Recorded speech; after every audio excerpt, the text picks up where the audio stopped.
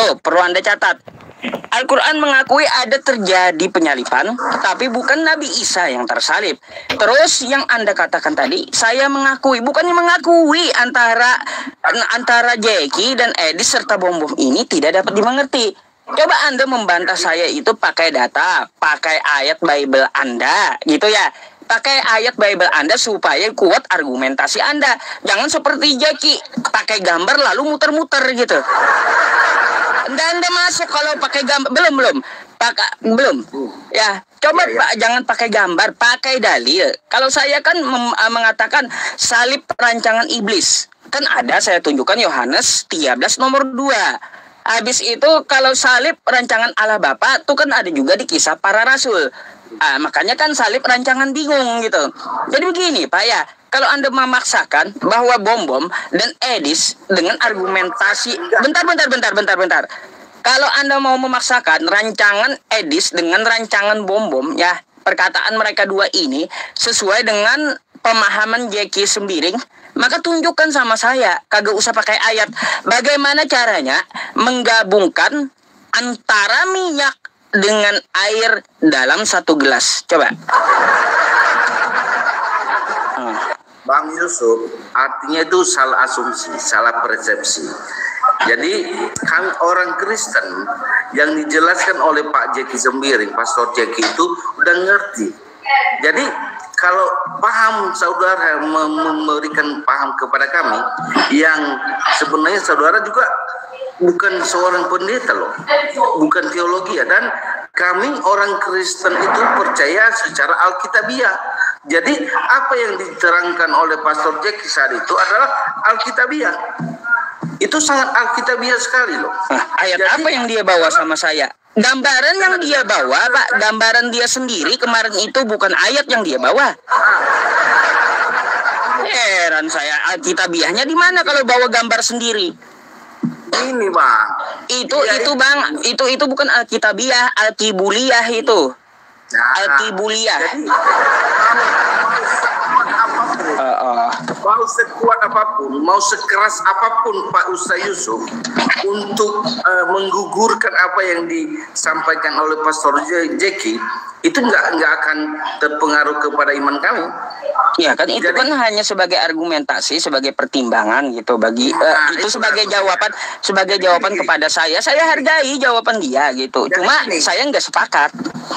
Ya, jadi gini, kamu nggak sepakat karena kamu Muslim, kamu Islam. Tapi bagi kami orang Kristen, itu sangat alkitabiah apa yang disampaikan oleh Pastor Jeki Sembiring itu sangat alkitabiah. Emangnya Anda mempercayai di kitab Anda itu rancangan iblis dengan rancangan Tuhan di satu rencana? Jadi gini dong, menghasut. Yang menghasut itu adalah iblis. Dia itu ada kuasa tapi tidak berkuasa. Iblis ada Bang, iblis itu jangan salah, dia berkuasa. Tuhan Anda aja dia bawa ke atas gunung, gimana sih? Iblis itu mempunyai kuasa, dia sampai Tuhan Anda aja dia bawa ke atas bukit gitu loh. Ngarang terus ente. Ada kuasa tapi tidak berkuasa. Ada kuasa tapi tidak berkuasa. Tidak berkuasa. Helikopter. Itu gimana ceritanya, Bang? Bentar dulu, saya mau tanya sama Anda. Berkuasa tapi tidak berkuasa, apa itu namanya? Kita balik dulu ke fokus tadi tentang penyaliban. Jadi kenapa ada dua tadi yang menjadi pembahasan di situ adalah Pak Bombon bilang rancangan Tuhan atau rancangan Allah. Edis TV bilang rancangan iblis. Itu sebenarnya udah dijelaskan secara detail oleh Pastor Jeki. Jadi kalau Ustaz Yusuf nggak mengerti tentang itu sama aja bodoh kali. Seorang ustaz dengan diberikan gambar demikian rupa detailnya itu, kami orang awam Bang. Kami orang awam ngerti mau ke mana tujuan Pastor Jeki itu seperti apa. Dia itu menyampaikan benar-benar secara detail loh. Di mana kekuasaan Tuhan, di mana terjadi free will kepada manusia, dan di mana setan itu menghasut beberapa orang yang Yahudi, termasuk imam-imam, para ahli Taurat, dan termasuk Yudas. Gitu. Udah. Ya, Baik. silakan. Bang, di mana Alkitabiahnya kalau menjawab saya pakai gambar sendiri? Contoh begini, ya, ketika saya ditanyakan tentang Al-Qur'an saya, ya, tentang Al-Qur'an saya, lalu saya membahasnya tidak melalui Al-Qur'an, tapi pakai gambar saya sendiri. Itu namanya asumsi atau pendapat sendiri, bukan Alkitabiah seperti itu, bukan melalui Al-Qur'an, bukan melalui Alkitab, tapi menurut gambaran dia sendiri gitu. Itu bukan Alkitab, bentar Bang, itu bukan Alkitabiah namanya, tetapi itu Alkibuliyah. Paham? Karena apa? Kenapa saya sebut Alkibuliyah? Karena kagak ada dasarnya melalui Bible Anda. Kemarin data ayat-ayatnya dan apa yang terdapat di Alkitab sudah disampaikan oleh Pastor Jeki. Memang, dan dia memberikan Tuhan Yesus aja dalam hal pengajaran, dia itu sering memberikan perumpamaan. Itulah Tuhan Yesus. Jadi sekuat apapun, paham gimana pun Anda sampaikan kepada umat Kristen, itu tidak berpengaruh, Pastor. Iya, makanya sampai sekarang kami masih bingung apa betulnya gitu. Masa rancangan iblis dengan rancangan Tuhan satu? Gini, Anda silakan bingung sendiri, tapi kami nggak bingung. Enggak apa-apa. Gitu kan. Gini bang. Orang yang mempunyai akal sehat pasti akan bingung dengan penjelasan Jeki itu. Karena apa? Bentar. Karena Pak Ustadz sendiri tidak ada akal sehat, makanya bingung. Gini. Karena kalau orang punya akal sehat, Bang, ya penjelasan Jeki itu pasti akan bingung. Saya balik. Karena gini. Bentar dulu. Akal sehat, pakai Pak Ustadz akan selaras dengan Pastor. Enggak. Kalau punya akal sehat pasti bingung yang dijelaskan Jeki. Karena apa? Enggak mungkin Tuhan dengan iblis itu satu rancangan, satu rencana. Enggak mungkin. Di situ aja udah pasti nggak mungkin gitu loh. Rancangan Tuhan dengan rancangan iblis satu rencana, nggak mungkin itu. Pak Yusuf, dengan terjadinya perdebatan antara Bom dan Edis TV. Nah, sebenarnya sadar nggak sadar, orang Muslim, orang Islam tahu bahwa benar ya Tuhan Yesus itu disalibkan, bukan diserupakan seperti yang tertulis di dalam Al-Quran. Jadi dengan terjadinya itu kan getol, mereka dua getol kan. Mereka bilang ini karya siapa, ini karya siapa. Baru si mata pisau bilang karya ini. Tapi artinya komitmen mereka sama-sama bahwa Tuhan Yesus itu benar-benar disalibkan dan bangkit. Itu intinya, Bang. Masalah itu kulitnya, tapi intinya itu adalah benar. Kami orang Kristen meyakini kalau Tuhan Yesus disalibkan, mati dan bangkit di hari ketiga. Itulah intinya sebenarnya. Iya. Jadi, gini Bang, ya. Sebentar. Jadi gini, kalau orang Kristen percaya Yesus itu disalibkan dan kami tidak percaya, selama hal ini terbuka di media sosial, maka umat Kristen akan berpikir dan umat Islam pun akan mengetahui bahwa kenapa Kristen itu menjadi bingung, terpecah belah, karena mereka dalam keraguan-raguan seperti rencana siapa penyaliban itu terjadi. Itu udah dikatakan Al-Quran. Jadi di sini kita lihat malah umat Islam menjadi kuat imannya gitu. Allah mengatakan Nabi Isa tidak tersalib. Bukannya malah tahu umat Islam.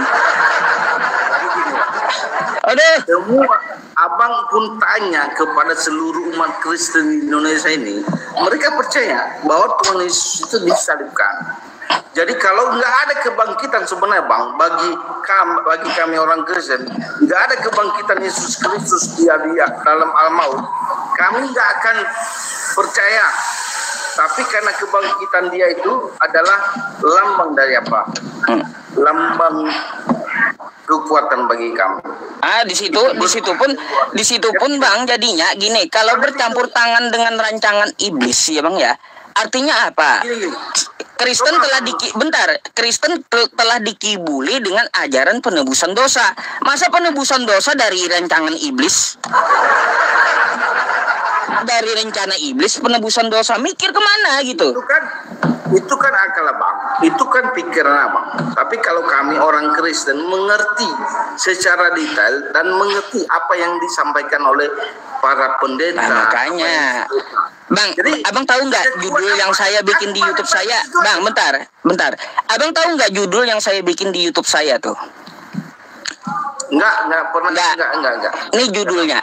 Makin dijelaskan, makin jadi tidak jelas. Tuh di YouTube saya judulnya, makin dijelaskan, makin tambah kagak jelas. Gitu. Bagi Anda, karena hati Anda itu nggak terbuka. Coba terbuka. Coba berada di tempat netral, bukan di area Muslim, bukan di area Kristen. Anda berada di tengah-tengah, dan Anda pikirkan bahwa itu benar nggak apa yang disampaikan oleh Pastor Diki itu benar nggak? Jadi jangan melawan arus Bang.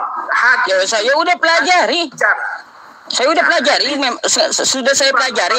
Saya ulang juga apa yang dikatakan Jackie kemarin, sudah saya ulang. Ya, makanya saya menyampaikan kepada Anda, tidak mungkin iblis dan Tuhan satu rencana. Kalau kita paksa, bagaimana caranya menggabungkan air dan minyak dalam satu gelas? Nggak mungkin terjadi. Nggak mungkin itu. Bang Ucup, masih ingat nggak apa bahasa Abang waktu sama Pastor Zeki? Ini adalah pembelajaran terbaru bagi saya. Itu kan yang dibilang Abang. Artinya bahwa Abang itu setuju. Bukan setuju, saya pelajari dulu apa yang dia sampaikan, bukan setuju. Gimana sih? Pendekatan disampaikan oleh Pastor Zeki. Nah, begitu Bang. Bukan setuju, tapi saya pelajari dulu. Enggak setuju saya setelah saya pelajari. Jadi gini Bang, itu udah benar sekali. Letaknya di mana? Keesaan Tuhan di mana? Dimensi Tuhan di mana? Dimensi manusia berada di mana? Jadi itu udah jelas. Dari Alfa dan Omega-nya udah jelas. Jadi orang Kristen pun udah mengerti. Saya sendiri yang orang awam Bang, bukan seorang apologet gitu. Udah ngerti apa yang disampaikan oleh Pastor Diki, kecuali kalau hati nggak terbuka. Jadi gitu Bang. Udah ngerti dari mana? Datanya pun kagak ada, satu pun kagak ada gitu data yang diberikan. Apa yang bisa dimengerti kalau data kagak ada? Datanya kemarin udah disampaikan Pastor Diki sama itu gambar, bukan data. Macam mana sih? Dia itu bawa gambar, menggambarkan analogi agar kita paham, bukan data dari kitab Anda. Aduh.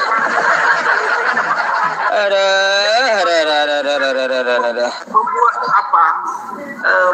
Memberikan ayat dari nubuatan penyaliban itu ada mulai dari perjanjian lama. Jadi gitu Bang. Jadi itu aja saya sampaikan sama Bang Ucup. Bukan, silakan aja bahas ini, bahas tentang penyaliban. Artinya kami orang Kristen pun senang Bang. Kenapa? Berarti tanpa disadari umat Muslim percaya bahwa Yesus itu salibkan. Nah, silakan aja terus bahas. Justru ini menjadi sebuah berkat bagi kami orang Kristen bahwa ini Tuhan Yesus itu benar-benar disalibkan gitu loh.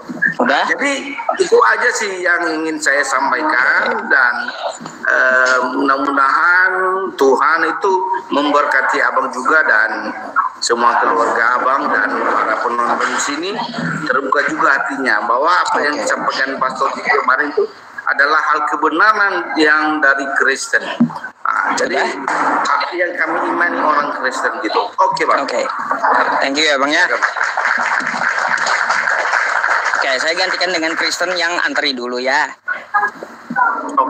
Oke. Selamat malam. Malam Bang.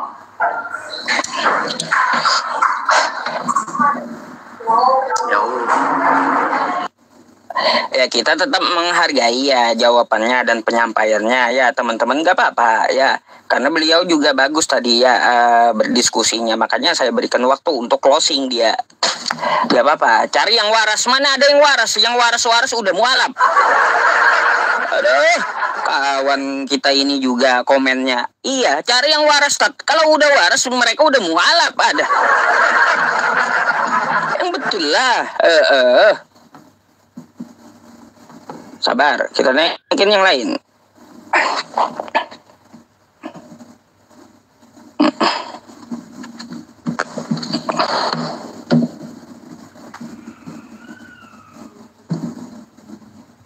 Halo, selamat malam. Halo, malam.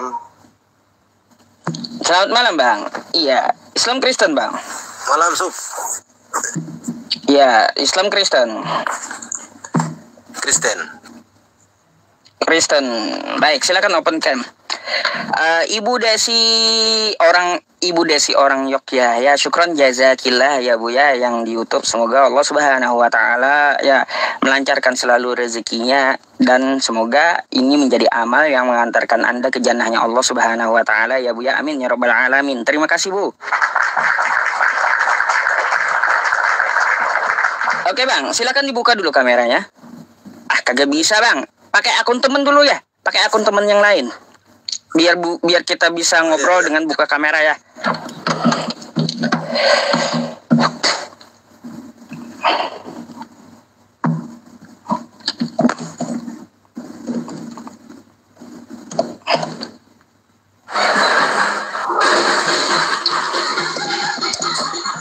Nah, apa ini?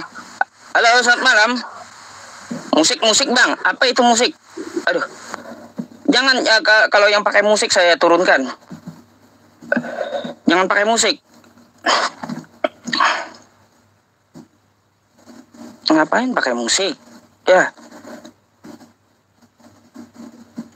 sabar.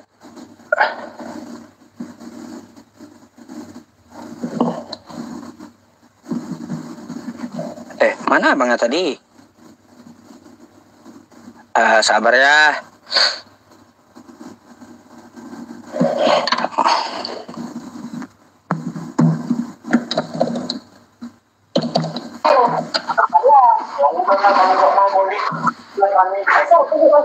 Ustaz, di bawah saja. Oh, oke, baik.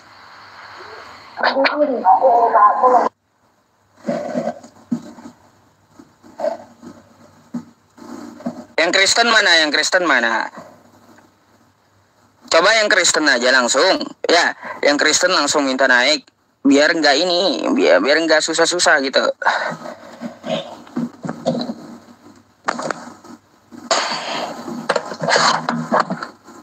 Halo, selamat malam. Ya.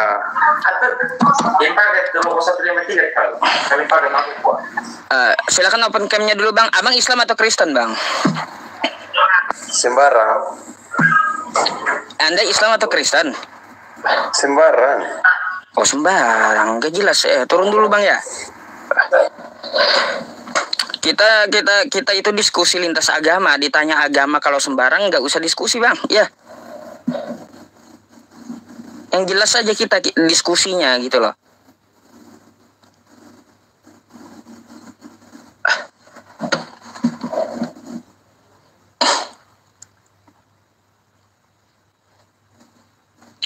Ya kalau dia sembarang teman-teman ngapain saya naik orang sembarangan?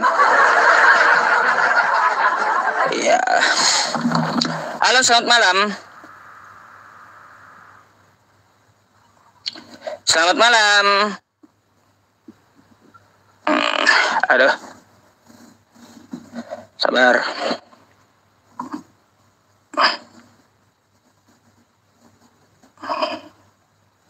Mana yang Kristen mana? Yang Kristen mana?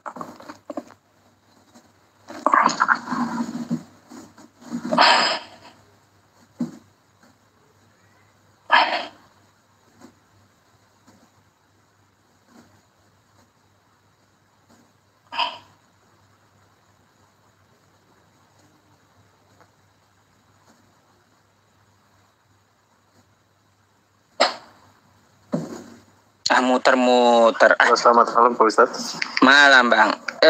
Bang, bisa cari akun yang bisa open cam nggak Bang? Di Selamat sini malam, Anda Pak nggak Ustadz. bisa open cam masalahnya. Aduh, Cari dulu ya akun yang bisa open cam ya. jaringan saya kurang bagus ini. Aduh.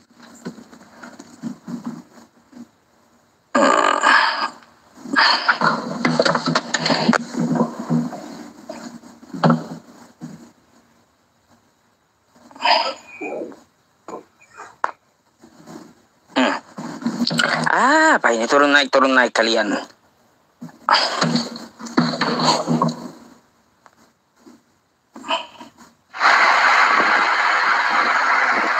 Halo, selamat malam. Andi Halawa, selamat malam.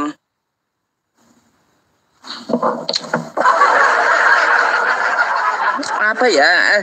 Saya heran loh teman-teman. Yang minta naik setelah dinaikin diam itu buat apa gitu loh?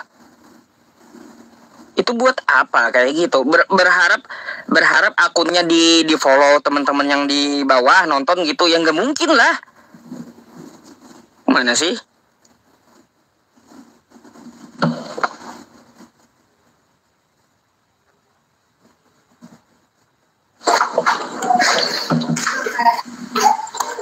Halo, selamat malam.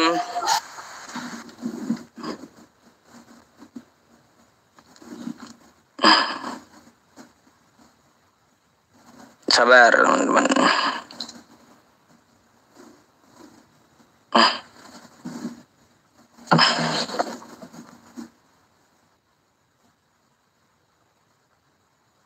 Ya, banyak berhala.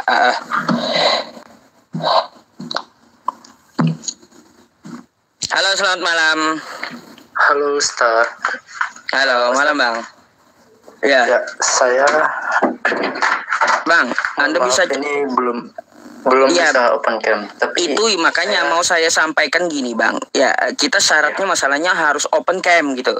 Mohon maaf sekali, bisa pinjam milik kerabat atau temen nggak gitu untuk berdiskusi. tapi sorry Ustadz, saya Islam, cuman mau penasaran sama jawaban Ustadz aja gitu. Tapi satu aja nih kok Ustadz. Aduh, pertanyaan juga Bang langsung ke WhatsApp Bang. Ya, kita soalnya diskusi lintas agama yang dibahas. Iya, nanti langsung aja ke WhatsApp. Insya Allah akan saya balas satu persatu gitu ya. Siap, Oke. terima kasih Ustadz. Baik, Assalamualaikum Bang. Waalaikumsalam warahmatullahi wabarakatuh. Iya, itu kan ribut penontonnya, turun kata penonton.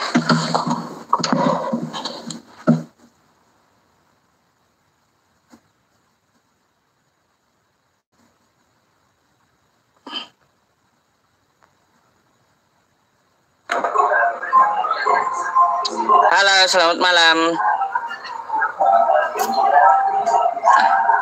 Selamat malam. Selamat malam.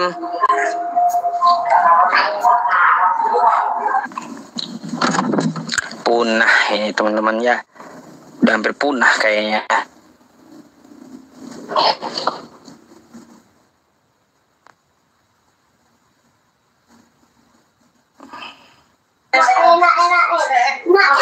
Halo, selamat malam. Halo Ustaz. Halo, malam. Islam Kristen toh? Iya, Islam Kristen. Kristen. Open cam dulu lah bang. Gak bisa juga nih akunnya open cam. Cari akun yang lain bang, yang bisa buka kamera ya. Karena syaratnya harus open cam, oke? Oke. Assalamualaikum. Assalamualaikum. Selamat malam. Ya. Salah pencet udah saya. Aduh.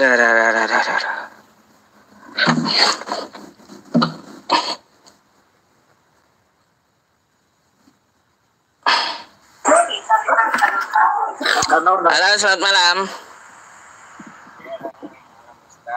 Salam hormat. Halo, selamat malam. Ya, malam Ustaz. Salam hormat. Iya bang, kok suaranya kecil kali ya? Oh, santai Ustaz, santai. Ya, Islam Kristen bang. Oh, puji Tuhan, saya Kristen, Ustaz. Silakan open cam lah dulu, ya. Jadi kita bisa ada diskusi. Jangan lama. Open cam itu sebentar aja. Ya. Jangan, harus pelan-pelan, Ustaz.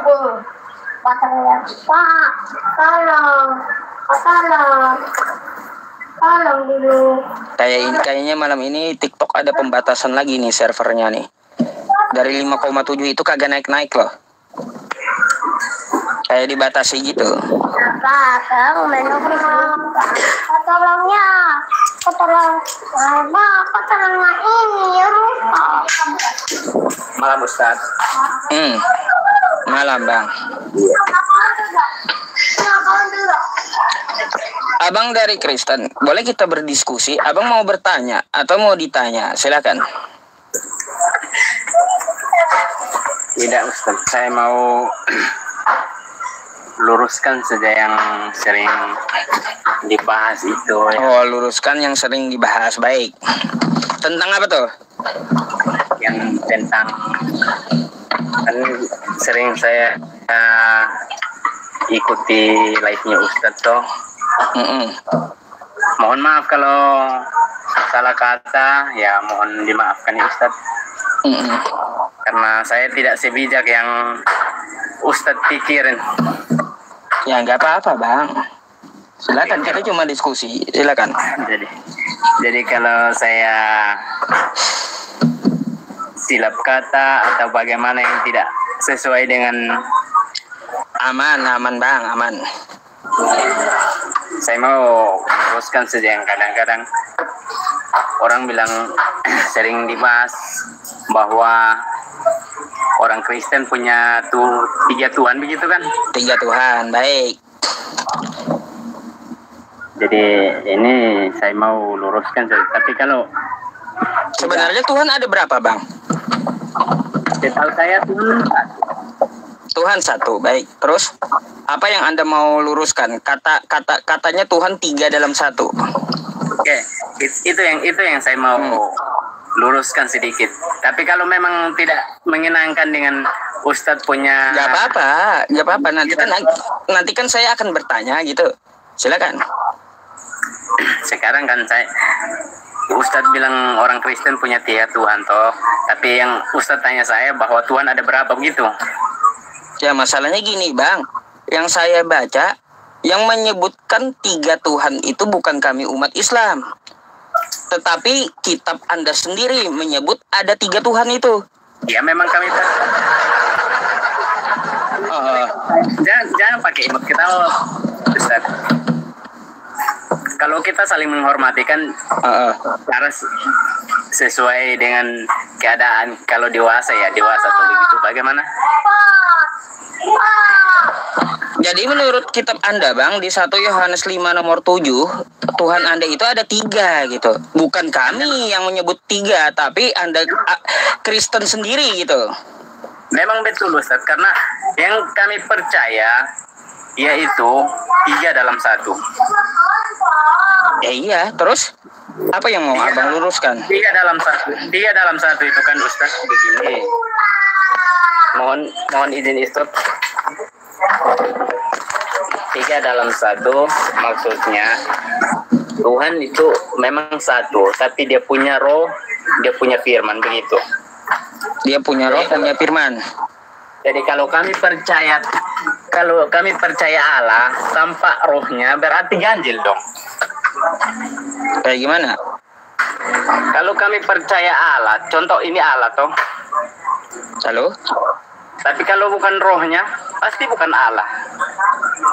Jadi apa saja komposisinya itu Tuhan? Komposisi Tuhan. Iya. Makanya saya bilang kan, kami ini kalau saya pribadi tidak punya pendidikan, Ustaz. Nggak usah berpendidikan, Bang. Ya, kitab Anda itu dibaca, anak-anak juga bisa baca bahasa Indonesia itu. Nggak perlu kita bahas pendidikan di sini. Ya, kan kayak gitu. Saya lulusan ABCD bukan. Tapi bagaimana cara memahami agama? Langsung to the point aja gitu maksudnya. Makanya yang saya mau luruskan ini malam hanya saya mau luruskan saja yang kadang-kadang saudara saya Ustadz bilang, kok Tuhan punya Tuhan ada 3. Tapi memang kami percaya 3 dalam 1. Siapa yang ngajarin itu? Kami sudah ajari oleh Tuhan kami. Tuhan Anda siapa? Yesus ngajarin kayak gitu. Kan kami harus patut tunduk kepada Tuhan Yesus karena itu baik. itu yang kami percaya. Baik, di kitab Anda di mana Yesus mengatakan bahwa Tuhan itu 3 dalam 1. Memang betul, tidak ada perkataan begitu. Memang betul. Tidak ada, Abang tadi bilang kata Anda Yesus yang ngajarin 3 dalam 1. Saya tanya di mana ayatnya, kagak ada. Gimana sih Bang Abang ngomong? Ustadz, jangan bingung. Bukan, jangan framing. Saya tidak akan bahas kepercayaan Ustadz karena saya tidak sampai di situ. Ya nggak apa-apa Bang, coba ngomong yang benar dulu gitu.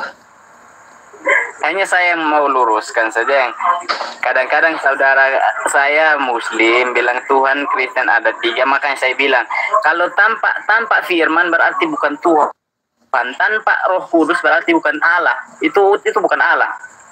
Bagaimana dia bisa berkuasa kalau ganjil 1 kurang 1? Kalau kita tidak percaya 1, contoh. Bagaimana dia bisa berkuasa? Tidak mungkin. Tapi kalau sepenuhnya kita percaya, itu baru namanya Allah yang Maha Kuasa. Udah? Kalau gitu di mana? Sejak kapan Yesus mengajarkan ya bahwa Tuhan itu komposisinya 3 dalam 1 gitu? Ustadz, ini kita berpikir pakai jangan. Coba karena kan tokoh di Kristen itu tokoh utama di Kristen itu adalah Yesus, Bang. Makanya Anda harus mengikuti perkataan Yesus. Kan kayak gitu, bukan di luar Yesus. Makanya cari dasar iman Anda 3 dalam 1 itu kapan Yesus mengajarkan Tuhan 3 dalam 1.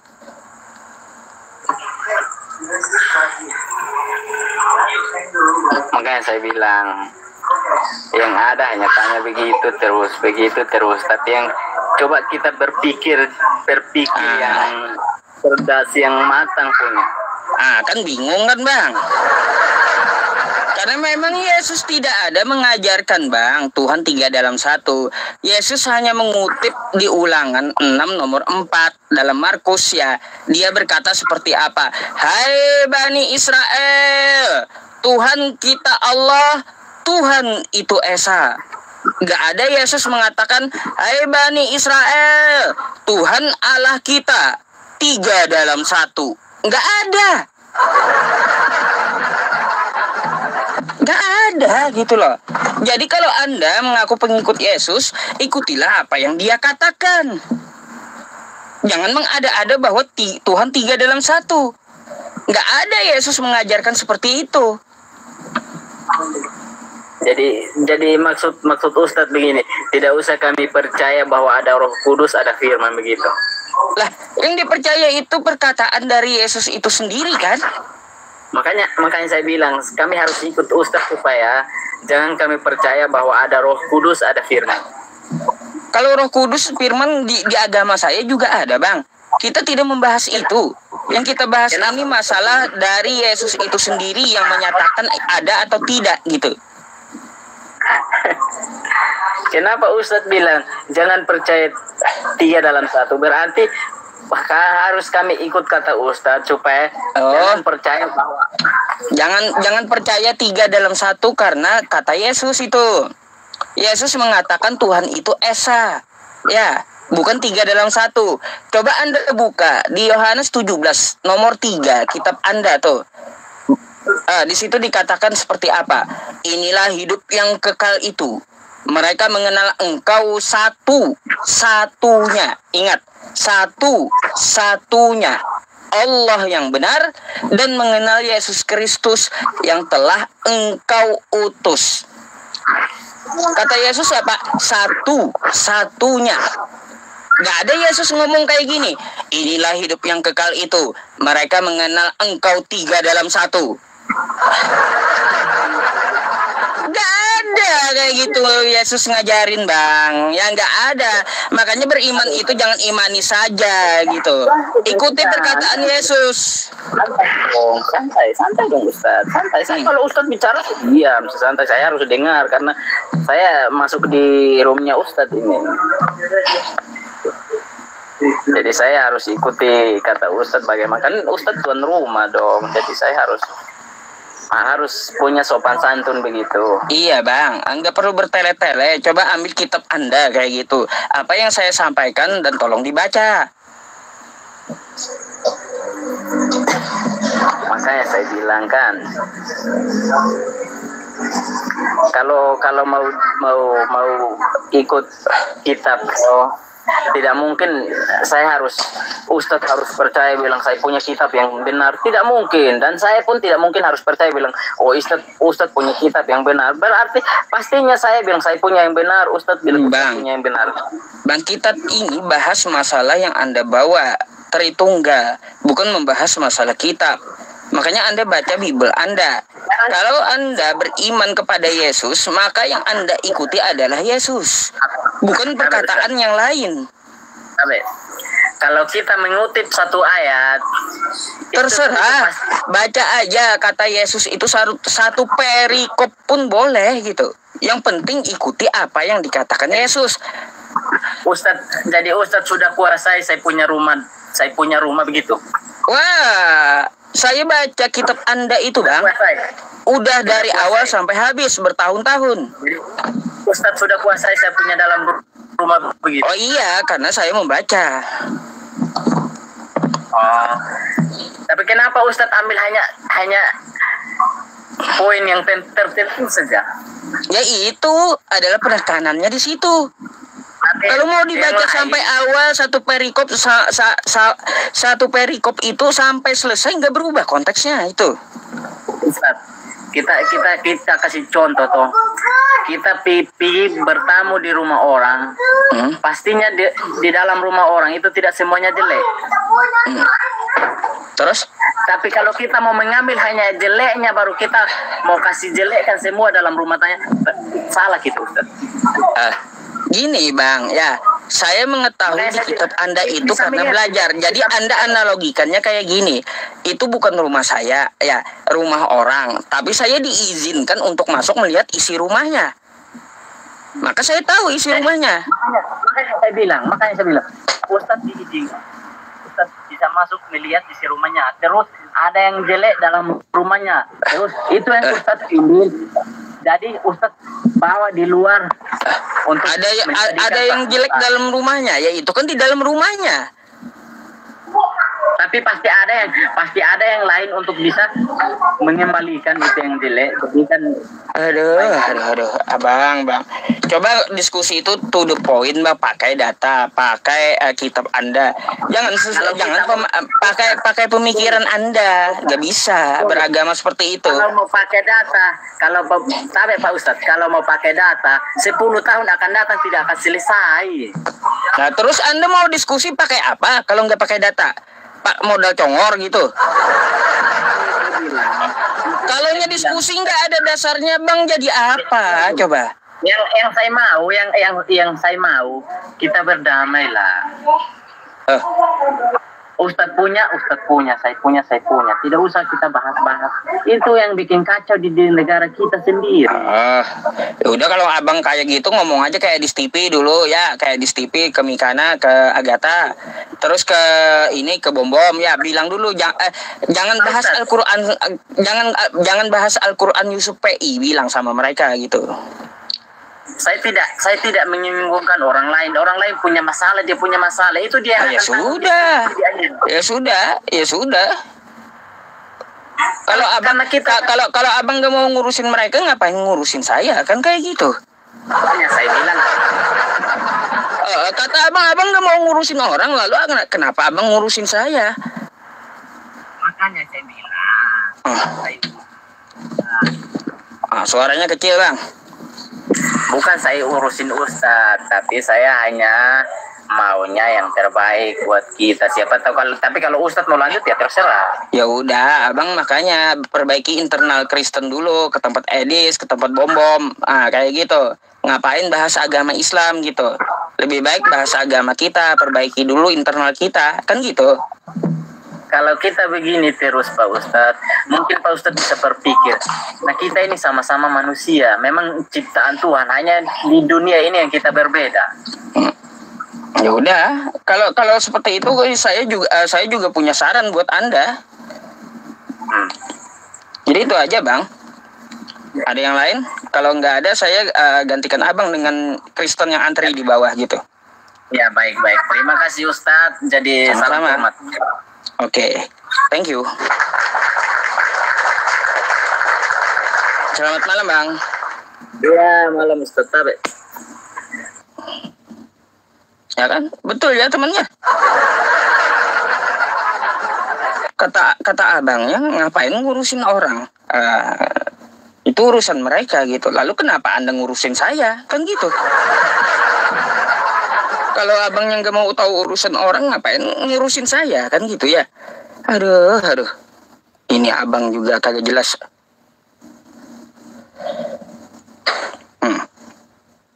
Mana gilirannya Frankie Susanto.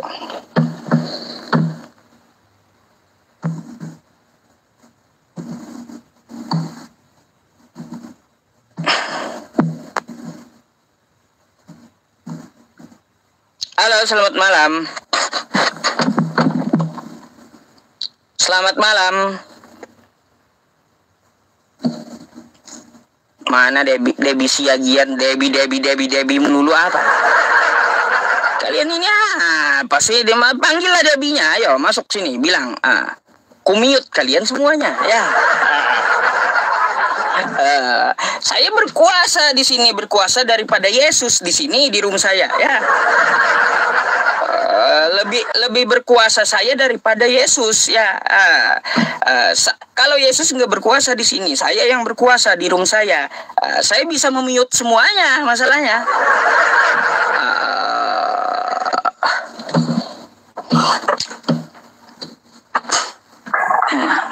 Assalamualaikum, selamat malam Pak Ustadz. Waalaikum Mbak Debi. Nah, tuh muncul tuh orangnya tuh, ya. Aku enggak, kenapa dinaikin? Alah, kan meminta naik, saya naikin tuh. Itu. Coba dibuka kameranya. Nah, Mbak Debi, Kak, penonton itu minta naikin Anda dari penonton gitu. Naikin Mbak Debi katanya. Sanggup, aku nggak sanggup dibully. Nanti dibully katanya, jangan dibully ya. Jangan dibully. Aku setiap mulai dari kemarin tuh udah baca di DM langsung dibully. Kalau yang DM nggak usah dihiraukan, Mbak. Ya, kalau di komentar ngebully Mbak Debi gampang, saya mute semuanya, ya. Saya mute semuanya. Apa? Menang saya menang satu langkah dulu dari penontonnya.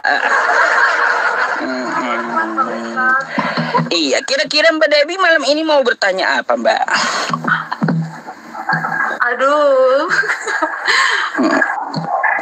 Gemetar, aku nggak kuat, aku dibully. Kenapa gemetar? Kan nanya, bukan mencari masalah. Iya sih, tapi kan ini apa namanya? Nggak kuat dibully. Yang nggak kuat dibully, itu udah resiko, Mbak, resiko. Biarkan anjing menggonggong kapilah berlalu itu, ya. Gak apa-apa, hidup Anda sendiri yang menentukan, Anda sendiri yang mempunyai hak gitu, bukan orang lain. Aku pengen menanya sesuatu tapi nggak usah lihat dari live, Pak Ustadz. Terus dari mana? Pribadi soalnya, tapi mungkin Pak Ustadz boleh ngasih saran. Teman-teman semuanya minta pribadi beliau sama saya. Lewat HP, hayo.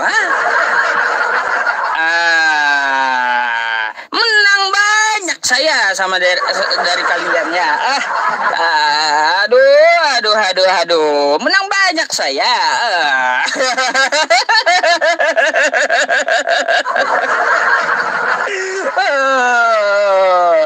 Aduh. Oke. Mungkin pertanyaan umum yang lain ada Mbak gitu. Apalah ya? Mendapatkan laki yang baik. Mendapatkan laki-laki yang baik yang tidak memukul. Berarti kayak gini Mbak, tipikal Anda itu berarti orang yang ahli agama gitu. Dia nggak akan memukul istrinya gitu. Mbak, saya boleh tanya nggak? Ada ketrigger saya di tulisan YouTube saya. Kenapa ada gambar guru kumpul guru saya di belakang Anda itu? Maksudnya? Di atas kepala Anda kenapa ada gambar foto guru saya? Iya, ini kan rumah ibu angkat di rantau, ibu angkat. Oh, di mana? Daerah mana? Privasi. Privasi ya. Nanti. Dicurigai Anda katanya Muslim katanya, kan gitu, takutnya kayak gitu. Bukan. Ibu angkat, punya ibu angkat gitu ya? Iya. Punya ibu angkat beliau ya teman-teman. Di rantau mana itu? Rantau Kalsel. Hah? Iya. Di rantau Kalsel. Oh Kalsel. Oh, berarti Parak lawan Ulun. Parak teman-teman. Wah, dua kali udah saya menang ya. Saya HP dapat, alamat dapat. Kalian apa coba? Banyak yang bully aku. Dari tempat saya ke tempat Mbak Debbie itu 1,5 jam aja. Gas lah, ya. Gas dari Banjarbaru. Banjarbaru mah lebih lah. 2 jam, ya 2 jam. Parak rupanya kawan ya. Parak. Apa? Kalian mau tulis apa, teman-teman? Mau tulis apa kalian? Kalian caci maki saya mute ntar ya.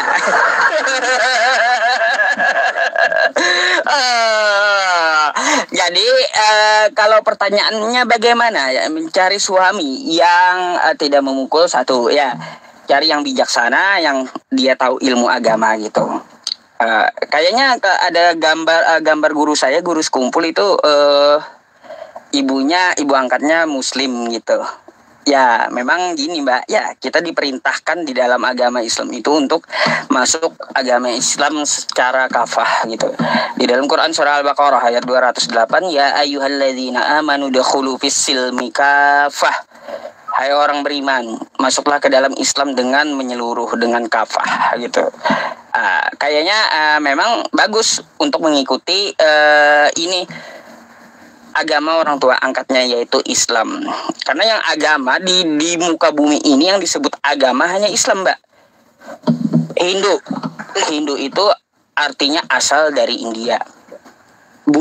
Buddha itu nama tokoh Budaisme. Terus Yahudi itu nama suku dari keturunan Yehuda. Kristen ini adalah perkumpulan atau organisasi yang muncul dari Antioquia. Islam bukan nama suku, bukan nama asal, bukan nama tokoh. Islam artinya selamat, damai sejahtera. Itu Islam artinya. Bukan nama tokoh, bukan nama tempat, bukan nama suku. Jadi Islam adalah nama agama. Innad dina indallahil Islam. Sesungguhnya agama yang diridhoi Allah hanyalah Islam. Jadi agama yang diridhoi Allah, agamanya para nabi hanyalah Islam gitu.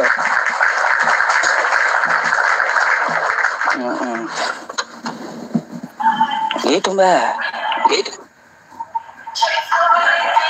Apa pula tidur di luar? Tidur di luar nggak apa-apa, saya tidur di luar dah ya. Di YouTube ini juga gitu. Saya di Banjarbaru, Mbak. Nanti kalau mau lebih intensif ya, lebih mendalam gitu, silahkan aja bikin janji di rumah makan mana gitu ya. Ayo, apa kalian? Menang banyak saya. Kalian nggak bisa ya, gak bakalan bisa keduluan saya kalau mau. Gitu. Parak itu apa parak? Parak dekat. Oh. Parak dekat.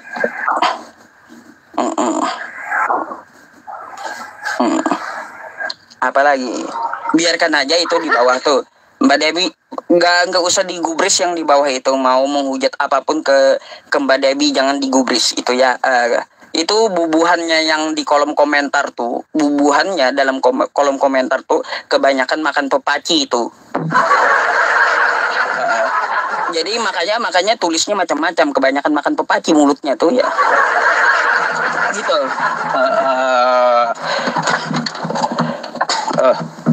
Ada lagi yang mau ditanyakan? Enggak, nantilah pribadi. Enggak kuat aku dihujat. Enggak kuat ya udah. Nanti silakan aja DM saya gitu ya kalau ada pertanyaan, oke? Udah kok, tapi enggak di ini. Enggak dibalas. Waduh. Ya, nanti saya lihat lagi ya, karena saya enggak selalu pegang HP, Mbak, enggak selalu bersosial media, enggak selalu pegang WA juga. Saya lebih banyak belajar, membaca, menghafal ya di sini tuh ya. Jadi ada jam-jam tertentu saya melihat HP gitu. Gitu. Oke? Nanti saya cek ya. Oke, Pak Ustadz. Oke, ya udah. Pak Ustadz. Oke. Thank you. Selamat malam. Menang saya. Apa kalian? Kalian minta naikin, saya yang menang. Makanya saya yang menang.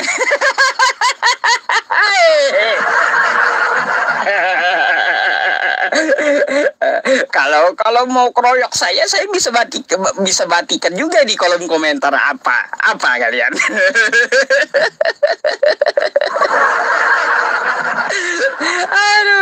Aduh, udah lanjut diskusi lah. Kacau juga ini teman-teman ini.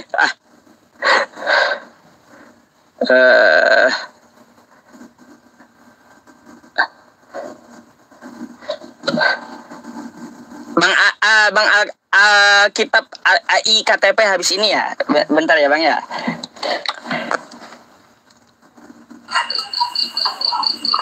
Halo, selamat malam. Hah? Selamat malam. Selamat malam. Malam Bu.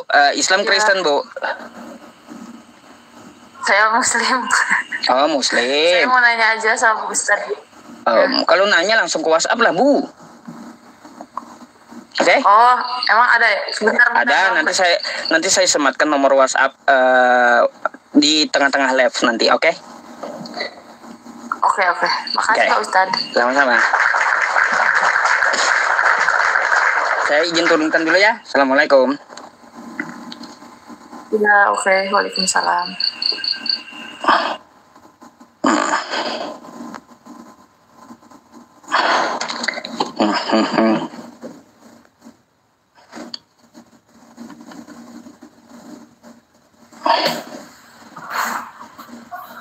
Halo, assalamualaikum Abang.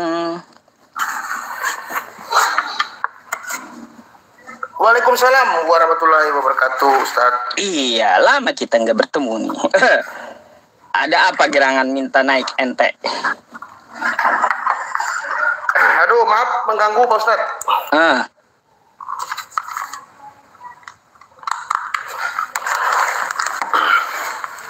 Oh iya, kamera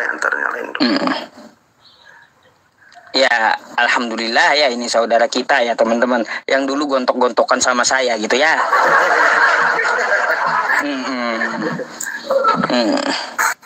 Ada yang mau disampaikan, Bang?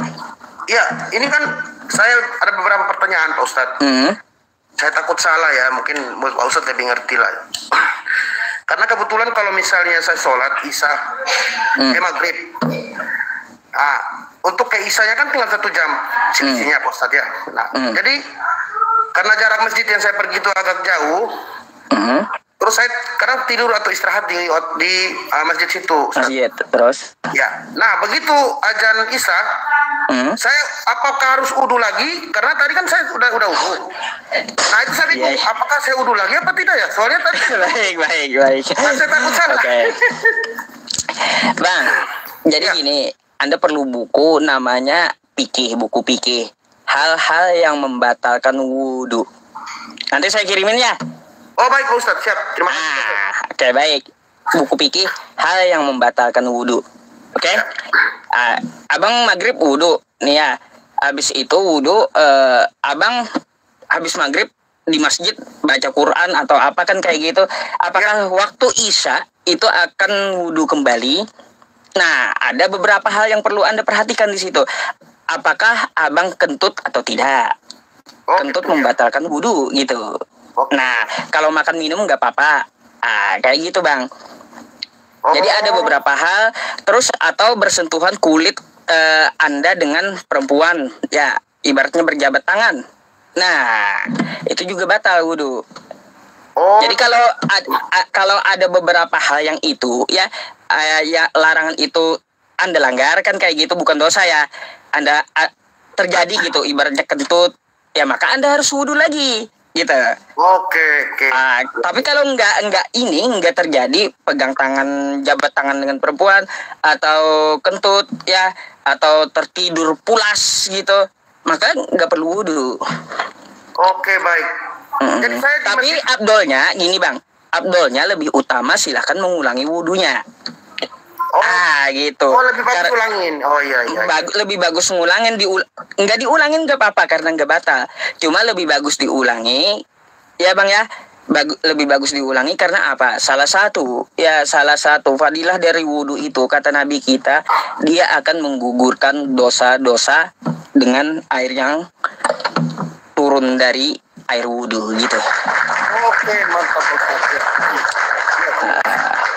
Tapi kalau seandainya di masjid itu saya cuma baca-baca buku, kan ada buku-buku yang ditaruh di dekat masjid itu, saya baca-baca. Tidak masalah kan Ustaz ya, sambil ya yang penting nggak ketiduran dan nggak kentut gitu. Saya pernah ketiduran, tapi saya nggak. Kalau ketiduran ambil wudu. Batal wudunya. Iya. Oke, jadi nanti saya kirimkan bukunya Bang. Oh ya baik, makasih Pak Ustaz. Jadi memang ada sedikit yang lucu Pak Ustadz. Waktu saya pertama ke masjid, saya mualaf ya.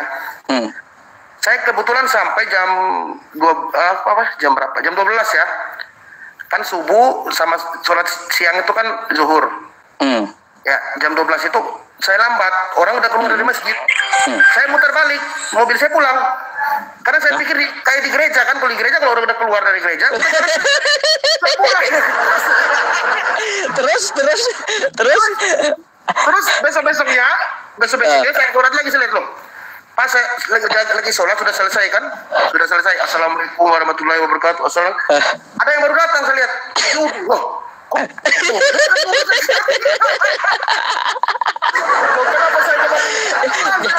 Jadi pas Anda datang ke masjid lihat orang udah pada pulang, Anda balik pulang gitu. Iya, saya balik. Iya. Bang, kita itu jadwalnya itu bukan jadwal seperti gereja. Juhur itu ada batas jadwalnya, juhur sampai asar. Jadi kalau orang udah pada pulang, boleh abang tetap sholat juhur sendiri, boleh gitu. Iya. Kalau melihat orang pulang, jangan ikut pulang, sholat lah gak apa-apa karena waktunya sampai asar sampai maghrib gitu. Maghrib sampai isya, waktunya isya sampai subuh. Iya. Aduh, ada aja ya. Memang masa-masa belajar lucu Bang memang.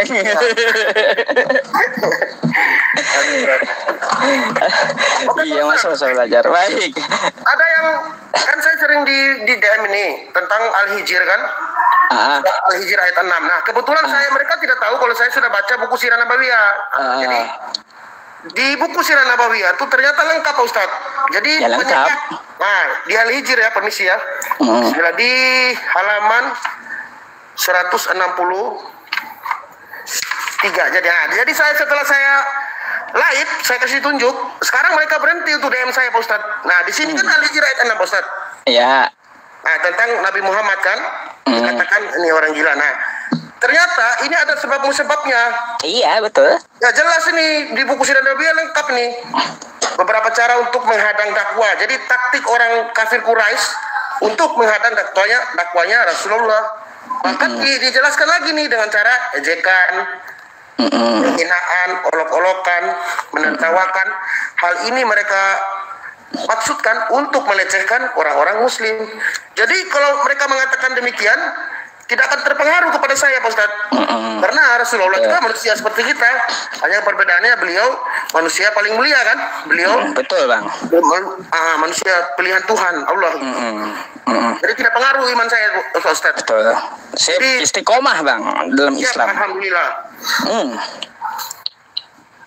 Iya, istiqomah dalam agama Islam. Wala tamutunna illa wa antum muslimun. Dan janganlah kamu mati kecuali dalam beragama Islam. Gitu Bang. Makasih banyak Ustaz. Sama-sama, mantap. Rajin-rajin ibadahnya, rajin-rajin belajarnya gitu. Ya, saya dukung Abang gitu. Ada kekurangan WhatsApp saya, ada pertanyaan WhatsApp saya, silahkan. Ya, insya Allah Pak Ustaz. Baik. Insya Allah. Jadi sekarang teman-teman Kristen, saya jujur ya, saya katakan teman-teman Kristen di bawah, saya buktikan bahwa malam minggu sekarang, dulu saya biasanya malam minggu sudah kumpul teman-teman ya Pak Ustaz ya. Sekarang buktinya saya di rumah, saya baca kadang Al-Quran, saya belajar sendiri. Jadi perubahan itu, mujizat Nabi Muhammad itu salah satunya adalah perubahan dalam diri saya. Perubahan, betul. Ya, seperti, saya rasakan Pak Ustaz. Jadi saya ibaratkan orang mualaf itu seperti orang yang terkurung dalam sebuah bangunan, sebuah gedung yang berbau bangkai gitu Pak Ustaz ya. Kemudian ada celah untuk keluar di luar. Tapi orang-orang di dalam gedung yang berbau bangkai itu tidak merasakan baunya. Tapi setelah saya keluar dari gedung itu, ternyata di luar itu begitu indah gitu, bersih. Terus saya panggil teman-teman, ayo keluar sini yuk. Mereka nggak mau, nggak ada bau kok. Nah inilah teman-teman Kristen ini. Mereka nggak sadar kalau mereka salah menyembah gitu Bos. Iya, masih ditutup hatinya Bang. Khatamallahu ala qulubihim wa ala sam'ihim wa ala absarihim. Masih tertutup. Makanya kan apa? Saya contohkan kan kemarin, kalau kita mau memasukkan air ke botol, maka kita harus buka botolnya, betul Pak Ustaz. Betul. Maka buka akalnya dulu. Ya, enggak, hatinya tertutup udah. Betul. Karena kalau bagi saya Pak Ustaz, agama yang membimbing hati tanpa mematikan akal adalah agama Islam, betul. Siap memang. Istiqomah dalam Islam Bang. Alhamdulillah ya, alhamdulillah. Ya, alhamdulillah betul. Terima kasih Sama-sama. Istiqomah dalam Islam, semoga Allah Subhanahu wa taala ya Bang ya memberikan Anda janahnya terus istiqomah dalam Islam dan dimatikan dengan iman dan husnul khotimah. Amin. Ya rabbal alamin ya. Sehat selalu Pak Ustaz. Sehat selalu Bang KTP. Ya, baik saya lanjut ya. Ya. Oke. Assalamualaikum warahmatullahi wabarakatuh. Waalaikumsalam warahmatullahi wabarakatuh. Ya teman-teman, kalau orang mu'alaf ya ada yang mu'alaf atau ada orang yang memang dari lahir Islam dengan yang mu'alaf. Ini lebih taat dan lebih rajin mu'alaf, lebih semangat mu'alaf untuk belajar. Ayo yang muslim dari lahir jangan kalah ya. Wajib kita belajar, wajib kita gitu ya untuk ibadah. Sebagai motivasi tuh Abang AI KTP tadi itu ya. Yang muslim dari lahir, ayo jangan malas ibadah gitu, perbaiki gitu ya, perbaiki diri, terus menuntut ilmu. Apalagi kan beliau tadi ada hal yang lucu kata beliau, nggak paham. Waktu zuhur orang udah pada pulang, ya saya putar balik. Sebenarnya ya waktu zuhur itu panjang gitu. Makanya wajib ya kita belajar berilmu dulu, baru beribadah. wajib ilmu dulu baru ibadah. Mari belajar. Thalabul ilmi fardhatun 'ala kulli muslim, gitu ya.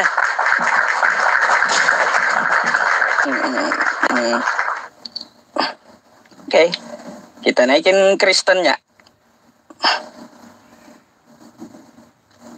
Sabar. Masih ada Bang AI KTP. Ngapain lagi? Apain lagi? Bentar. Minta lagi dia naik.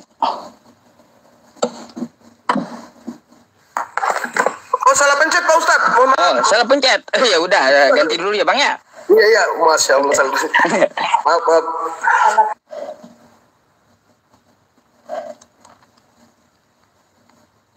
Oke.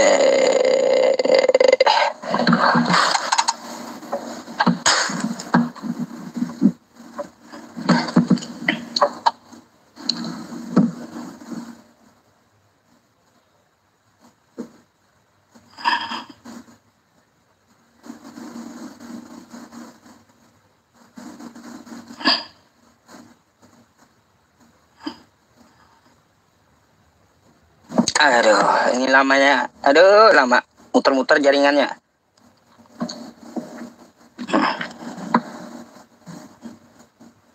Yang Kristen mana?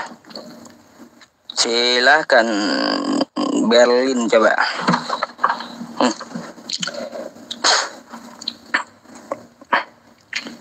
Halawa.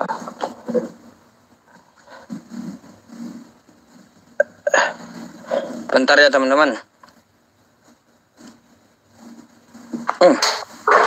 Halo Ustaz. Halo, selamat malam. Selamat malam. Silakan open cam-nya, Bu. Tolong kameranya, Tat. Udah dikirim tadi. Belum, Tat. Coba minta tolong lagi. Oh, dia ada waktu jedanya 50. Kok turun? Aduh.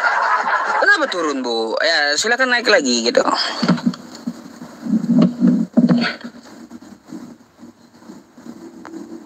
Mana Ibu Berlin tadi? Salah pencet mungkin beliau tuh. Iya, salah pencet itu. Tapi nggak ada lagi loh dia. Nggak ada lagi. Sabar ya.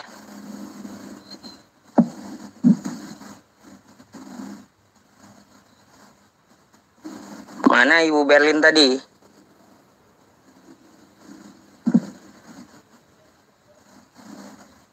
Sabar. Saya lihat dulu. Dede. Aduh, banyak masalahnya yang minta naik. Aduh. Coba yang Islam permintaan naiknya tolong di ini dong. Tolong ditarik ya. Biar yang Kristen meminta naik. Jadi saya nggak susah naikinnya. Berubah-ubah masalahnya.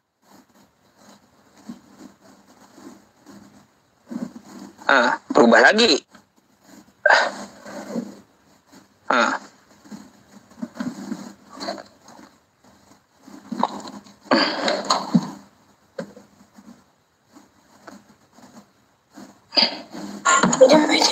Halo, Pak. Halo, selamat malam. Halo, Pak.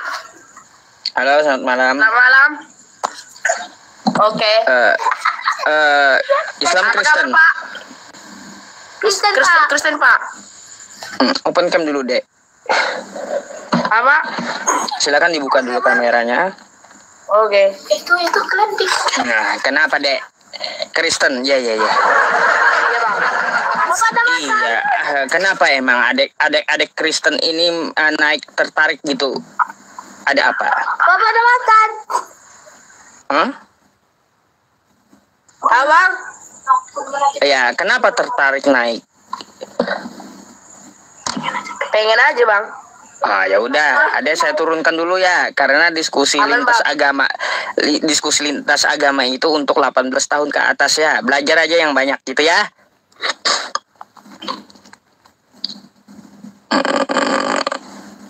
Sabar. Sabar. Nggak ada kah? Coba yang Kristen mana?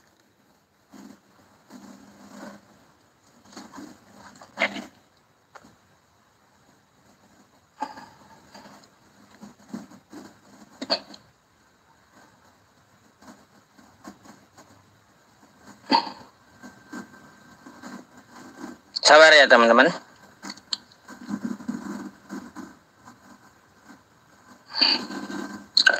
Muter-muter juga ini.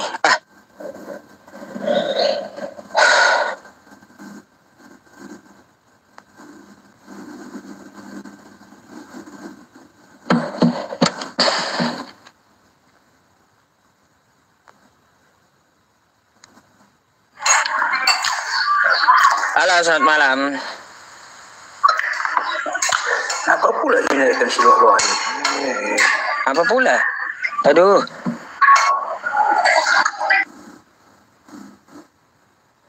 Apa pula ya? Yang Kristen mana? Silakan yang Kristen nih kalau mau naik ya. Putratik, CS dan Jaka. Ya yang Kristen naik tat ya minta aja naik, saya naikin. Halo, selamat malam. Halo Ustaz. Ya, malam Bang. Islam Kristen Bang? Malam Ustaz. Kristen Bang. Ya, saya kan open cam Bang. Jaringan lelet sebentar tas. Sebentar. Ya, itu udah jaringan lelet. Nah, jaringan lelet sebentar turun. Udah jelas sekali, abang ya. Aduh.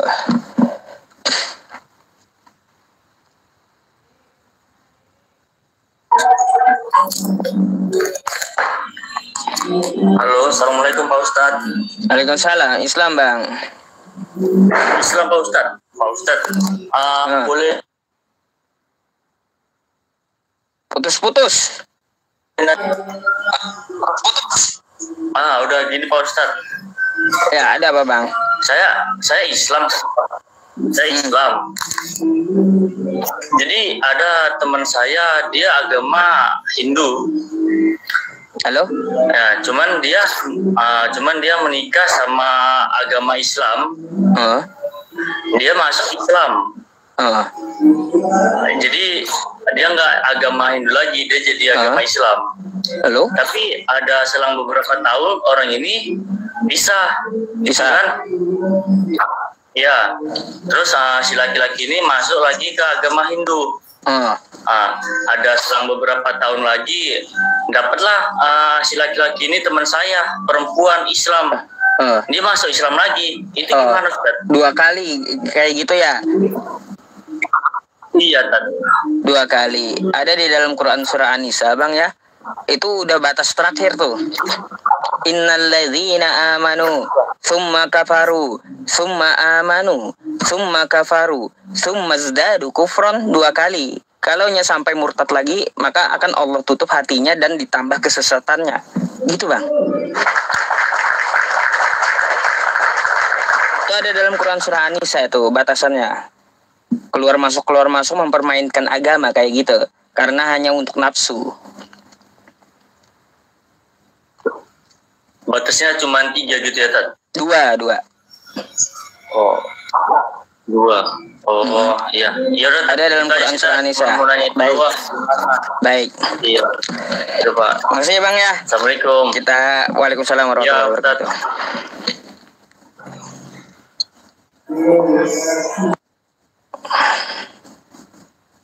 Ayolah ya, teman-teman muslim kagak usah ikut naik tuh, penontonnya turun tuh ya. Coba diposting ulang lagi teman-teman. Yang Kristen mana?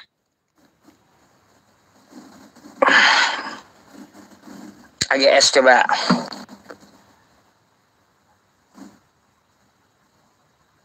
Baik, turun ke sudah. Halo, selamat malam. Ya, selamat malam Ustaz. Ya, abang Islam Kristen Bang? Maaf, Tat, Islam, Tat. Oh ya udah, kita cari Kristen dulu Bang ya, biar Ya, ada maaf, diskusi, Tat, oke? Assalamualaikum. Oke. Waalaikumsalam.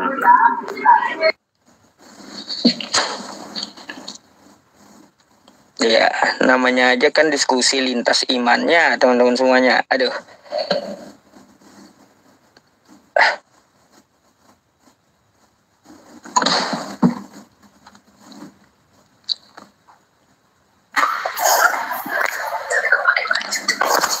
Halo, selamat malam. Selamat malam, Bapak. Malam, Bang. Silakan open cam-nya dulu. Tunggu sebentar, Pak. Ada. Bang, itu cari akun yang bisa open cam dulu, Bang. Ya, nggak bisa open cam itu.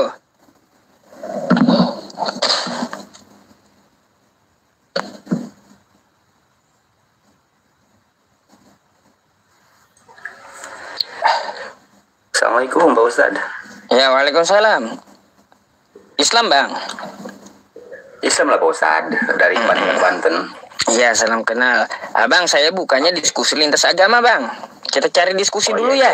Dari tadi saya nggak ketemu yang Kristen. Oke. Salam silaturahmi aja buat Ustadz. Salam silaturahmi. Ya, salam kenal, Bang. Siap. Assalamualaikum. Waalaikumsalam warahmatullahi wabarakatuh.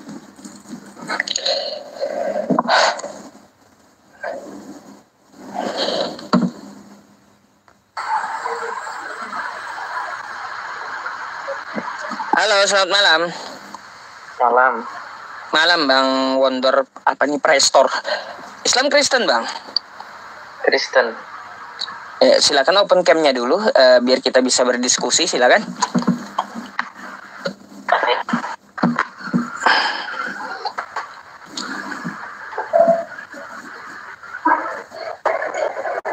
Sudah. Mana, Bang? Gelap. Gelap loh. Tapi di sini sudah. Baru terang. Kayaknya jaringan jelek gitu, Bang. Oke, Abang dari Kristen. Kita boleh tanya jawab. Mungkin Abang ada mempertanyakan tentang Islam atau tentang Kristen juga boleh. Tapi tema yang saya angkat, salib rancangan bingung. Tuh.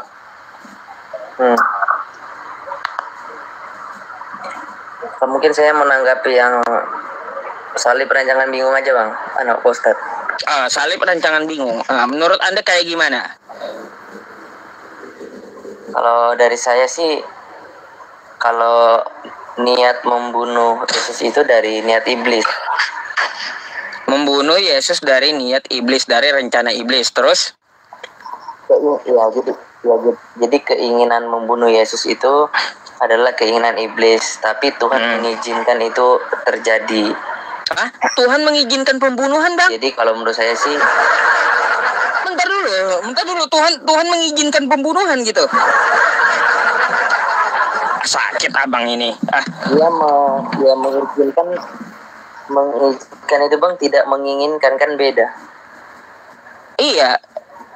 Tuhan mengizinkan pembunuhan gitu. Iya, tapi bukan dia yang menginginkan. Contoh, kita kan manusia bisa sakit. Tuhan yang menginginkan. Iya, bukan dia yang menginginkan, saya tahu. Tahu saya. Jadi di situ konteksnya Tuhan mengizinkan pembunuhan.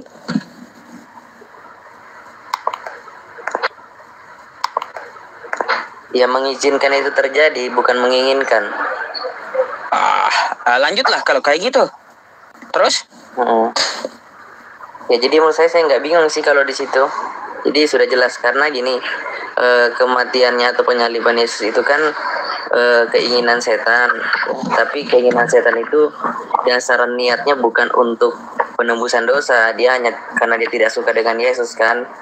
Jadi niatnya beda. Jadi setan itu tidak berjasa karena niatnya beda, bukan karena penebusan. Itu tertulis di mana tuh? Yang Anda ucapkan itu tertulis di mana? Itu ya pernah ada tertulis, cuma kan saya enggak hafal 100%, jadi saya menyimpulkan aja, Pak Ustaz. Waduh. Bang, kalau beragama itu pakai kitab suci Anda, Bang, bukan kesimpulan atau narasi Anda atau argumen Anda doang. Itu namanya beragama kehendak Anda sesuai selera Anda, imani saja gitu. Gak bisa kayak gitu beragama. Kayak gimana? Coba kalau Anda beragama itu, tokoh sentral di kitab Anda itu siapa? Dilihat, dibaca gitu kitabnya. Oh, Yesus menyuruh apa? Kan kayak gitu.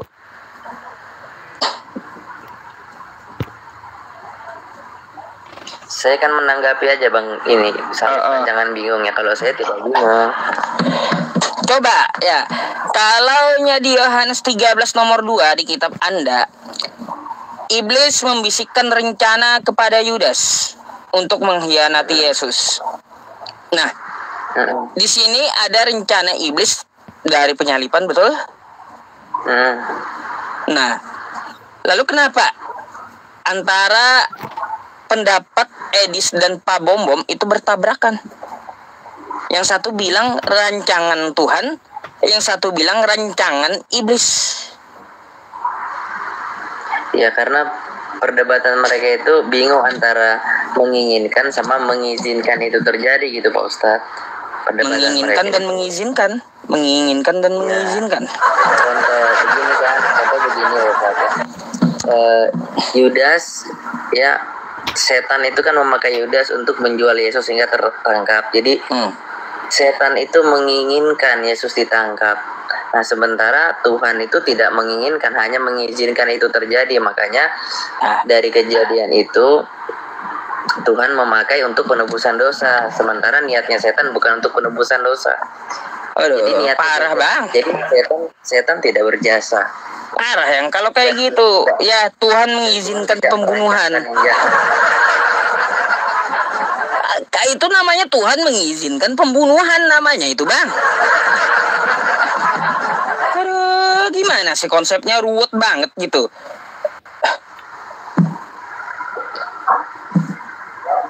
Tanggapan Anda menanggapi judulnya malah jadi tambah ruwet jadinya.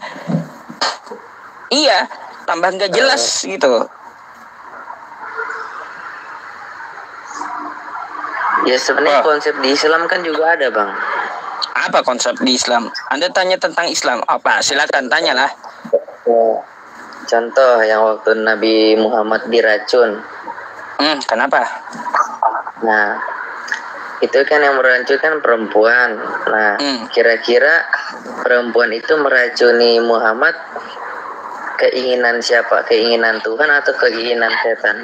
Ya, keinginan dia, keinginan hawa nafsu dia untuk membunuh Nabi. Hawa nafsu dari mana? Dari perempuan itu. Dari setan. Bukan dari setan. Ya, setan hanya menyeru. Tapi ya, perempuan itu mengikuti. Jadi dari mana kehendaknya? Kehendaknya dari perempuan itu. Ya sama. Tapi nggak ada dalilnya kayak gitu. Di mana coba? Dalilnya Nabi Muhammad ya, wanita di Khaybar itu, wanita Yahudi di Khaybar digoda setan atau iblis. Mana? Nggak ada dalilnya. Kalau kalian kan ada gitu. Iblis merencanakan membisiki kepada Yudas.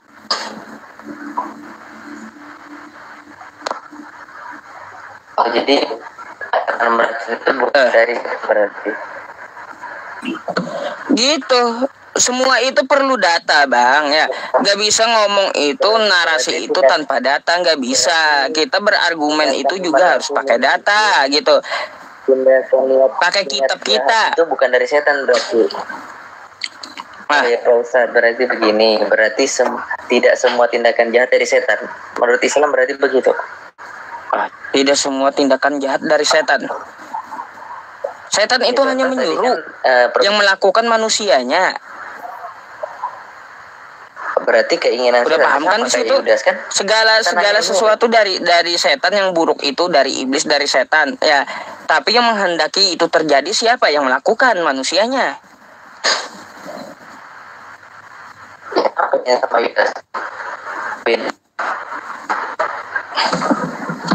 Kematian ngelak abangnya pula ngelak.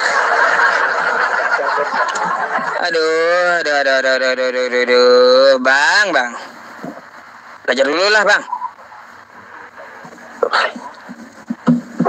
Nggak ada pertanyaan lain? Apalagi mau ditanya? Patah-patah, Bang. Kamera Anda patah-patah loh. Patah-patah kamera Anda. Oh iya, Kak. Ngadat lag. Iya. Sinyalnya berarti. Ya, saya gantikan dulu, Bang ya. Patah-patah Ya, gitu. sudah, Bang. Serius. Ya. Makasih. Oke. Makasih. Selamat malam. Malam. Jaringannya jelek itu, macet.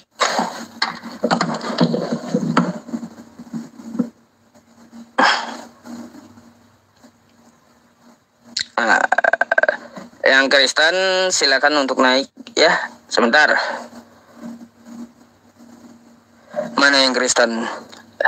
Biar kagak buang-buang ini ya, kagak buang-buang waktu. Islam kagak usah ikutan naik.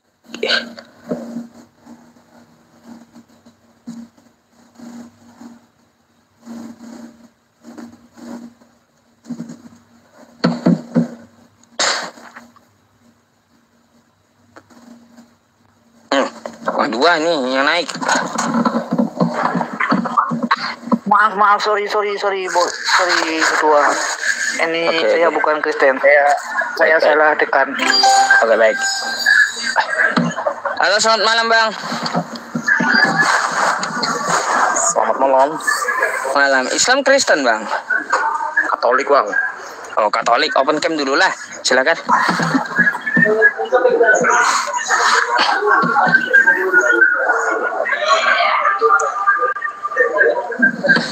Silakan open cam dulu. Sudah, Bang. Belum? Nah, oke. Thank you. Bang, kira-kira Anda mau bertanya atau mau ditanya nih? Saya mau bertanya, Pak Ustadz. Silakan. Kan begini, Pak Ustadz. Kita kan di Katolik itu ada yang namanya pastor gitu kan. Ada namanya apa namanya yang makan roti itu, makan minum anggur itu. Loh, Anda yang di Katolik, Anda nggak tahu namanya gitu? Iya, karena saya nggak ini. Aneh juga, Bang. Katolik. Gini, Pak Ustadz. Iya. Katolik nggak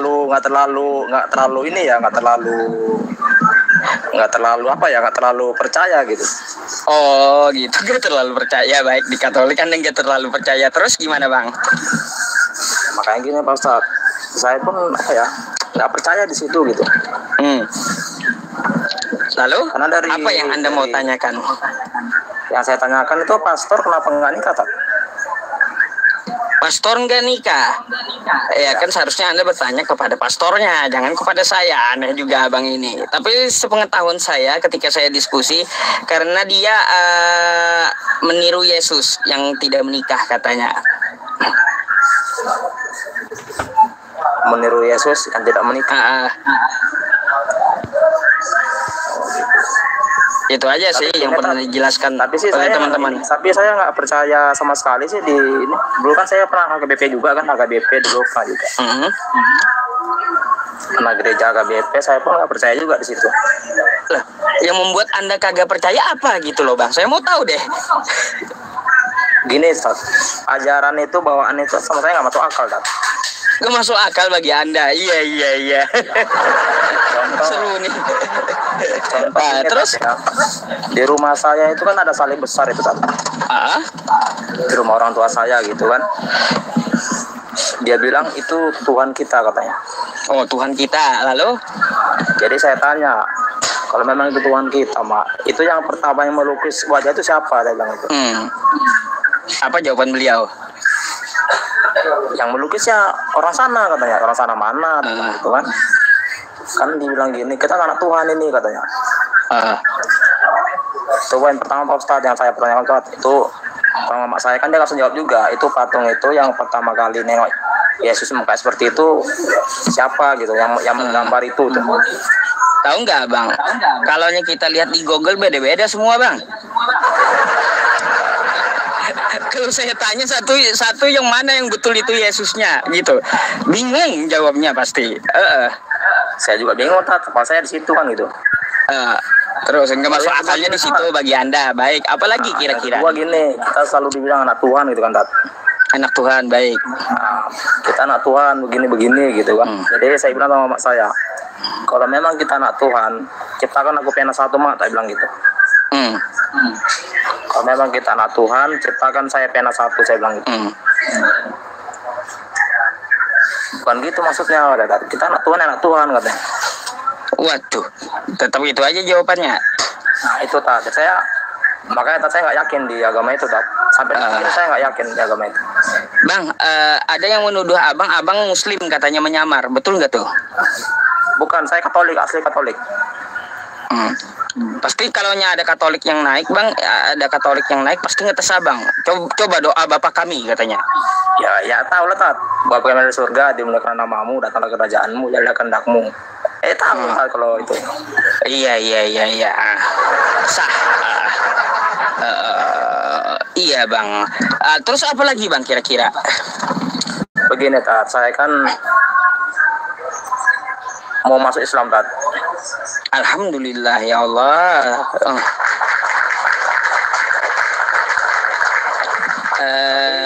Terus? Tapi gini, Tat.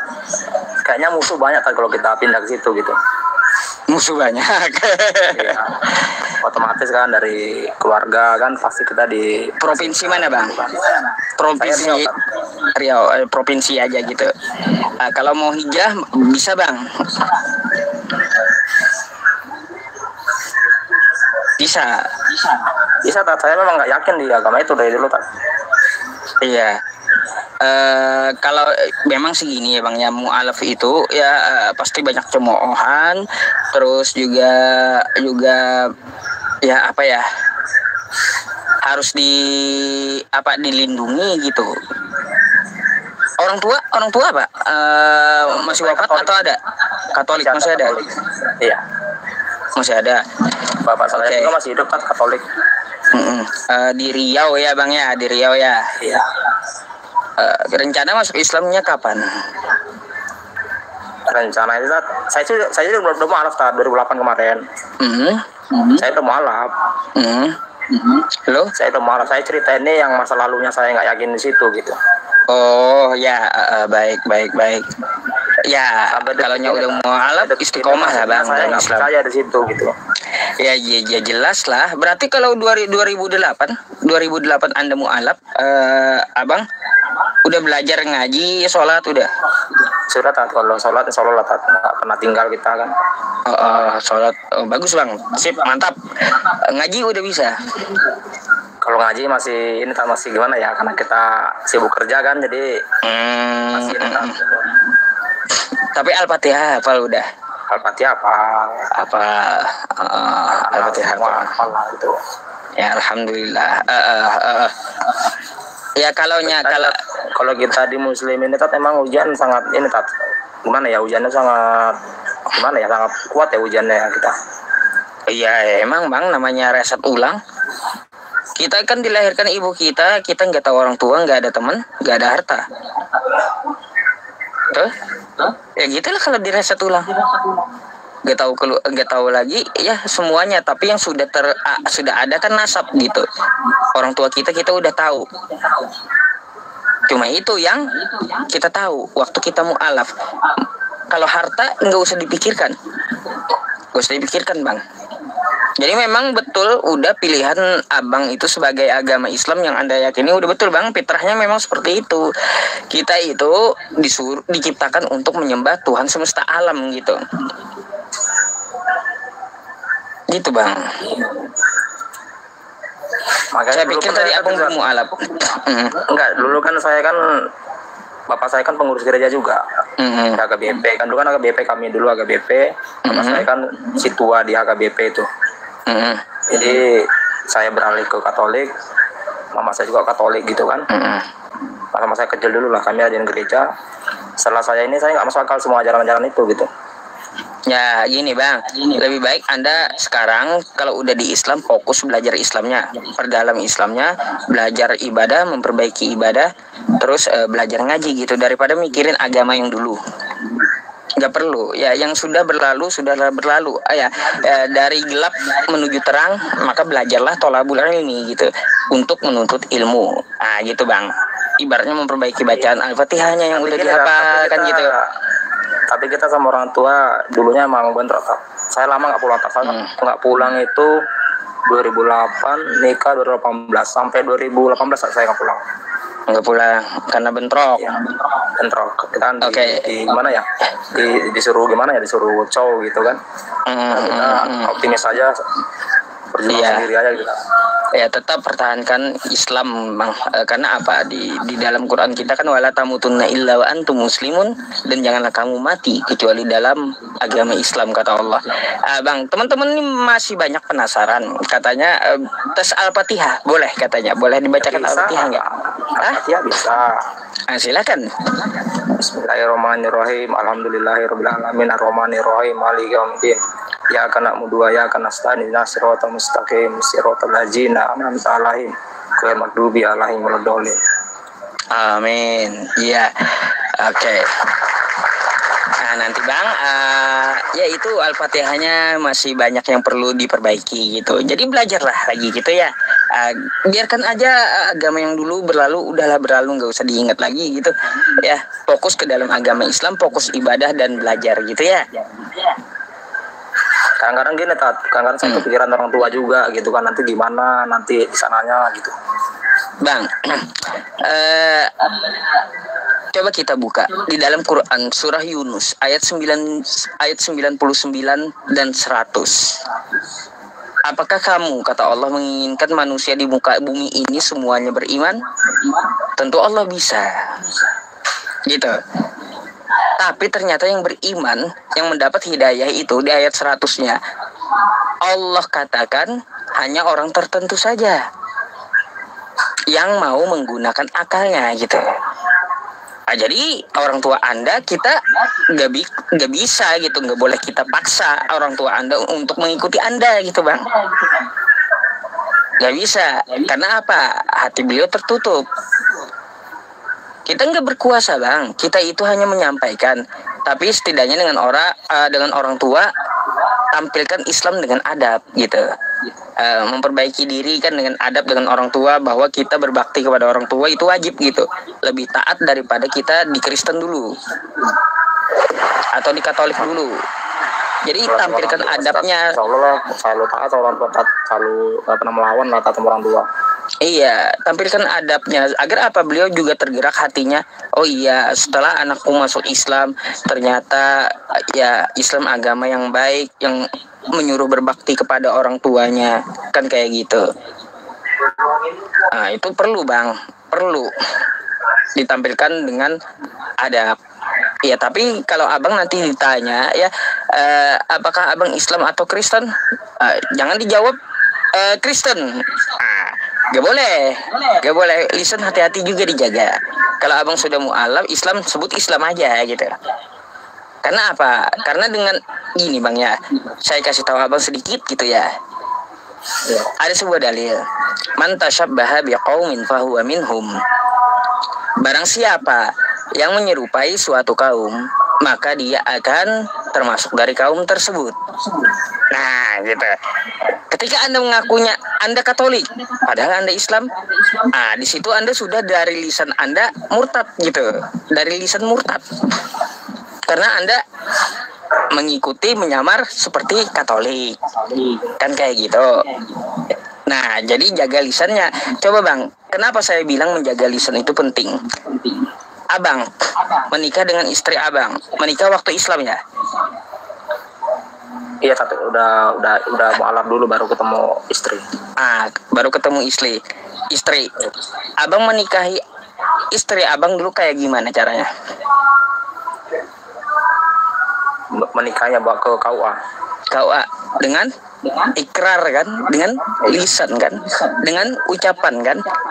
Aku nikahkan kata orang tuanya, saya terima nikahnya kata abang. Dengan lisan sah Anda dengan istri Anda gitu, halal. Gitu juga bang dengan mulut Anda. ya yang ngaku saya Katolik dengan mulut gitu.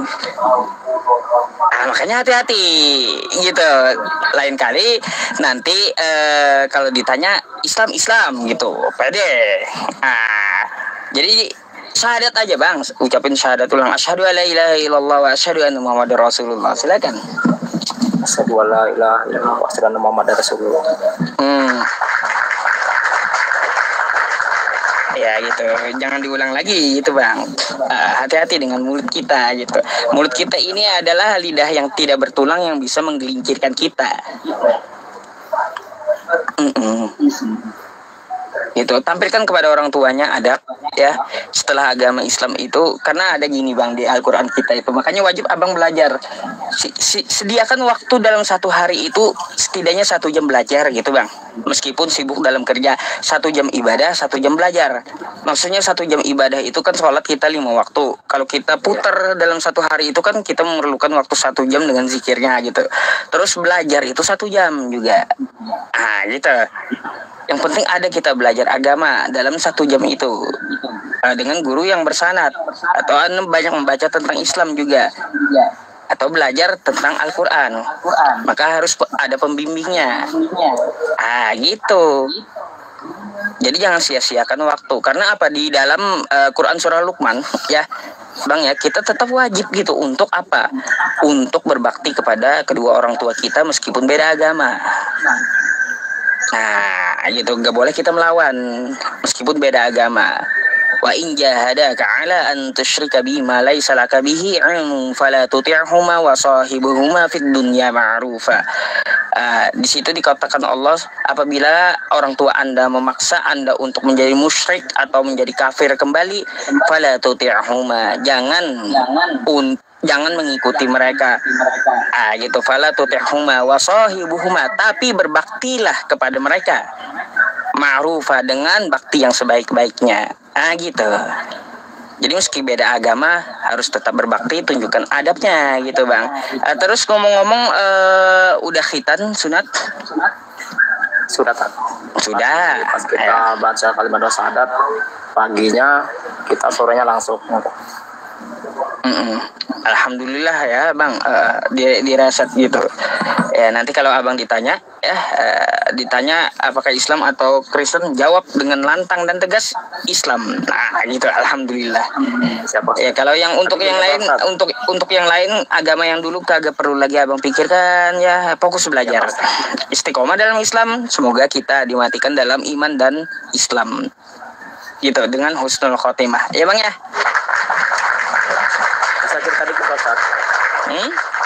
Bisa cerita dikit saya apa tuh?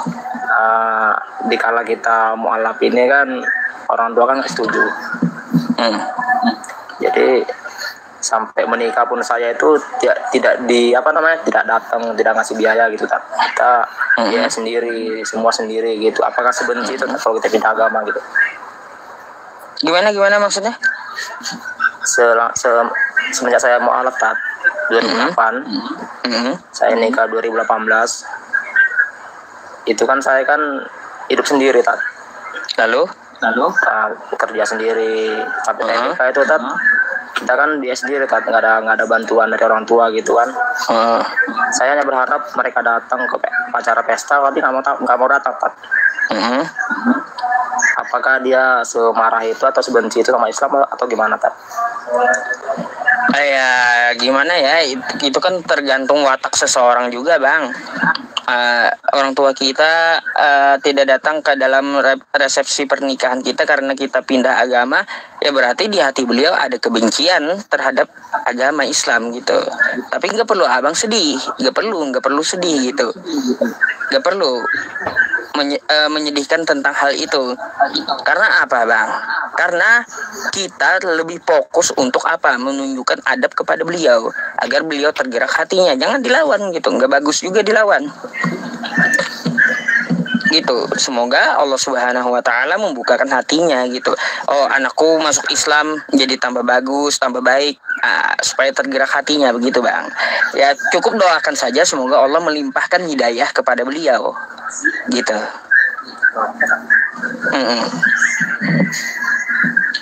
Oke.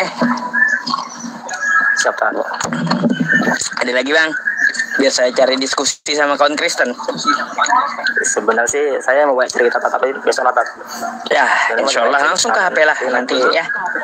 Nanti teman-teman kita yang di ini kan yang dulunya satu sama saya itu nanti jadi ini pula kan di sini kan enak pula kita. Baiklah, kalau gitu ya karena keterbatasan waktu juga antrian banyak, ya saya izin gantikan abang dulu ya. Ya, siap. Oke. Thank you bang. Istiqomah dalam Islam. Waalaikumsalam warahmatullahi wabarakatuh.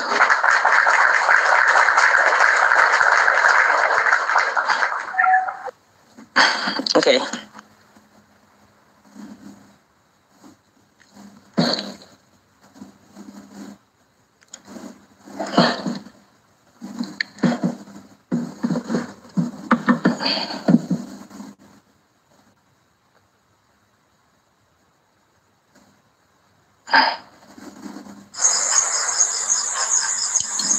Halo, selamat malam. Selamat malam Bang Ustaz. Malam. Silakan open cam-nya bang. Oke Bang.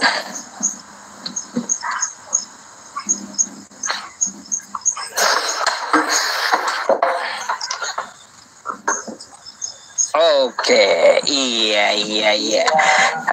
Baik. Abang dari Kristen? Betul. Kira-kira ada yang perlu kita diskusikan malam hari ini. Gak sesuai tema nggak apa-apa. Tema apapun yang Anda mau pertanyakan silakan. Iya. Sesuai tema kita lah Ustaz. Sesuai tema yang saya tulis. Iya. Gitu. Apa tujuan tema kita ini di atas? Salib rancangan bingung. Oh, memang ada di Alkitab salib rancangan bingung itu. Rancangan bingung. Yang satu mengatakan rancangan salib itu dari iblis, yang satu mengatakan rancangan salib itu dari Allah Bapa. Itu yang mana yang betul gitu? Ya saya tanya. Jangan dulu di apa dulu? Oke. Memang ada di yang tertulis sesuai tulisan yang ada di tema kita itu salib rancangan bingung. Ada? Lagi. Enggak. Kalau tertulis secara tertulis enggak ada. Terus? Oh, yang kau kenapa di tempat-tempat lain? Ya iya. Makanya langsung kita tulis aja karena ada dua pendapat rancangan bingung gitu. Kalau saya tulisnya gini, pendapat satu salib rancangan iblis, yang pendapat dua salib rancangan Allah Bapa. Enggak cukup juga mengetiknya, enggak cukup. Makanya supaya cukup apa? Salib rancangan bingung gitu. Ya jangan-jangan Ustaz ini rancangan Ustaz sendirinya ini. Ya makanya harus pakai data. Apa yang dimaksud rancangan bingung? Wajarlah Ustaz, karena Ustaz kan beda agama kita, wajarlah nggak tahu. Nggak ada yang tertulis dengan sesuai yang Bapak tulis itu di atas. Salib rancangan bingung. Iya, banyak yang anda imani pun juga nggak ada tertulis bang. Yang anda imani menebus dosa di tiang salib nggak ada itu, nggak ada tekstualnya. Jangan lari kita di situ dulu. Kita dulu yang jadi. Ya sudah, makanya kita bahas yang judulnya aja. Makanya harus sesuai dengan judul, harus sesuai yang tertulis yang ada Alkitab. Oh enggak, saya enggak mengambil yang tertulis di kitab Anda.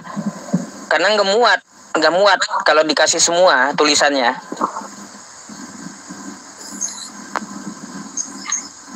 Kenapa? Oke. Jadi silakan gini Bang. Ya.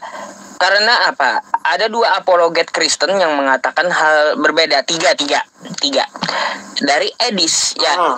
Edis mengatakan salib rancangan iblis. Yang kedua, Bom mengatakan salib rancangan Allah Bapa. Itu kata Bom. Yang ketiga, ya, oleh mata pisau, ya, gak tahu juga itu. Dia bukan pendeta, tapi apologet dari Kristen. Salib adalah rancangan manusia. Mana yang betul? Tiga-tiganya Kristen loh. Tiga-tiganya Kristen. Terus mana yang betul? Menurut Edis gimana? Menurut Edis, salib itu rancangan iblis. Oh, oke. Coba dulu buka dulu Yohanes. Yohanes berapa? Yohanes pasal 8 ayat 4 mulai dari 42. Ya, itu betul. Ini yang dibawa Edis. Ya, iya. Betul. Nih, udah saya buka. Saya langsung buka nih. Coba jelaskan. Ya, bentar. Lambat bang di situ di laptop saya. Nah, nih ya. Nah.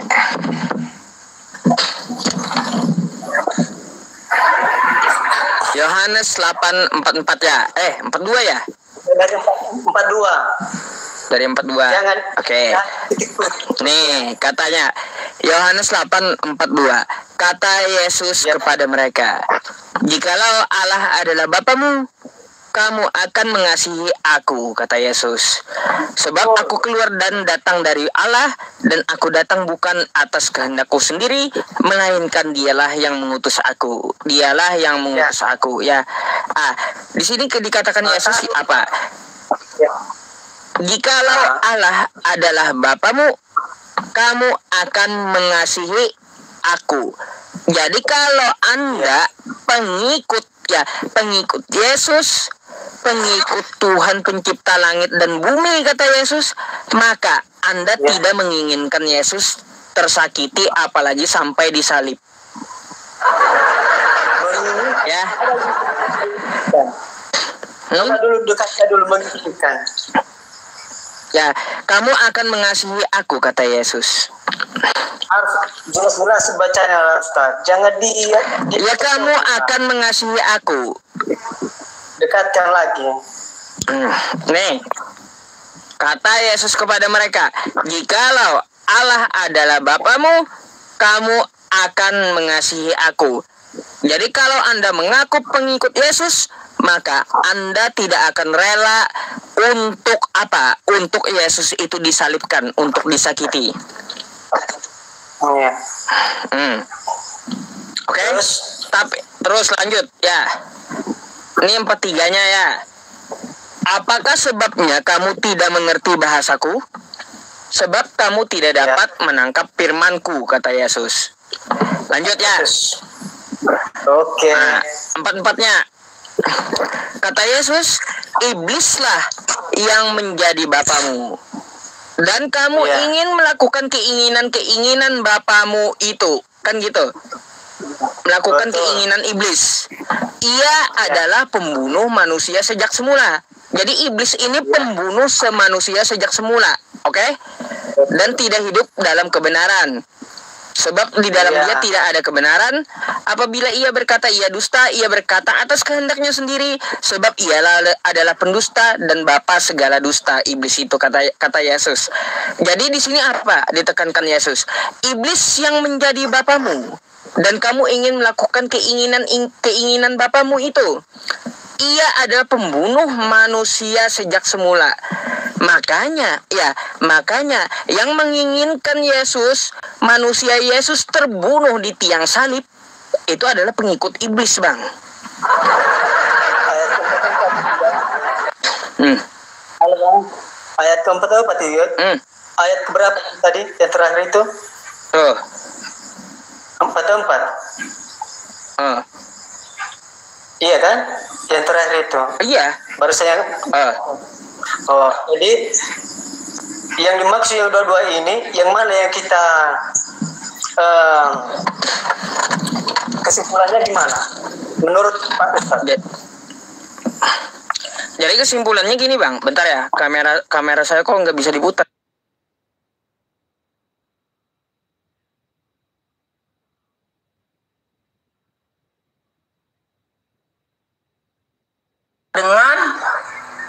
mimpi yang saya tidak percaya dengan dia di situ. Kalau saya Islam. Oh tidak. saya buku Karena hadis ini palsu. Untuk menjatuhkan Nabi Muhammad. Ada yang juga yang palsu. Oke. Percaya sama hadis. Kalau dalam hadis, saya tidak percaya. Kebanyakan tidak percaya dengan hadis. Oke.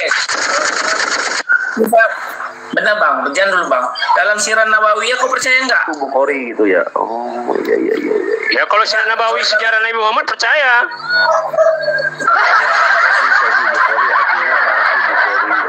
Tunjukkan dalam Sirah Nabawiyah. Tidak apa-apa. Ya. Ini kau tengok nih.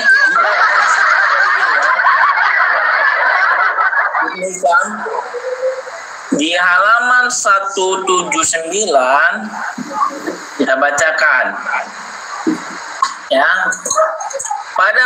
Pada bulan itu Rasulullah SAW menetap di Gua Hiro. Beliau memberi makan orang-orang miskin yang datang kepada beliau. Usai melakukan itu,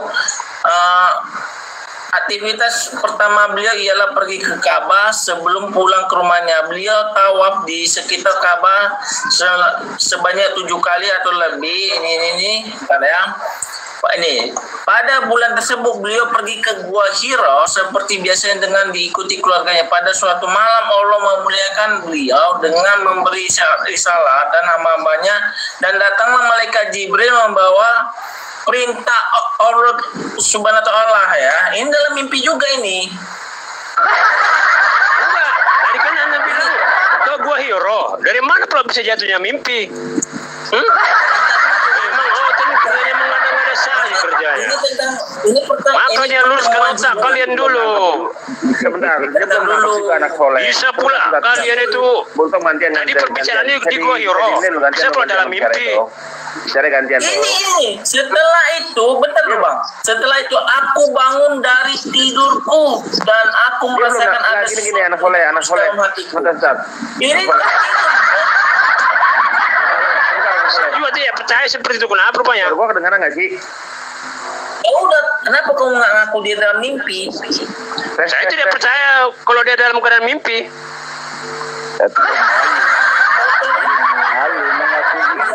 Ya kan Anda sendiri tadi kan mengatakan di Gua Hiro. Iya. Lucu juga kalian ya.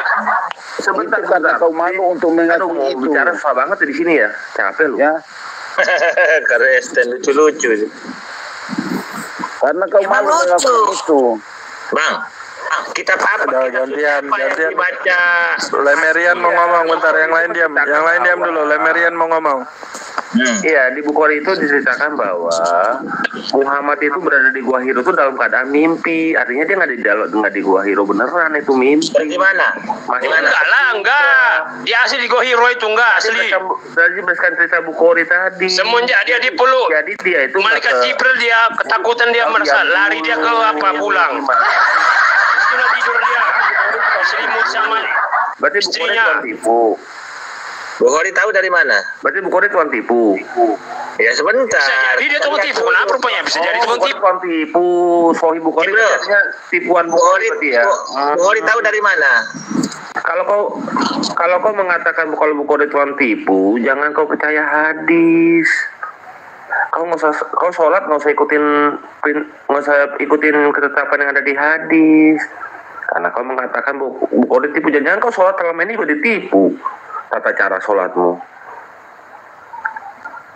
harusnya kau jangan ikuti yang ada di hadis itu. Cara sholatmu sendiri, nggak usah ikutin yang di hadis. Kalau kau nggak percaya hadis, ya mereka ini memang umat-umat munafik yang menguntungkan diambil, yang merugikan dihindarin. Walaupun dalilnya orang yang sama yang berbicara, ini memang mereka ini sekarang hadis yang dipelintir-pelintir begitu. Iya, Bukhari berarti dipelintir. Terkadang kalian outend suka melintir soalnya itunya. Ini bisa dipercaya apa enggak pertanyaannya? Itu hadismu itu bro. Ini kamu nggak percaya ini. Coba tunjukkan hadisnya. Hadis ini. Bacakan hadisnya nomor berapa? Hadis siapa? Saya baca di sini. Ini Sahih Bukhari 3. Kau buka Sahih Bukhari 3. Kau buka. Jadi gini loh. Ini sahih loh. Ini kejadiannya sama kayak Isra Mi'raj, nggak taunya cuma mimpi. Sama. Isra Mi'raj pun kejadiannya sama seperti ini, nggak taunya cuma mimpi, hanyalah. Jadi begini Bang Lamarin, Isra Mi'raj itu ternyata itu sebuah cerita yang tidak pernah disebut baginda Nabi di sana, yang disebut malah Musa. Itu loh Bang.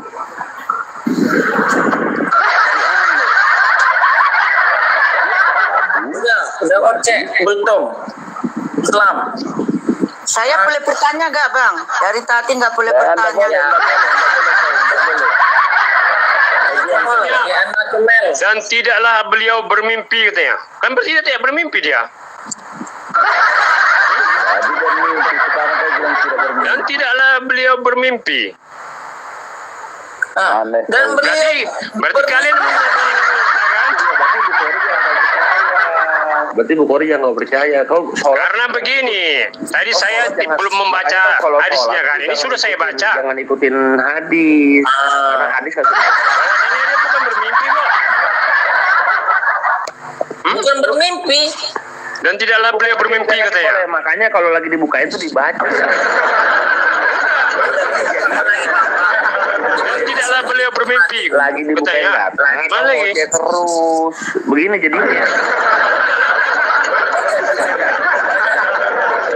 Makanya ada kecintaannya untuk menyendiri katanya. Kau baca lu, kau baca.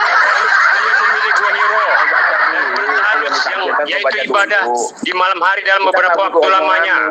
Kita pakai data ngomongnya. Ya udah, kau baca datanya. Data juga. Kau baca datanya, kau baca dari itu. Permulaan wahyu yang datang kepada Rasulullah adalah dengan mimpi yang benar dalam tidur dan tidak seperti saya subuh dan tidak. Kamu nggak baca pas? Ya kan di sini dan tidaklah beliau bermimpi katanya. Mana ya kalian? Mana? Coba kau tunjukkan. Coba. Dengan mimpi yang benar dan dalam tidur kan? Dan tidaklah beliau bermimpi katanya. Dan tidak. Kecuali datang sebelum subuh. Berarti kamu tuh pembohong data, bro. Berarti kamu mau data. Berarti kau yang mencuri mengubah data. Dengar dulu. Permulaan wahyu yang datang dari Rasulullah SAW adalah dengan mimpi yang benar dalam tidur. Di mana? Ya, ini kan dan tidaklah beliau bermimpi katanya kan? Dan tidaklah beliau berarti tidak bermimpi kawan. Enggak gini. Ya udah dan beliau tidak bermimpi.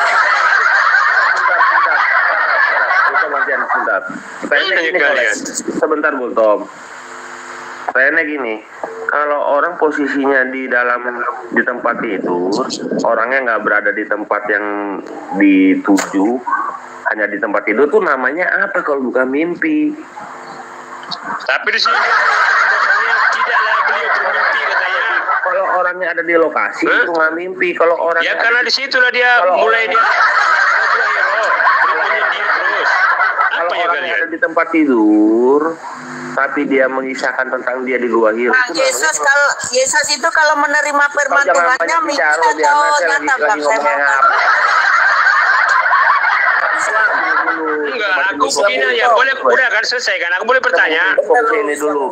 Ya boleh lah bertanya, gantian lah. Jangan kalian aja yang mau ditanya. Gantian ya, boleh nggak?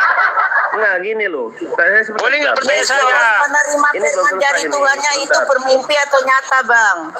Kalau seseorang berada di kamar, berada di ranjang, di tempat tidur, tapi mengatakan dia berada di gua hiro, itu kalau namanya kalau bukan mimpi apa? Sedangkan orangnya fisiknya ada di ya di di sini dia tidak, dan tidaklah beliau bermimpi-mimpi katanya.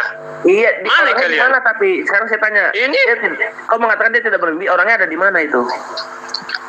Ya di Gua Hiro itulah jadi. Mana kalian? Kalau ya di Gua Hiro itu kan.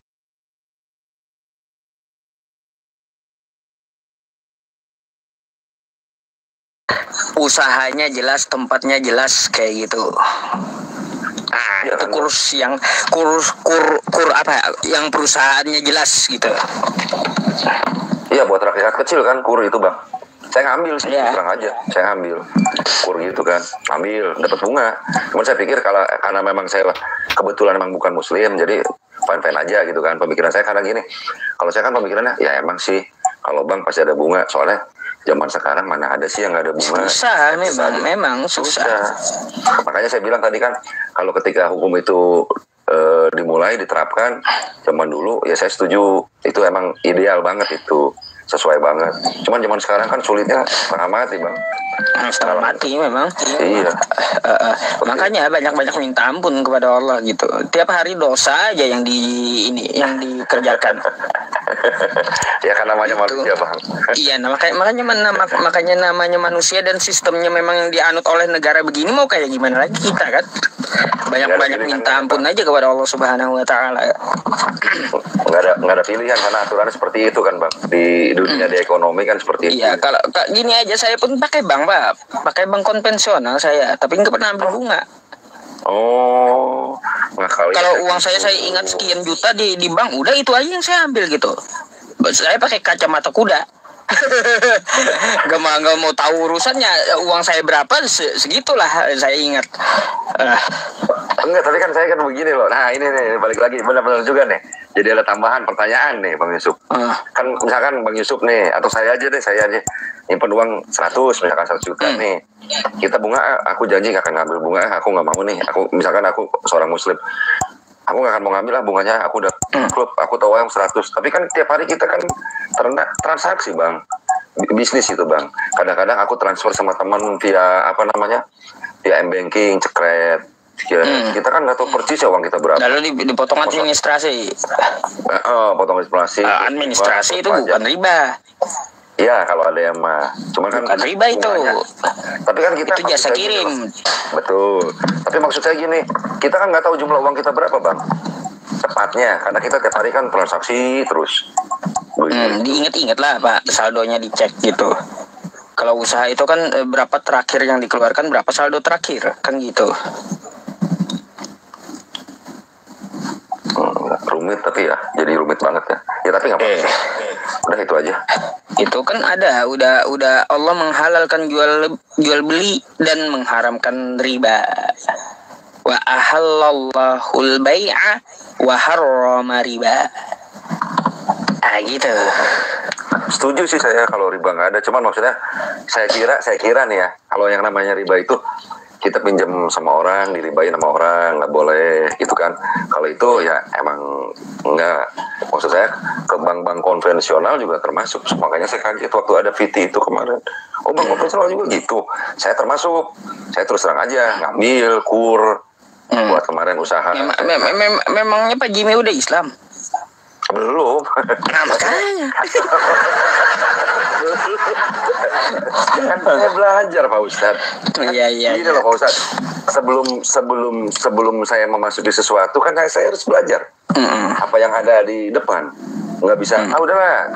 Kayak teman-teman saya yang lain di koma lain kan, kayak Papi Gembala dan lain-lain. Udah Bang Jimmy, tinggal ini aja. Ya kan nggak bisa juga. Kita kan cari perbandingan, mana yang lebih tepat, mana yang lebih sesuai. Kayaknya bagus ini deh, ada yang bagusnya di sini. Kan saya akui dalam beberapa hal di Muslim banyak bagusnya juga. Malah nanti kan yang saya bilang ini kan salib berancangan bingung itu kan bisa dijawab juga nanti. Ya biarin aja. Ya kalau untuk masalah yang kayak gitu Pak ya, karena riba itu memberatkan kepada peminjamnya gitu. Betul, kalau dari situnya. Kalau sepihak, tapi kan kita udah tahu aturan ya Bang. Kayak aku nih Bang, aku kan ngambil nih ke BRI ini ya, kur kan, aku ambil nih. Aku kan udah tahu bunganya berapa. Oh nggak berat, masuk aja deh. Cuman aku kagetnya teh, kayak gitu juga nggak boleh ya. kalau yang pinjam sama orang itu yang namanya riba itu di otak saya itu kalau pinjam sama orang yang gini itu riba. Memang nggak mau juga nggak mau. Cuman aku kan bank konvensional nih, BRI nih, aku udah jelas ngelakuin. Jujur aja aku ngelakuin kemarin. Melebihkan dari pokok lah intinya itu gitu loh Pak. Gitu. Nah, itu. Ada lagi? Pertanyaan ya ke abang ya. Nah aku mau tanya ini bang, satu lagi aja kagok ya, satu lagi ya. Boleh. Ini kan aku tahu nih, Nabi kan Nabi Muhammad kan selain Nabi, selain istilahnya pembawa hukum Allah, dia juga kan seorang negarawan, pemimpin umat kan, istilahnya ya, kan. Terus? Betul kan? Nah saya yang tahu kan, ketika Nabi nggak ada kan diganti oleh 4 khalifah itu ya. Iya Abu Bakar, Umar dan segala macam kekhalifahan Rasidin gitu kan. Itu kan bukan anak kandung Nabi gitu kan, maksudnya mungkin mufakatan para ulama kali atau apalah, saya nggak ngerti juga kan. Tiba Umar lalu ketika dinastinya berubah, kekhalifahannya apa ya, sebentar saya cari dulu bang. Oh iya Bani Umayyah. Ketika Bani Umayyah, kenapa dia melanggar ini loh, maksudnya kenapa jadi anaknya apa sih namanya, anaknya Muawiyah itu jadi penerusnya gitu. Kalau sebelumnya di zaman Nabi kan nggak gitu. Iya, itu ada di situ udah bercampur politik Pak. Oh, negara. Bercampur masalah bercampur politik di situ. Itu kan masa perkembangan Islam. Iya, betul. Perluasan Islam. Betul, gitu. Betul. Kalau tercampur dengan politik rumit, banyak cerita gitu. Iya, berarti maksudnya saya pemikirannya begini loh bang. Tadinya kan, berarti ini bisa dari Abu Bakar, Umar, Utsman, Ali. Oh ini berarti kemungkinan musyawarah nih. Ngumpul para ulama nih, tentuin siapa yang lebih pantas. Oke lah, karena kan waktu itu saya dengar juga Nabi kan nggak mewasiatkan, penerus aku siapa, nggak itu kan. Enggak.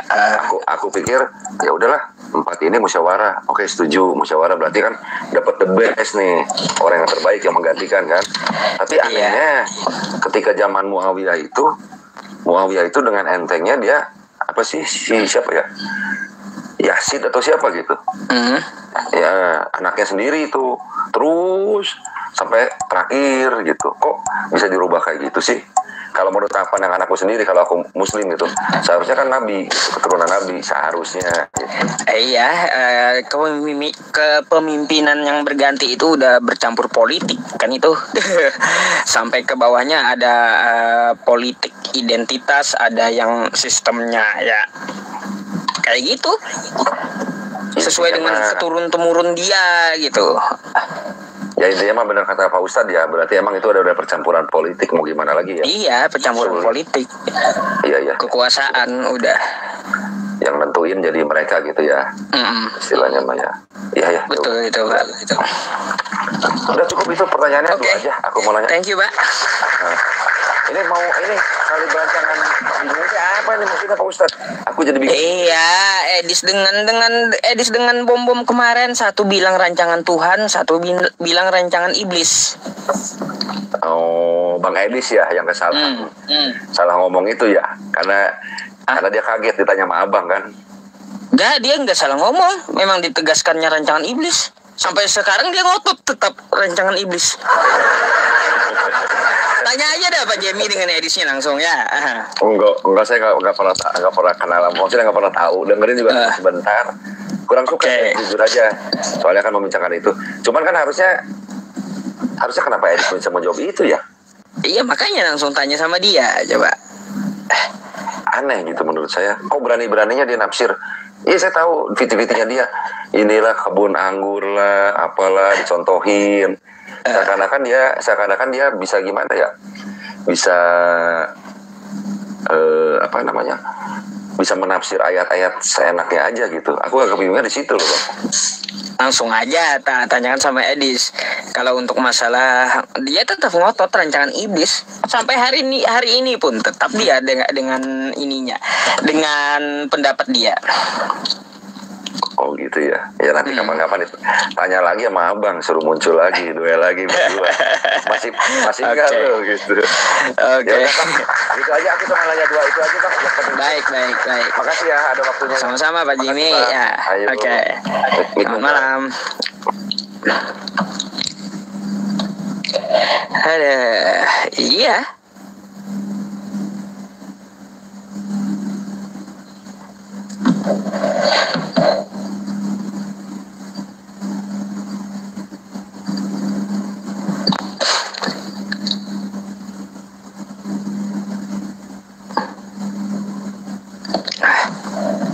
Biarkan yang Kristen aja yang naik ya. Sebentar dulu ya teman-teman. Parah emang tok-tok ini.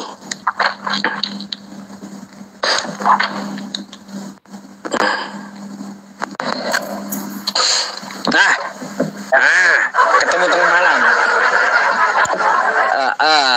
Dia gimana? Besok aja atau gimana nih? Besok atau gimana? Mau sekarang atau gimana? Kan harusnya kemarin dua hari yang lalu kan Jumat ya? Iya Jumat, katanya ditunda sama Edis Ustadz. Terus saya lihat nggak jadi sama Edisnya nggak bisa diundang loh, heran aku. Iya. Dan sekarang aja harusnya. Aduh, sekarang aja. Mumpung ada waktunya Ustadz, kan besok hari Minggu tuh pada libur. Nah, mau begadang nggak teman-teman? Mau begadang nggak? Biasa Ustadz juga begadang kan? Kamera dulu. Aduh. Gas kata teman-teman. Apa? Gimana? Gas. Gimana nih? Tapi aku ini dulu karena aku baru mulai live. Kalau Ustadz kan dari tadi. Pemanasan dulu aja Ustadz, boleh nggak? Karena kan Ustadz juga mau begadang kan katanya, nggak apa-apa kan? Berkenan kan? Enggak lah, aku cuma 1 jam lagi. Bakal out aku. Perlu istirahat. Ya udah 1 jam kita manfaatkan waktu dengan baik. Tapi maksud aku ini kan waktunya 5 menit per ronde kan. Boleh lah 5 menit dulu untuk pemanasan Ustadz. Boleh, iya. Nggak apa-apa kan? Ronde pertama Ustadz nanti mute aku, kan masih pemanasan nih, nggak apa-apa.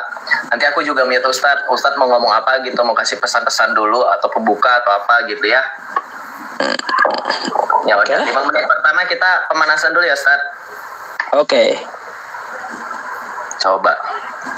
Ya, saya mute ya Ustadz ya. Oke. Gak apa-apa teman-teman. Ya daripada besok-besok kita bisa cari inilah. Bisa cari lawan yang lainnya. Gak ngerti juga sih dia ngajak PK ini.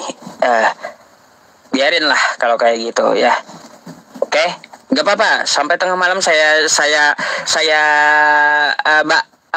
temenin Anda semuanya. Kita 1 jam aja sama dia ya. 1 jam aja sama dia. Gini teman-teman, mohon bantuannya untuk di tap-tap layar, terus juga mohon bantuannya untuk di-share ulang ya. Oke. Ya. Teman-teman, udah tengah malam banget gitu ya. Tengah malam banget sebenarnya. Udah jam 11 malam di tempat saya, tapi nggak apa-apa teman-teman. Nggak apa-apa. Saya akan temani teman-teman sampai mata saya kuat jam berapapun. Ya jabanin aja, betul. Siapa tuh di belakang? Siapa?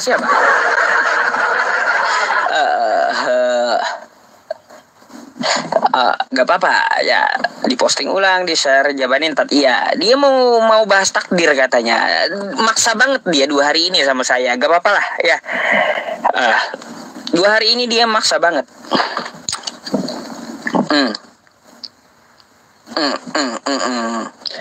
Ya mau apa yang mau dia bahas ya teman-teman ya. Kalaunya Anda mempunyai rezeki lebih ya, nah ini kan ada target-target ya teman-teman. Terus juga tolong dibantu gitu ya, bukannya masalah koinnya sih ya teman-teman semuanya, karena PK ini kan ya lebih direkomendasikan oleh TokToknya juga. Maklum lah TikTok juga cari duit gitu ya. Tadi aja kurang koin penontonnya banyak, mati sendiri. Heran saya tok nih teman-teman, betul-betul heran loh. Turun gak serutan. Dia udah maksa saya 2 hari ini, nggak apa-apa, biar aja kita jabanin aja. Udah 2 hari ini ya, dia maksa saya mau cari panggung dia, Tat. Ya, gak tau lah apa tujuan dia. Gak apa-apa lah, kita jabanin 1 jam aja. Ya, kita jabanin 1 jam sampai jam 12 malam. Oke. Penghujat itu. Iya, dia ngajuin sama saya temanya takdir, katanya. Takdir.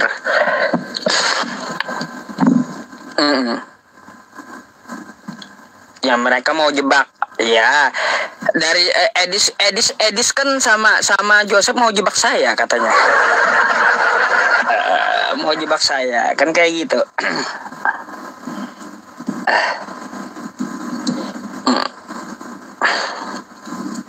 Udah Ustadz, mulai debatnya, habisin dulu waktunya, soalnya pakai waktu. Nih, 5 menit dia minta. Ya udah, nggak apa-apa.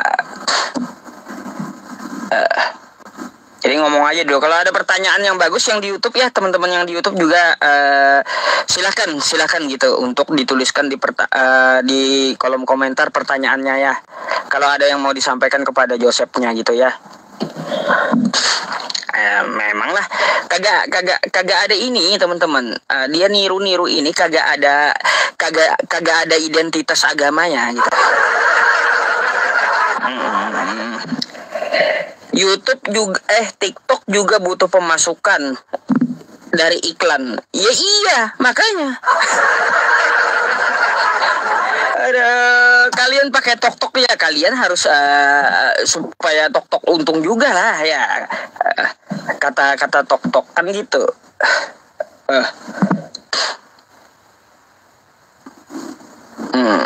Pakaiannya melecehkan Islam tuh kawan.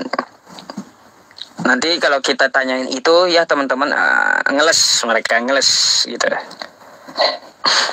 Kan Abu Jahal juga kayak gitu ya pakaiannya. Abu Jahal ya kayak gitu juga.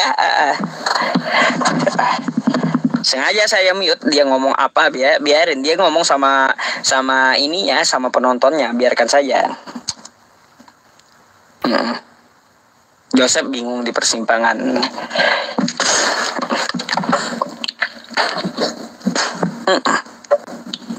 Gak apa-apa, kita mulai ya. Oke.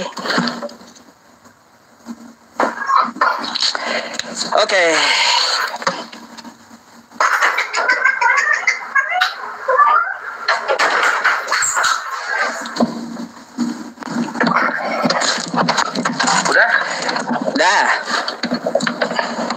Oke. Sebagai reminder, pengingat tema besarnya kan takdir. Ya. Subnya tadi ya, sub tema yang kata kamu, penyalipan itu rencana siapa tuh? Ya, tema besarnya kan takdir. Subtemanya itu kan nanti bisa bahas penyaliban, bisa bahas ini itu ya kan, karena di Islam itu kan kehendak itu disebut dengan takdir, qadarullah dan seterusnya. Oke. Jadi ya silahkan. Ini suara saya lancar nggak? Lancar. Lancar ya. Oke. Oke. Jadi gimana? Ya udah. Jadi kau gimana? Buka duluan. Sedia Ustadz? Ya, kau buka duluan. Oke. Start match ya. Shalom, salve teman-teman semua yang baru bergabung. Hari ini kita diskusi masalah mengenai takdir ya, dalam perspektif Islam dan Kristen. Nanti Supei mungkin akan membahas tentang penyaliban. Tapi sebelum ke sana kita jelaskan dari perspektif kekristenan. Apa itu takdir? Oke. Kita berbicara mengenai dalam perspektif iman kekatolikan secara khusus karena saya orang Katolik. Ada dinamakan dengan predestinasi. Apa itu predestinasi? Artinya kehendak yang ditetapkan sejak semula oleh Allah. Bagaimana kita berbicara mengenai kehendak Allah? Sejak semula di dalam kekristenan secara general Allah kami itu Allah yang maha baik. Matius 5 ayat 45 salah satu contohnya. Ketika Tuhan Yesus mengatakan bahwa Allah Bapamu yang di sorga menerbitkan matahari bagi orang yang benar maupun orang tidak benar, menurunkan hujan bagi orang fasik maupun orang tidak fasik. Artinya apa? Kekonsistenan atau bagaimana Allah dalam perjanjian lama perjanjian baru sejak semula menciptakan manusia itu dalam keadaan baik. Kita dapat lihat dalam Kejadian 1 ayat 36, di situ dikatakan Allah melihat semua yang diciptakannya itu sungguh sangat baik. Dalam konteks takdir atau predestinasi bahasa lainnya, ini tidak sama dengan pandangan Islam. Nanti mungkin dari Yusuf PI akan menjelaskan bagaimana Islam memandang takdir.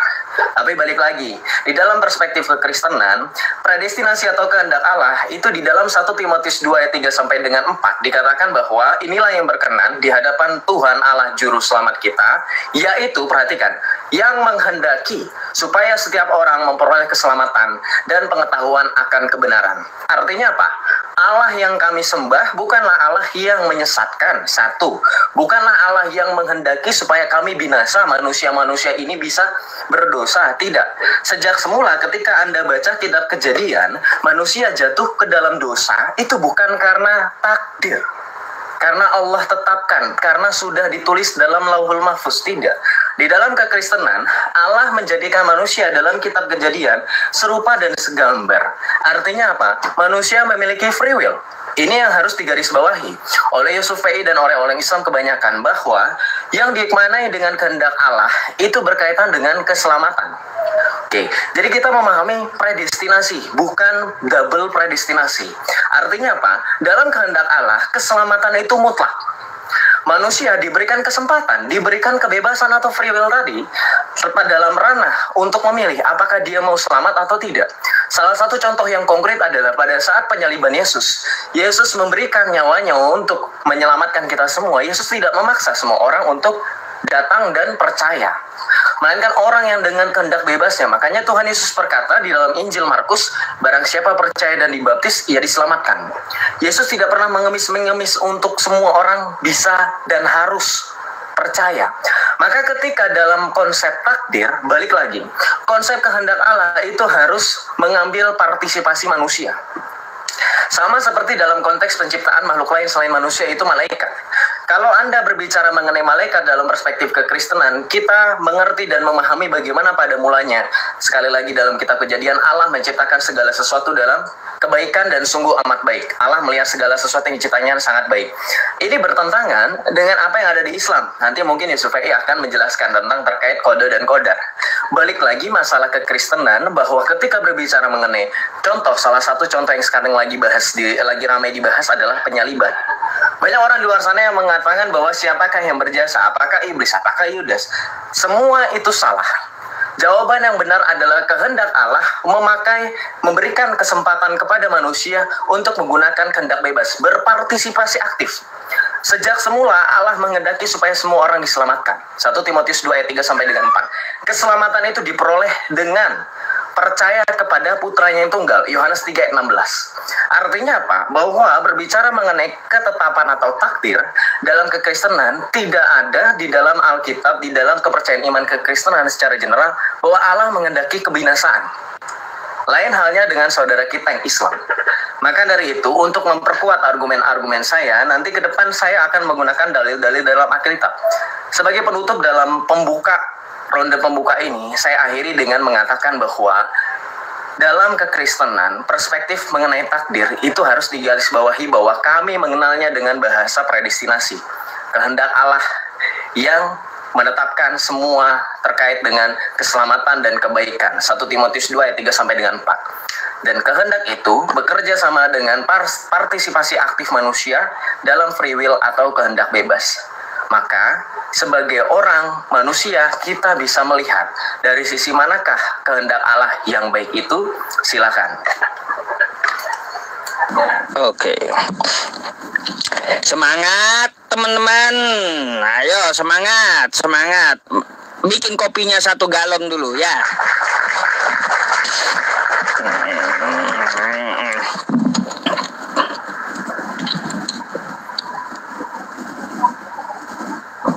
Gak apa-apa. Kita sama Joseph 1 jam sampai jam 12 malam. Oke ya teman-teman, kebetulan tadi saya rungkat sebentar ya yang di YouTube juga ya kawan-kawan. Gak tahu tok-toknya karena kekurangan koin kali gitu ya, makanya dia ngambek gitu, dimatikan lah lab saya sepihak gitu ya. Di sini kita ketemu Joseph di tengah malam ini ya, nggak apa-apa. Saya akan temani Anda mungkin sampai pagi ya. Udah nggak apa-apa juga ya kalau mata saya tahan gitu ya. Kalau mata saya tahan catatannya ya. Oke, kalau saya ngantuk nanti pasti saya bilang kepada Anda semuanya. Jadi nongkrong, bikin kopinya, bikin juga cemilannya ya, ambil bikin 1 galon. Nah, pembahasan kita kali ini adalah masalah takdir dan subtemanya adalah rencana siapa penyalipan tersebut. Sebenarnya teman-teman ya, masalah takdir ini saya udah membicarakan kepada Joseph ya. Kalau tema takdir ini, Sep, kata saya ya, itu sangat sempit pembahasannya. Makanya dia pakai subtema dengan penyalipan gitu. Lalu apakah kita mempercayai takdir di dalam agama Islam? Nah, itu ada masuk dalam rukun iman kita ya. Ya, beriman kepada qada dan qadar. Jadi seperti itu. Ada ya tentang masalah takdir. Takdir itu ada 2. Ada takdir mu'alaq, ada juga takdir mubram. Takdir mubram itu adalah ketetapan Allah yang tidak bisa diubah-ubah. Contoh nih. Ayat kullu nafsin dha'iqatul maut. Semua manusia akan merasakan mati. Kan kayak gitu. Semua yang bernapas akan merasakan mati. Nah, jadi teman-teman, cara mati manusia itu berbeda-beda. Enggak sama semuanya. Kan kayak gitu. Ada yang matinya kecelakaan, ada yang matinya bunuh diri, ada yang matinya karena wafat sakit, kan gitu. Tapi semua pasti mati gitu. Itu ketetapan yang tidak bisa diubah. Ketetapan yang tidak bisa diubah, semua pasti mati, tapi caranya berbeda-beda. Nah, itu takdir mu'alaq namanya gitu ya. Bahkan takdir mu'alaq itu semua yang kita usahakan bisa diubah ya atas ikhtiar kita. Contoh ya, kita miskin mau menjadi kaya, kita bodoh mau menjadi pintar. Nah, itu. Jadi seperti itu takdir yang bisa diubah. Apakah dicatatkan di Lauhul Mahfuz? Ya, dicatatkan oleh Allah di Lauhul Mahfuz, tetapi tidak permanen. Itu takdir mu'alaq yang bisa diubah. Tapi yang permanen tadi, contoh ya, Allah menetapkan kematian. Allah telah menetapkan kalian tidak bisa memilih di rahim mana kalian dikandung gitu. Contoh saya, nggak bisa saya pilih kepada Allah. Ya Allah, saya ini dikandung oleh orang yang kaya saja ya Allah, nggak bisa ya. Itu kehendak Allah gitu ya, kehendak Allah, nggak bisa. Itu ketetapan dari Allah yang tidak bisa kita ubah. Jadi sekilas tentang masalah ini ya teman-teman, masalah takdir.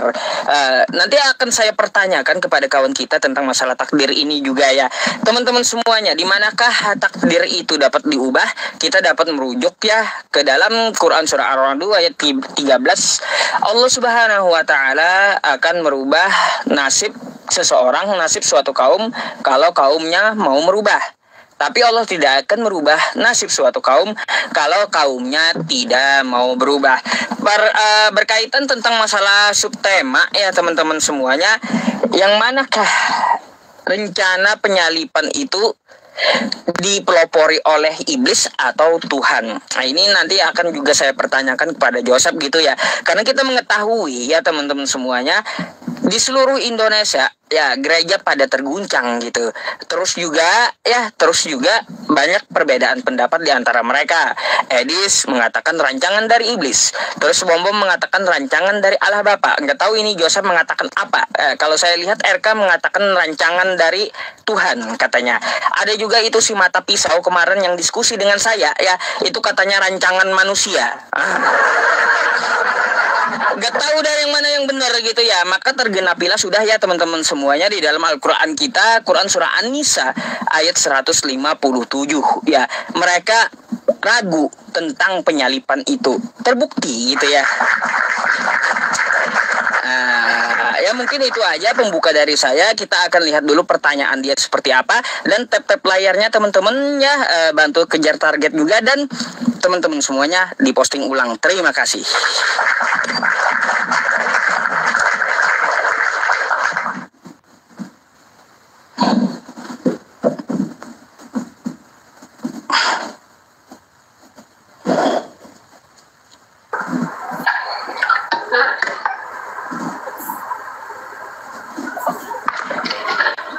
Oke, baik. Saya langsung aja ya. Ketika Yusuf VI mengatakan dalam surah A'raf ayat 13 dikatakan Allah tidak akan merubah suatu kaum kecuali kaum tersebut yang mau berusaha untuk mengubahnya. Tapi ingat bahwa di dalam ayat Al-Qur'an kita baca di dalam surah 64 ayat 11 atau surah Al-Qamar ya. Di situ dikatakan apa? Tidak ada suatu musibah, tidak ada musibah yang menimpa kecuali dengan izin Allah.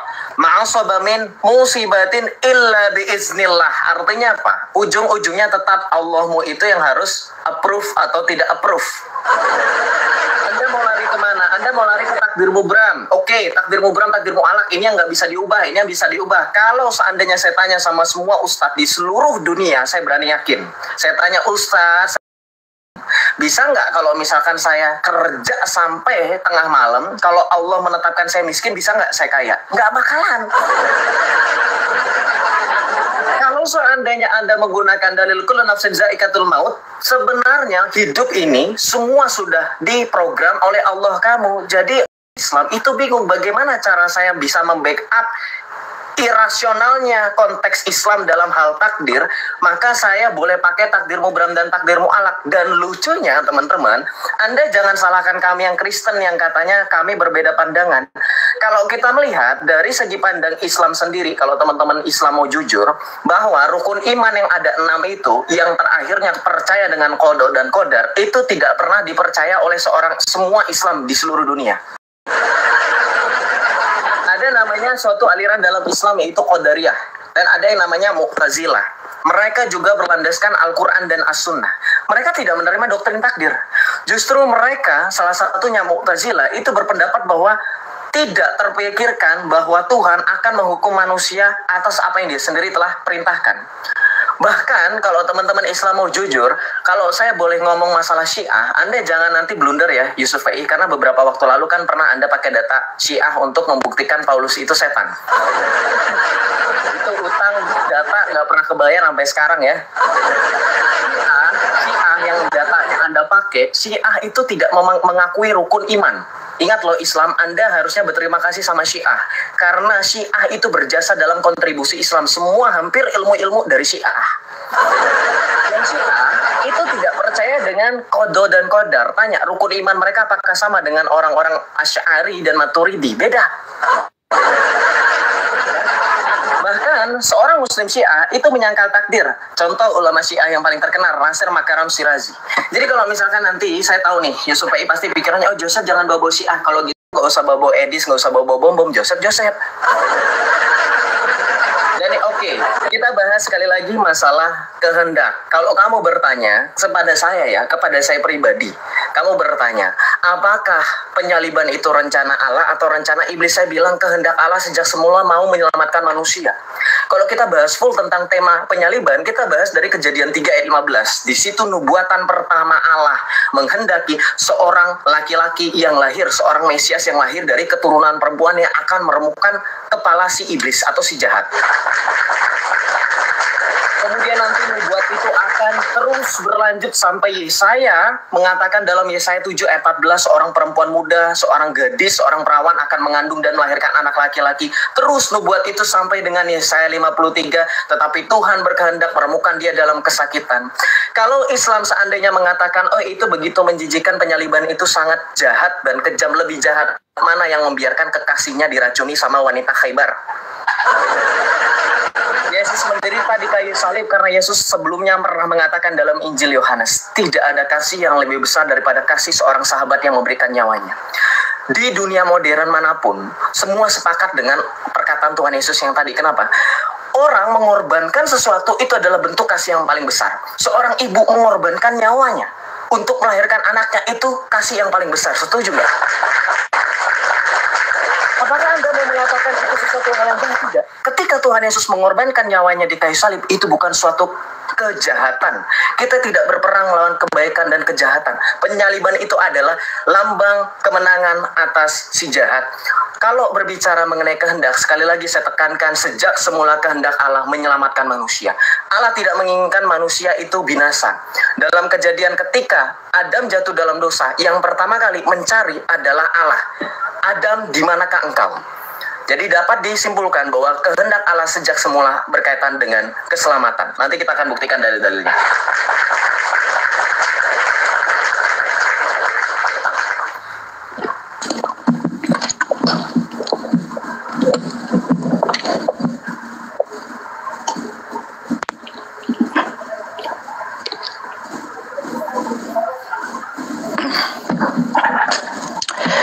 Oke teman-teman, ya tadi Joseph menyampaikan sesuatu kepada kita gitu ya.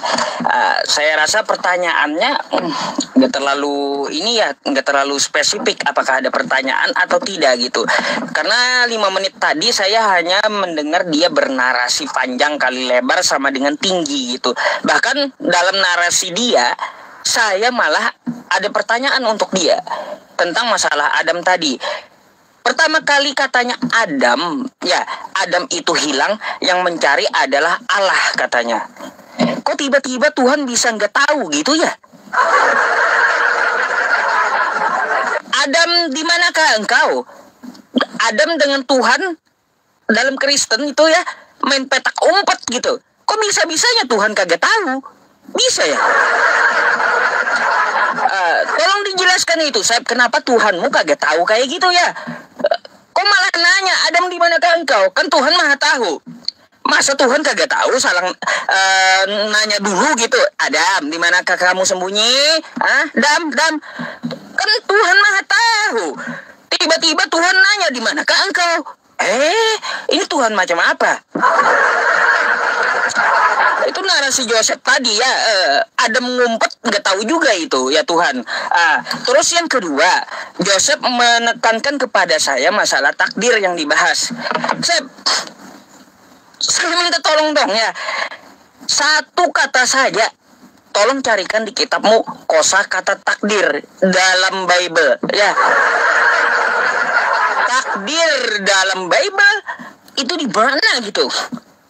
Ada nggak satu aja kosakata takdir di dalam Bible? Makanya aku bingung kenapa kamu mau membahas tema ini gitu. Bikin aku bingung. Kok orang ini mau bahas takdir? Padahal sempit gitu pembahasannya. Takdir juga nggak ada di kitab dia. Kan kayak gitu. Lalu bagaimana dia mau menjelaskan takdir? Saya pengen tahu dulu. Berkaitan tentang masalah Al-Quran kita yang dibawakan oleh Joseph tadi ya, itu pun salah dia membawakan. Ya, salah. Di dalam Quran surah Al-Qamar di ayatnya yang ke-52, wa kullu syai'in fa'aluhu fi zubur.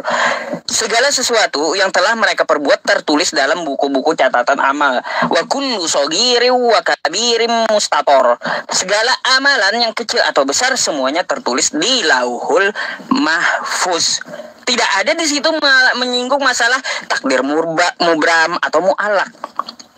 Di Al-2 ayat 13 tadi itu adalah takdir mu'allaq yang bisa diubah gitu. Ya, asalnya kita miskin dicatatkan oleh Allah. Lalu kita merubahnya menjadi kaya karena ikhtiar. Itu masih bisa gitu. Makanya kan takdir itu ada pembagiannya. Nah, terus ya di sini saya tekankan kepada Joseph. Kita di sini diskusi lintas agama. Maka bawalah pahamku yang Asy'ariyah gitu. Bukan masalah kita ini diskusi lintas mazhab. Gak nyambung kalau lintas mazhab gitu. Kamu bawa Asy'ariyah, Maturidiyah, bawa Syiah. Kita bukan diskusi lintas mazhab, tapi kita diskusi lintas agama. Maka kau ambil dari bahan kitab kau dan aku ambil dari pahamku gitu, dari Al-Qur'anku. Ya saya harap tidak melenceng dari situ. Itu tanggapan saya. Jadi ada dua pertanyaan yang saya ajukan sama Joseph. Kita lihat jawabannya seperti apa. Satu, di mana kosakata takdir itu ada di dalam kitab Joseph. Terus yang kedua, ya teman-teman semuanya, itu kenapa Tuhan kok bisa nggak tahu Adam sembunyi di mana? Apakah takdir dari Tuhan dia nggak maha tahu gitu? Amburadul di awal gitu loh teman-teman ya. Tuhan kok bisa-bisanya kagak tahu apakah ini takdir dari Tuhan, dia nggak maha tahu gitu. Coba dijelaskan sama saya, makin kagak paham jadinya saya ya. Aduh. Ya udah itu aja mungkin ya, kita lihat jawaban Joseph kayak gimana teman-teman ya. Bagaimana dia menjelaskannya, silakan.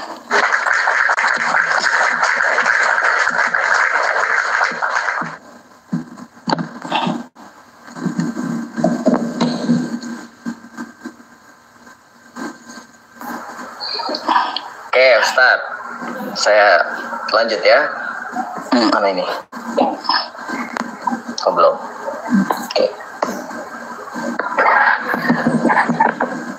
Oke, baik, Ustadz boleh di-mute dulu. Oke, gini, teman-teman ya, tadi Ustadz Yusuf PI sempat di akhir-akhir bilang katanya Joseph ini bukan diskusi lintas mazhab. Salah, ini bukan mazhab. Saya membahas Syiah, itu bukan bagian mazhab. Orang Islam, ulama pasti akan ketahuin kamu. Syiah, Maturidi, Asy'ari itu bukan bagian mazhab. Mazhab itu Syafi'i, Hambali, Hanafi, Maliki. Yang saya sebutkan terkait Syiah, terkait Maturidi, terkait Asy'ari itu manhaj. Kalau mazhab itu berkaitan dengan fikih, contoh ada mazhab, beberapa mazhab yang boleh memperbolehkan untuk memelihara anjing, itu mazhab. Itu seorang ustadz nggak tahu, jadi jangan berbohong sama sesama Islam ya, jangan blunder. Terus untuk berikutnya saya tanggapi, Anda tidak mau dibahas manhajnya, Anda jangan bawa-bawa Edis TV, jangan bawa-bawa bom-bom, jangan bawa-bawa mata pisau saya kayak gitulah. Nah ini kan kita bisa kurang dibalas nyubit, nangis, cengeng, Joseph jangan balas-balas gitu. Kita langsung ke inti jawabannya. Oke, kita jawab. Ketika Tuhan Allah mencari Adam, di dalam Kejadian 3 ayat yang ke-9, Tuhan Allah memanggil manusia itu dan berkata, di manakah engkau? Nah, jadi begini, Yusuf PI dan teman-teman Islam, Allah kami mencari keberadaan Adam itu bukan mencari keberadaan fisik, tapi rohani. Allah mau supaya Adam tampil di hadapan tahta Allah, di hadapan Tuhan Allah untuk mengaku dosanya. Itu yang harusnya kamu paham. Jadi jangan dibaca tekstual, baca kontekstual. Maka Adam di situ tidak lagi kemudian berkata, aku di sini, hai, bukan. Adam menjawab di ayat 10. Ia menjawab, ketika aku mendengar suaramu di taman, aku menjadi takut karena aku telanjang, maka aku bersembunyi. Lalu kan Tuhan Allah, Pak. Tuhan Allah berkata di dalam ayat 11, siapakah yang memberitahumu bahwa engkau telanjang? Artinya apa? Di situ jawaban jelas bahwa Tuhan Allah mencari keberadaan spiritual Adam untuk mengaku dosa, bukan keberadaan fisik.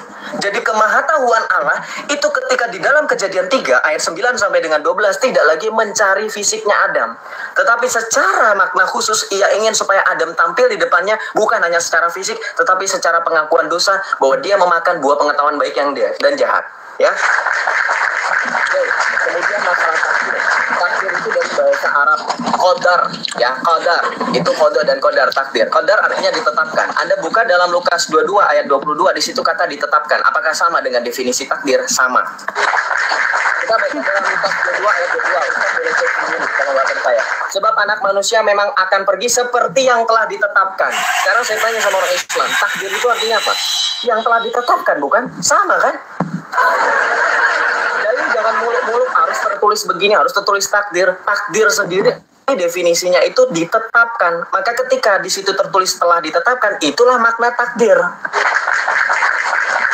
Oke, sekarang saya bantah semua argumen dan narasi Yusuf PI dengan mengatakan bahwa ketika Tuhan kami tidak tahu, saya balikan. Di dalam Ustadz siap-siap jawab ya.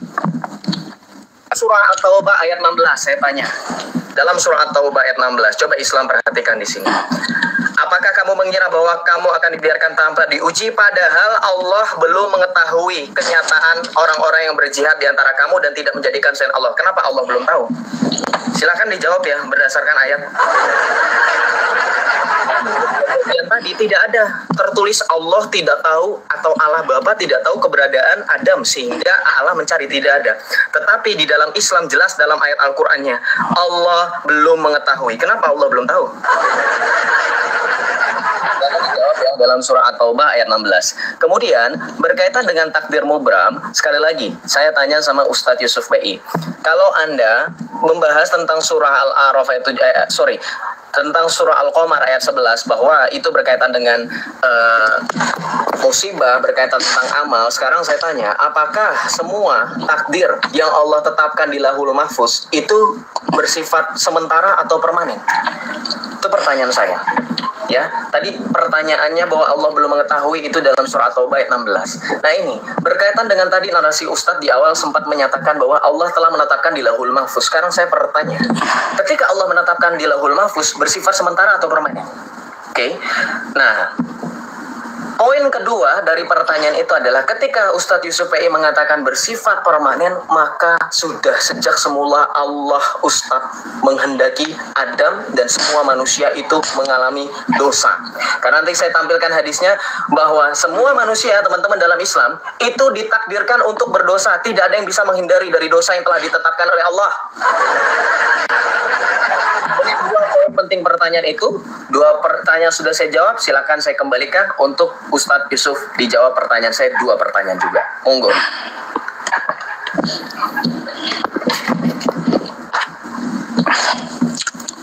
Saya buka.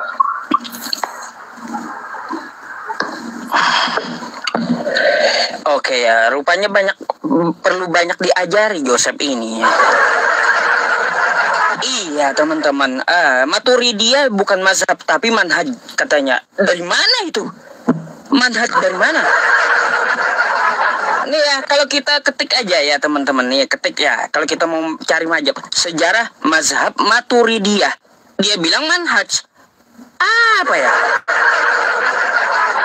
Mazhab Maturidiyah, mazhab itu banyak, Sep. Bukan cuma 4 imam yang kau sampaikan tadi. Apa? Nggak paham dia. Rupanya apa itu mazhab, apa itu manhaj. Manhaj itu ke Al-Quran dan hadis, ke Rasulullah, cara beragama gitu.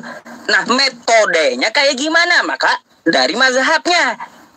Bukan dari manhaj itu adalah cara beragama yang dilakukan oleh Rasulullah. Makanya ada manhaj salaf, kan kayak gitu. Manhaj yang terdulu, cara beragama orang-orang dulu gitu. Metodenya kayak gimana? Maka ada mazhab. Mazhab itu metode. Aneh. Belajar di mana kau gitu? Belajar dulu lah ya. Aduh. Aneh-aneh juga ya pernyataan dia. Terus tadi saya meminta kepada Joseph, saya tampilkan satu kosakata takdir di kitabmu mana? Takdir itu katanya ketetapan. Di kitabmu tertulis secara tekstual takdir rupanya kagak ada. Bahasnya temanya takdir, tapi tekstual di kitabnya kagak ada, teman-teman. Kayak gimana membahas yang gak ada gitu Joseph ini ya. Kalau ketetapan ya kita bahas ketetapan aja bahasanya gitu Sep ya. Jangan ke Islam-Islaman takdir kan gitu. Takdir bahasa Islam itu ya, qada dan qadar ya. Lalu kenapa kau ambil lalu dengan percaya dirinya kamu ingin bahas sama aku gitu tentang masalah takdir, ditanya satu kosakata teks aja gitu ya. Di kitab kau mana ada kosakata takdir? Ajong. Lalu apa yang mau dibahas gitu? Apakah kalaunya tidak ada ini membahas yang tidak ada gitu loh. Ya, berkaitan masalah surah At-Taubah ya teman-teman. At-Taubah yang dibawakan oleh Joseph. Nih, ya saya bacakan. Am hasibatum an tusraku walamma ya'lamillahu alladhina zahadu minkum walam yattakhidhu min dunillahi wala rasulihi walal mu'minina waliyah walijah. Nah, wallahu khairum bima ta'malun. Apakah kamu mengira ya kamu akan dibiarkan tanpa diuji padahal Allah belum mengetahui. Ini katanya Allah belum mengetahui ya teman-teman di sini ya. Dalam kenyataan orang-orang berjihad ya, orang-orang berjihad ini kan namanya manusia, kehendak bebas manusia. Allah tidak meremot kehendak bebas manusia. Makanya ada namanya takdir mu'alak. Takdir bisa dirubah oleh manusia atas ikhtiar manusia. Bukannya Allah tidak mengetahui, tapi di sini orang-orang yang berjihad itu yang mana? Itu kehendak bebas dia. Kehendak bebas dia gitu.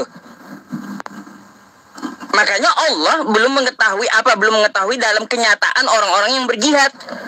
Maksudnya apa? Ada yang ikut jihad, ada yang tidak, karena manusia mempunyai kehendak bebas. Nggak bisa Allah paksa semua umat muslim harus perang. Nggak bisa. Manusia itu bukan robot, Sep. Ya, bukan robot. Bukan berarti Allah tidak mengetahui di situ. Ya. Jadi, ya kalau secara tekstual di kitab Anda tidak ada, makanya ngotot sama aku gitu. Kamu membahas masalah takdir, saya agak aneh gitu loh teman-teman. Sama Joseph ini kemarin. Bahas takdir orang ini. Emangnya ada takdir kata saya di Katolik? Makanya ya udah ya saya jabanin aja. Oh ternyata nggak ada secara tekstual. Lalu apa yang mau kita bahas? Apakah kita mau membahas yang tidak ada gitu? Dari secara tema aja udah gugur gitu, udah nyungsep duluan gitu. Aduh, belum bahas rencana penyalipannya. Mungkin itu aja tanggapanku dulu ya tentang Adam. Tentang Adam saya nggak ngerti penjelasannya. Maksudnya apa? Rohaninya seperti apa yang tersembunyi? Silakan.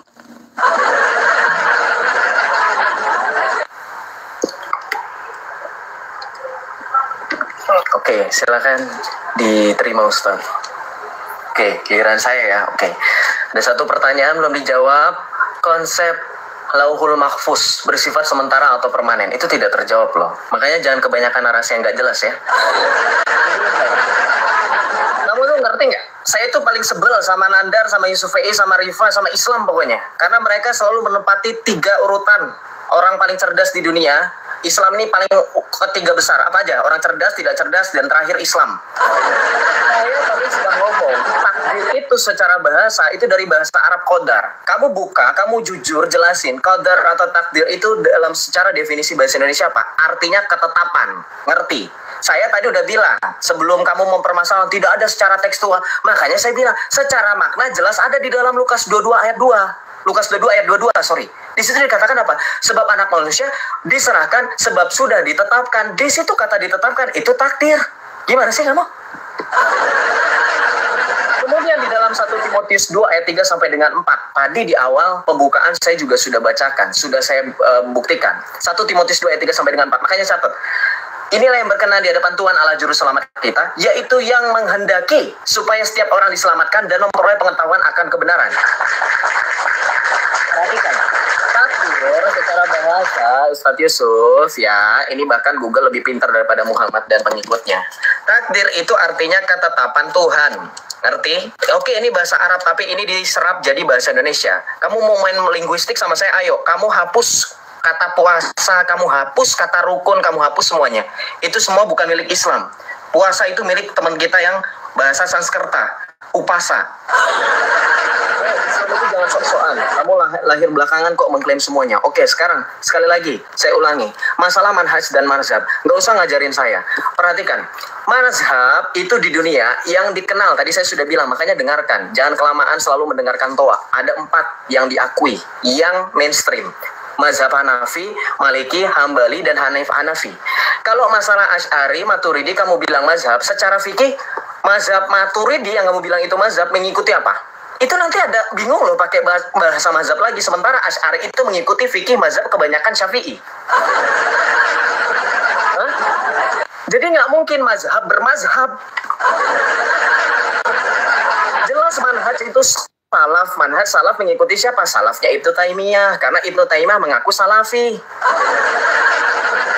Sudahlah, nggak usah terlalu bermain di bahasa-bahasa Islam. Saya sudah saya sudah kebal, kemudian balik lagi. Masalah Allah belum mengetahui, Ustadz Yusuf blunder katanya di Islam ada kehendak bebas, manusia nggak mungkin jadi robot. Ada hadis Nabi mengatakan bahwa jika manusia tidak berdosa, maka Allah akan menggantikan umatnya dengan umat yang berdosa. Kita baca di dalam hadis, andai kau tidak berbuat dosa, kita baca di sini. Makanya tadi saya sempat bilang tidak ada free will dalam Islam, ngaco ini. Saya minta nanti datanya, dalilnya ya. Nanti dijawab itu. Ada utang lagi, nambah utang lagi itu ya. Berkaitan tentang Lauhul Mahfuz. Kemudian yang kedua berkaitan tentang hadis. Perhatikan. Hadis itu ya, hadis itu dalam Islam manusia itu sudah ditetapkan untuk berdosa, teman-teman. Perhatikan ya. Manusia dalam Islam itu sudah ditetapkan untuk berdosa. Perhatikan. Dalam hadis riwayat Tirmizi nomor 2499 dikatakan apa? Kulla bani Adama khata'u wa khairul. Setiap anak Adam pasti berbuat salah dan sebaik-baik orang yang berbuat kesalahan adalah yang bertaubat. Jadi Allahnya itu lagi gabut. Saking gabutnya Allah, kalau nggak ada yang berdosa, Allah telah mengatakan semuanya pasti berbuat salah. Berarti tidak ada kehendak bebas. Karena semua manusia sudah pasti berbuat salah. Perhatikan, ya. Bahkan kita baca dalam hadis berikutnya, sesungguhnya seorang hamba jika berbuat dosa, maka akan dibubuhkan satu titik hitam. Kalau dia segera bertobat meninggalkan dosa dan memohon ampun kepada Allah, maka hatinya akan bening. Tetapi jika dosanya bertambah, maka akan bertambah pula titik hitam tersebut. Ini maksudnya apa? Hah? Terakhir, sekali lagi saya ingatkan, kalau Ustadz Yusuf tidak memahami pertanyaan terkait tentang Lauhul Mahfuz, saya tanya, berarti untuk hadis manusia ditetapkan dosa, itu bersifat sementara atau permanen? Kemudian saya tanya, dari poin itu, berarti ketika iblis dalam Islam ya, ceritanya, menggoda Adam dan istrinya memakan buah khuldi, itu tugas siapa? Kehendak bebas atau takdir? Silahkan dijawab nanti. Terkait tentang Adam yang berkaitan tentang keberadaan rohani, Ustadz harus paham. Itu tadi saya sudah jelaskan. Tidak ada Allah di situ mempertanyakan keberadaan jasmani. Sudah dijawab dari ayat yang saya jelaskan. Silakan.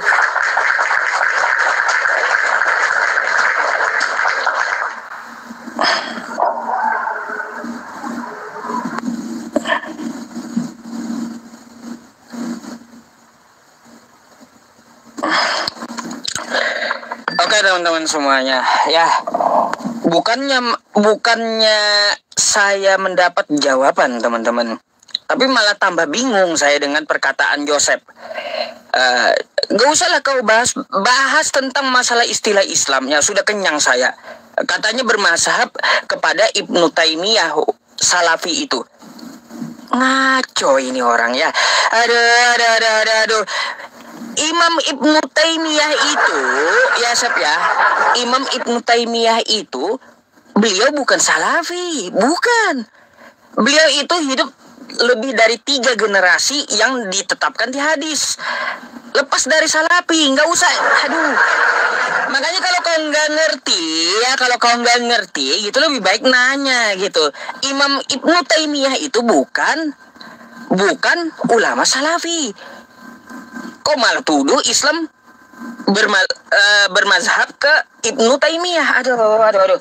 Coba manhaj itu adalah cara bagaimana orang-orang terdahulu beragama. Lalu ada metodenya, namanya seperti itu, Sep. Ya, bedakan gitu, bedakan. Bisa nggak? Tolong dibedakan. Terus tadi yang kamu pertanyakan kepadaku nih. Bentar, udah aku catat tadi. Apakah Lauhul Mahfuz itu kekal, kata kamu? Kan kayak gitu. Apakah dia bersifat kekal? Lauhul Mahfuz itu apa? Lembaran yang ditetapkan oleh Allah. Makanya kan ada perinciannya. Ada takdir mu'alak, ada takdir mubram. Contoh manusia mati tadi ya. Manusia mati semuanya, kata kamu. Itu ketetapan. Itu ketetapan, sudah. Itu ketetapan. Ketentuannya seperti apa? Manusia ditakdirkan dengan takdir mubramnya, ya, ditetapkannya itu nggak bisa diubah oleh manusia. Semua pasti mati gitu. Tapi ketentuannya bisa diubah manusia. Bagaimana cara matinya? Semua manusia itu berbeda-beda matinya. Nggak sama semua manusia sakit mati, enggak. Ada yang kecelakaan, ada yang bunuh diri. Aduh. Jadi makin puyeng saya dengar Joseph. Ya teman-teman, ini orang bahas apa? Saya pikir gitu. Bahas apa dari tadi dia ini? Waktu saya minta tunjukkan ya, bahwa yang paling pintar itu adalah saya, Ripa, dan siapa tadi? Bang Nandar. Gini, kita satu aja ya. Aku meminta di awal tadi kosakata takdir secara tekstual di kitabmu. Di kitabmu tekstual ada nggak kosakata takdir? Kamu bawa Lukas 22 nomor 22 ditetapkan. Di situ nggak ada ditetapkan itu perinciannya seperti apa. Nggak ada juga kosakata takdir di situ. Kita kan ada perincian yang ditetapkan oleh Allah Subhanahu wa taala, dituliskan di Lauhul Mahfuz. La yamassuhu illal mutahharun. Kan kayak gitu. Tidak akan dapat yang mengambilnya di tempat yang suci. Tanzilum mir rabbil alamin. Diturunkan dari Tuhan semesta alam. Itu ketetapan yang ditulis di Lauhul Mahfuz. Ingat, tapi kalaunya sudah ada ketentuan mubram ya dengan mu'alak itu beda. Tolong dibedakan gitu. Berantakan banget argumentasi dari Joseph ini gitu. Bentar, apa lagi? Katanya masalah mazhab Maturidiyah. Maturidiyah kan aku udah tadi ya, udah sampaikan kepada kamu Maturidiyah itu mazhab, udah nggak perlu diulangi lagi dah. Jadi tentang jawaban Joseph aja dah ya teman-teman. Tentang jawaban Joseph ketika menjelaskan tentang tuntutan pertanyaan saya. Sep, gimana bisa, aku bertanya dulu dah sama kamu ya, gimana bisa kita membahas yang tidak ada gitu? Konsepnya di agama kamu nggak ada, kan kayak gitu. Perinciannya di agama kamu nggak ada. Lalu kamu bahas secara teks pun juga nggak ada gitu. Lalu kamu ngotot sama aku membahas tentang masalah takdir. Lalu bagaimana bisa kita membahas yang kagak ada gitu loh? Serius Sep, aku bingung malam ini aku sama kamu Sep. Jujur, bingung, betul bingung. Aduh. Oke, giliran saya.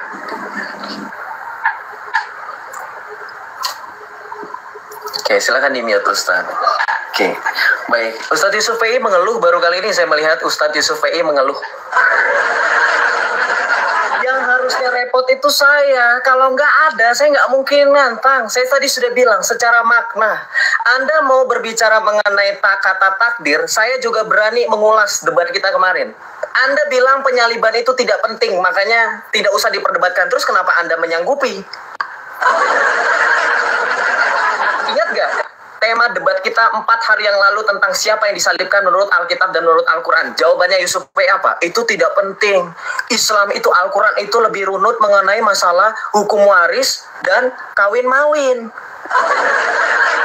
Sama dong, pola pikirnya pakai dong Ustadz Yusuf PI. Nah sekarang gantian, kamu memikirkan bahwa saya tidak ada kata takdir di sini. Saya tadi sudah bilang, berdasarkan definisi takdir itu artinya ketetapan. Di Alkitab ribuan kata ketetapan itu ada. Sorry, nggak ribuan, terlalu banyak, nanti ditanyain satu-satu lagi. Puluhan bahkan ratusan ayat tentang ketetapan itu ada, salah satunya di dalam Lukas 22 ayat 22. Kamu nggak penasaran kenapa saya bersikukuh dengan Lukas 22 ayat 22? Saya bisa aja cari ayat lain, tapi saya bersikukuh kamu membahas Lukas 22 ayat 22. Silakan kamu buka. Dari tadi saya tantang kamu buka, kamu nggak mau loh.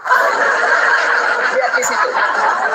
Ini perhatikan teman-teman yang penasaran kenapa Joseph bertahan di Lukas 22 ayat 22. Ini sekaligus untuk menjawab apakah penyaliban itu rencana Allah Bapa atau rencana iblis. Perhatikan Yesus berkata apa di ayat sebelumnya. Tetapi lihat, tangan orang yang menyerahkan aku ada bersama dengan aku di meja ini. Maka ayat 22 Yesus mengatakan dengan jelas apa? Anak manusia memang akan pergi sesuai dengan yang telah ditetapkan, akan tetapi celakalah orang yang membuat ia diserahkan. Artinya apa? Artinya itu kehendak Allah sejak semula memang ingin supaya keselamatan itu datang melalui cara yang tidak terduga. Bahkan dari kejahatan Allah mengubah kutuk itu menjadi berkat. Itu intinya Yusuf P. Itu sekaligus menjawab. Makanya dari tadi saya bingung. Kamu bilang saya nggak jelas, kamu yang nggak jelas, nggak ngerti. Coba kamu berani nggak buka Lukas 22 itu, kamu baca di ayat sebelumnya, ayat berikutnya. Itu langsung menjawab sekaligus keberatan kamu terkait rencana penyaliban. Oke, saya lanjutkan dengan permasalahan yang berikutnya. Lauhul Mahfuz. Once again, Yusuf PI, kamu itu keliru ya. Dari tadi, data saya tidak ada yang dibantah oleh Yusuf PI. Perhatikan, saya bahwa hadis manusia sudah ditetapkan berdosa. Sekarang saya tambah lagi, teman-teman. Ya, perhatikan. Ini data saya, kalau teman-teman perhatikan dan simak debatnya dengan baik-baik, yang Islam juga mau jujur, saya tampilkan data, hadis-hadis, data penunjang itu banyak. Perhatikan, bandingkan dengan Yusuf Ede, tadi cuman menampilkan wajahnya saja yang kebingungan dan celengak-celinguk. Perhatikan, saya tambah lagi hadis. Nah, kamu bantah bisa nggak? Hadis di dalam kitab Sahih Al-Bukhari nomor 6124, kitab Qadar. Saya langsung saja ke dalam isinya, perawinya tidak usah, karena ini Sahih. Adam dan Musa saling berdebat. Ini hadis yang paling mainstream. Musa mengatakan, "Hai Adam, engkau adalah bapa kami. Sungguh engkaulah yang telah menelantarkan kami dan mengusir kami dari sorga." Adam menjawab, "Hai Musa, Allah telah memilihmu dengan kalamnya dan Allah telah memberikan catatan untukmu." Udah dikasih contekan katanya, tapi Musa masih bingung. Islam ini, kalau teman-teman mau teliti, Islam ini suka merendahkan Nabi loh. Bayangkan, masa Musa dibilang udah dikasih contekan tapi masih nanya, dikatakan on sama Adam. Apakah kamu mencelaku dengan suatu hal yang telah Allah takdirkan? Perhatikan, 40 tahun bagiku sebelum dia menciptaku. Adam akhirnya bisa mengalahkan debat Musa. Jadi dalam Islam, Adam dan Musa itu saling menyalah-nyalahkan. Sampai akhirnya Adam bilang, orang saya berdosa juga karena Allah. Berdasarkan hadis ini, saya minta sama Ustadz Yusuf Fai, Adam berdosa katanya sudah ditakdirkan. Sekarang saya tanya, dosa Adam dalam Islam itu karena apa? Makan buah kuldi. Oke, sekarang Adam makan buah kuldi karena siapa? Oke, Joseph karena godaan iblis. Oke, sekarang saya tanya lagi, siapakah yang memerintahkan iblis untuk menggoda Adam? Ceder. Silahkan dijawab. Saya butuh dalil, saya butuh data. Silahkan bantah data-data saya dari tadi. Data-data yang saya tampilkan mengenai Quran, mengenai hadis, tidak ada yang dibantah. Silahkan ini dibantah. Terkait sekali lagi mengenai takdir atau ketetapan, saya tadi sudah bilang, Ustadz Yusuf PI di awal tadi sudah menyebutkan takdir itu juga semacam ketetapan. Artinya Ustadz Yusuf sudah nyambung bahwa di dalam Lukas 22 itulah yang dimaksud dengan takdir, ketetapan. Dalam 1 Timotius 2 ayat 3 sampai dengan 4 itulah takdir. Allah menetapkan sejak semula manusia itu selamat dan memperoleh pengetahuan akan kebenaran. Sekarang saya minta jawaban atas pertanyaan saya, silahkan diberikan. Jangan mengeluh. Silahkan berikan jawaban disertai dalil. Monggo.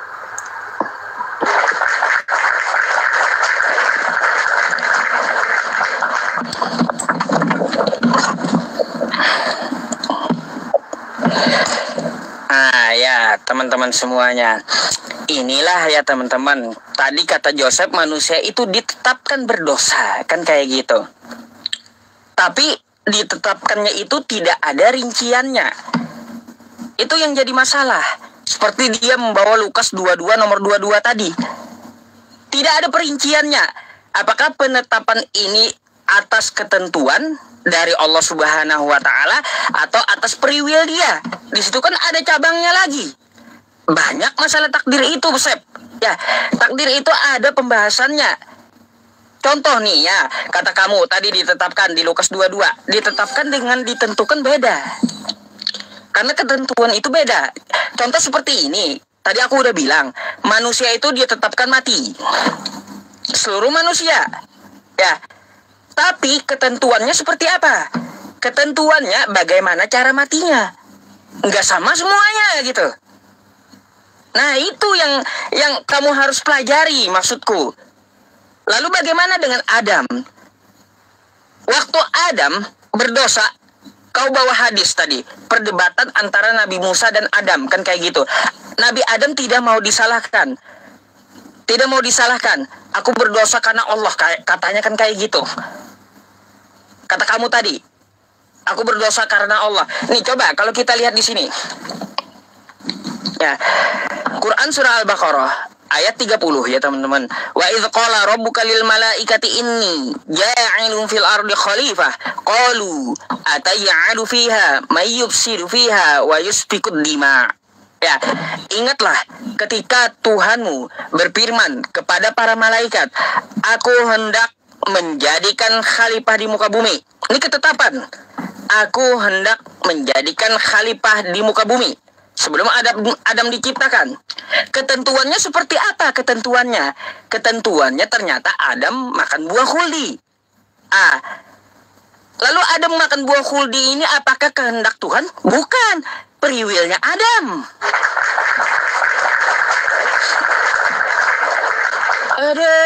Aduh, bisa saja Allah ya dengan cara lain menurunkan Adam ke muka bumi. Karena sudah ditetapkan gitu.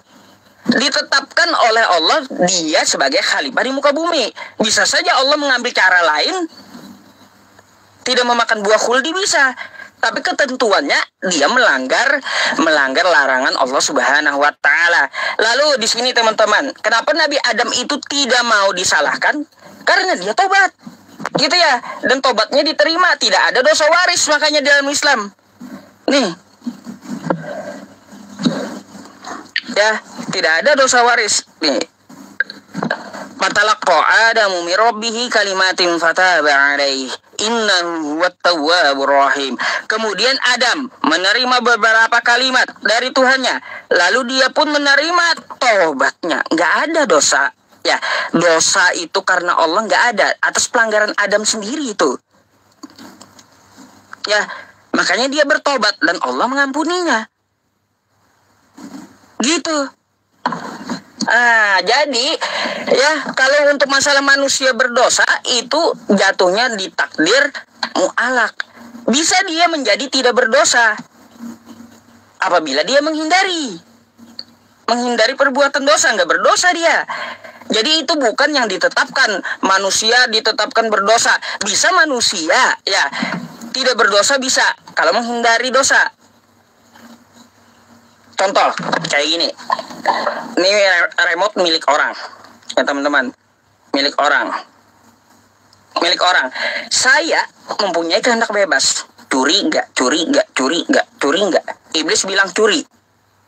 Kan kayak gitu. Curi, kata iblis. Nah, saya bisa membantah rayuan iblis, bisa juga mengikuti rayuan iblis. Ini kehendak bebas saya. Maka ketika saya curi ini remote, apakah iblis disalahkan? Gak mau dia. Salah kamu, aku cuma menyeru. Yang melakukan tindakannya adalah kamu gitu. Kayak gitu. Tapi bisa aku ubah takdirnya.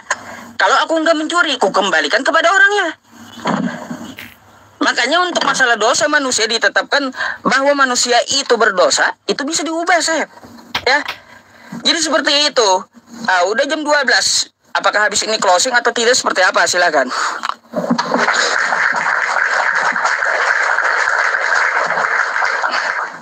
Oke, udah habis ya. Oke, satu ronde lagi Ustadz. Habis itu kita closing ya. Closing, baik.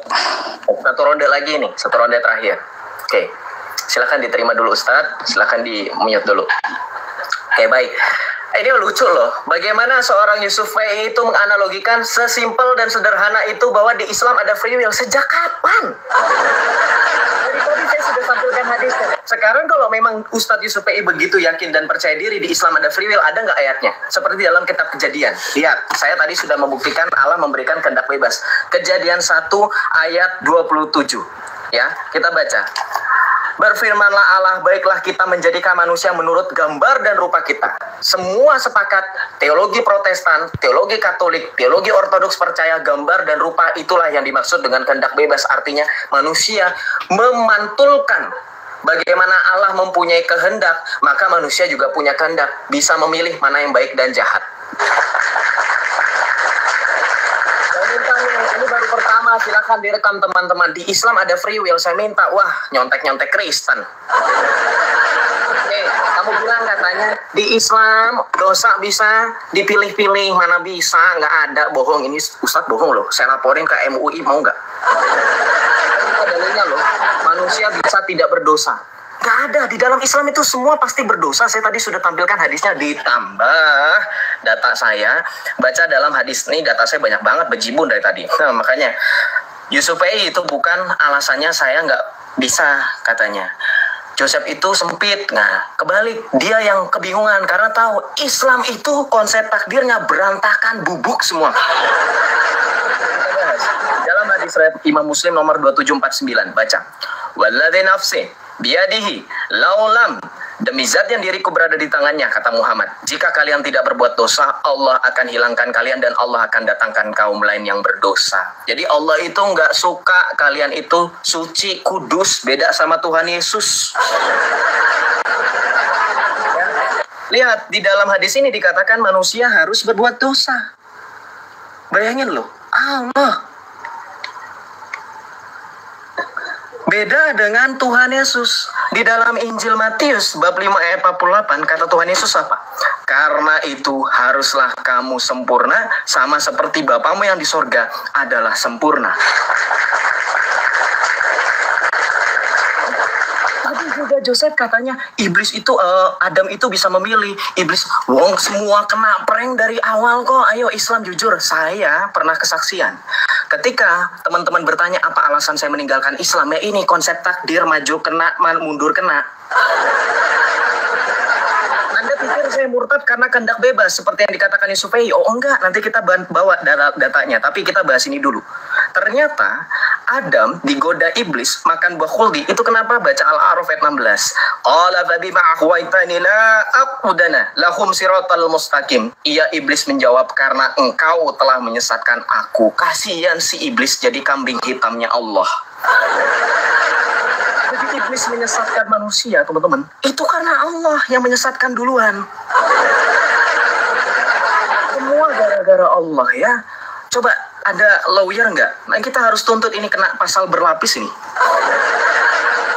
Ya, tadi saya katakan apa? Apa tadi? Saya jadi lupa.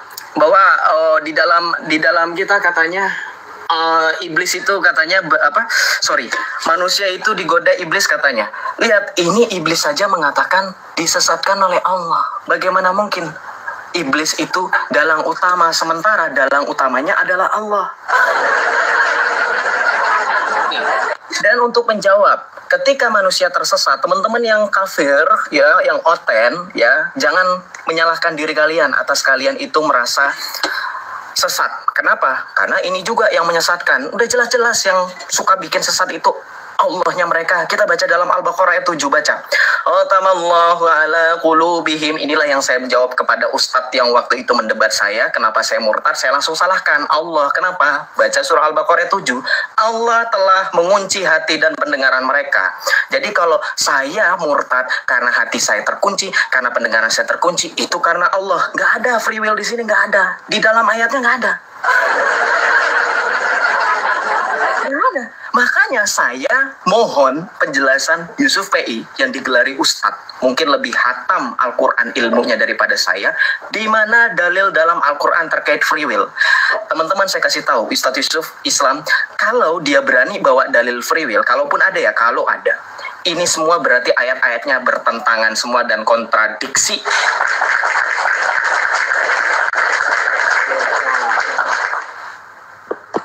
Ya, ini terakhir ya, berarti habis Ustadz langsung closing.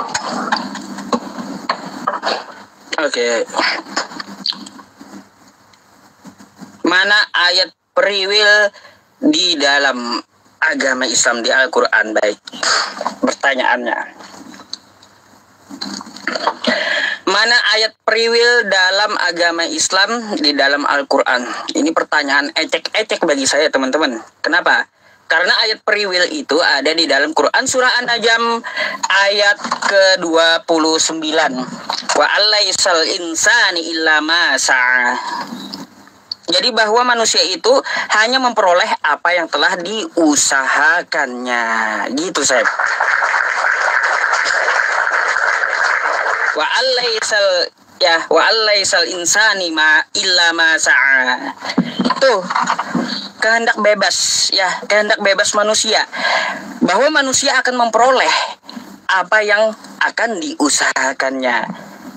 Itulah Ya, itulah dalil apa? Dalil yang menunjukkan bahwa manusia itu mempunyai kehendak bebas mengusahakan sesuatu. Bukan seperti robot gitu. Perlu kamu pahami itu. Terus berkaitan tentang masalah kamu. Kamu katanya murtad. Ya. Murtad dari Islam pindah ke Katolik kan kayak gitu. Apakah ini ketetapan dari Allah Subhanahu wa taala? Ya, ini adalah ketetapan, tapi ketentuannya kamu yang menentukan. Paham? Kamu masih bisa merubah diri kamu menjadi Islam lagi. Maka Allah akan ubah gitu ketetapan, karena bisa berubah atas usaha kamu sendiri gitu. Makanya ada dua tentang masalah takdir itu. Takdir yang tidak bisa diubah lagi, ya. Takdir mubram, takdir yang bisa diubah, takdir mu'alak gitu. Gitu. Dari tadi kok nggak ngerti-ngerti ya teman-teman. Nih ya. Nih.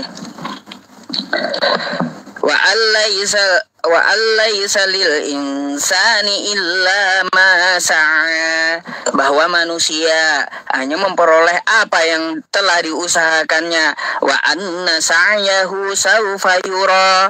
Bahwa sesungguhnya usahanya itu kelak akan diperlihatkan kepadanya. Bisa ada dalilnya kehendak bebas dalam Quran gitu. Jadi jangan salah. Ya jangan salah, kita bebas untuk memilih. Makanya Allah Subhanahu wa taala ya mengutus setan untuk orang kafir, mengutus Nabi Muhammad untuk orang beriman. Di dalam Quran surah Maryam ayat 83 ya teman-teman, Allah mengutus setan katanya, kata orang-orang Kristen. Ya, Allah mengutus setan ya untuk orang kafir. Tapi di Al-Baqarah ayat 119 di situ Allah juga mengutus Nabi Muhammad dengan kebenaran. Inna arsalnaka illa bilhaq. Tidak aku utus engkau yang Muhammad kecuali dengan kebenaran. Ada dua yang disediakan Allah. Ini ketetapan gitu. Ketetapan. Ada yang buruk, ada yang baik. Tinggal manusianya aja lagi. Saya milih yang buruk, jalan yang buruk, atau yang baik. Inilah free will. Quran surah An-Najm tadi. Kalau saya mengikuti yang buruk, ya berarti ini pilihan saya sendiri.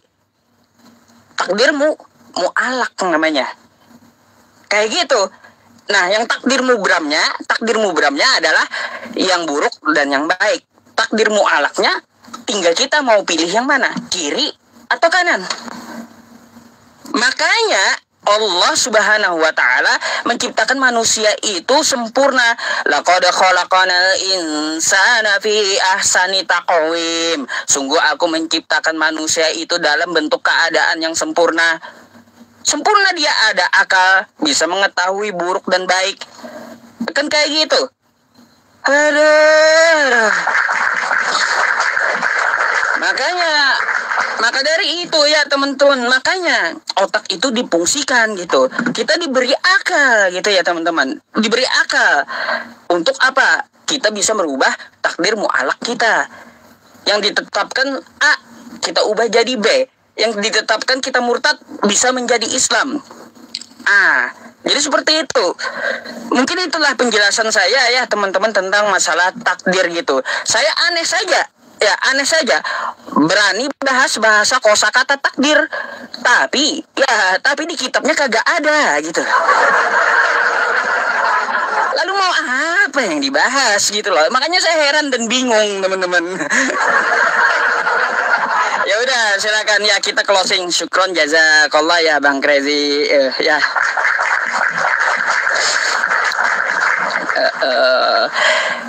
Closing siapa, Sep? Silakan kamu duluan. Ya, Ustadz Yusuf, karena tadi pembukaan saya duluan. Oke, baik. Saya mute lagi. Iya teman-teman semuanya, ya malam ini ya sudah saya jelaskan tentang masalah takdir gitu ya. Ada beberapa ayat yang saya sampaikan, dan diskusi saya ini ya teman-teman dengan Joseph ini hanya sebagai penambahan edukasi untuk kita semuanya, tidak ada kebencian gitu ya. Maka mari kita menilai gitu, berpikir gitu ya teman-teman semuanya. Mana sih yang masuk akal gitu ya? Mana yang masuk akal? Karena kita diberikan akal. Allah Subhanahu wa taala teman-teman berfirman di dalam Quran surah Yunus. Saya buka dulu ya. Di dalam Quran surah Yunus ayat 100. Nah, saya bukakan dulu. Nih ya. Biar berdata, nanti dibilang kagak pakai data kita.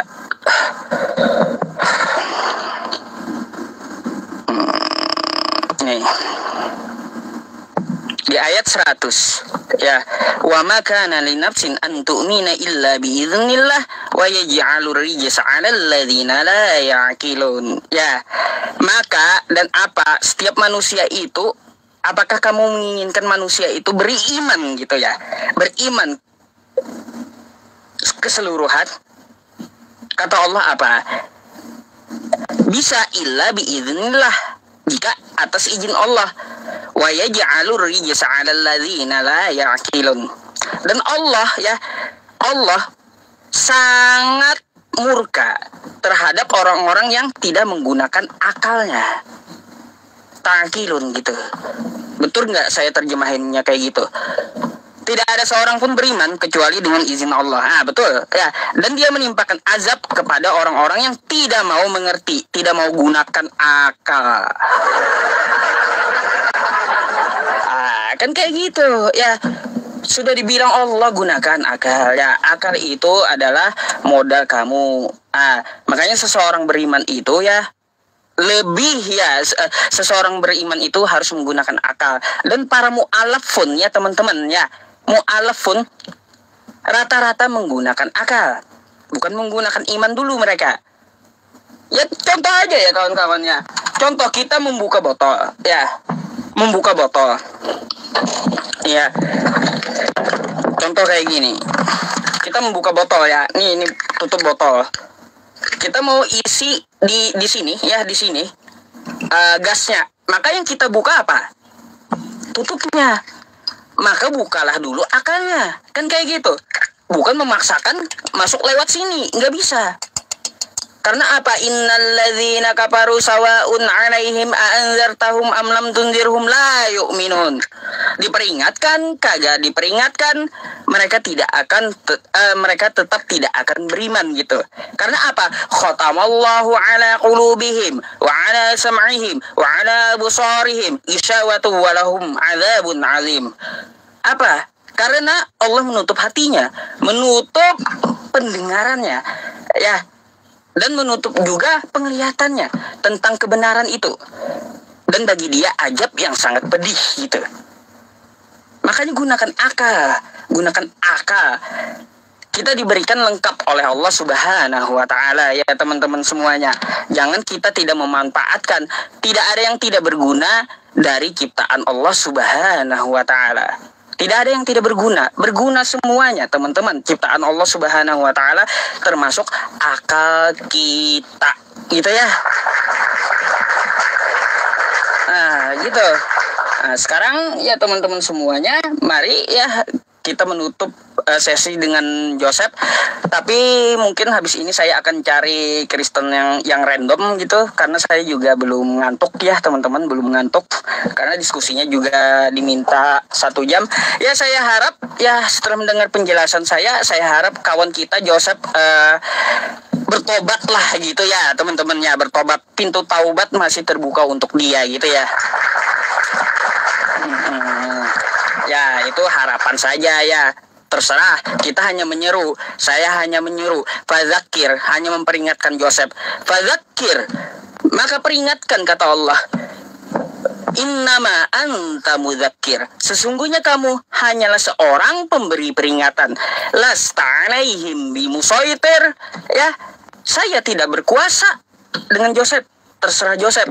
Illa man tawalla wa kafar. Jika Joseph berpaling setelah dari peringatan saya dan tetap menjadi kafir, fayu'adzibuhullahul 'adzabal akbar. Maka siap-siaplah Anda akan diazab Allah Subhanahu wa ta'ala dengan azab yang sangat besar. Na'udzubillahi min dzalik.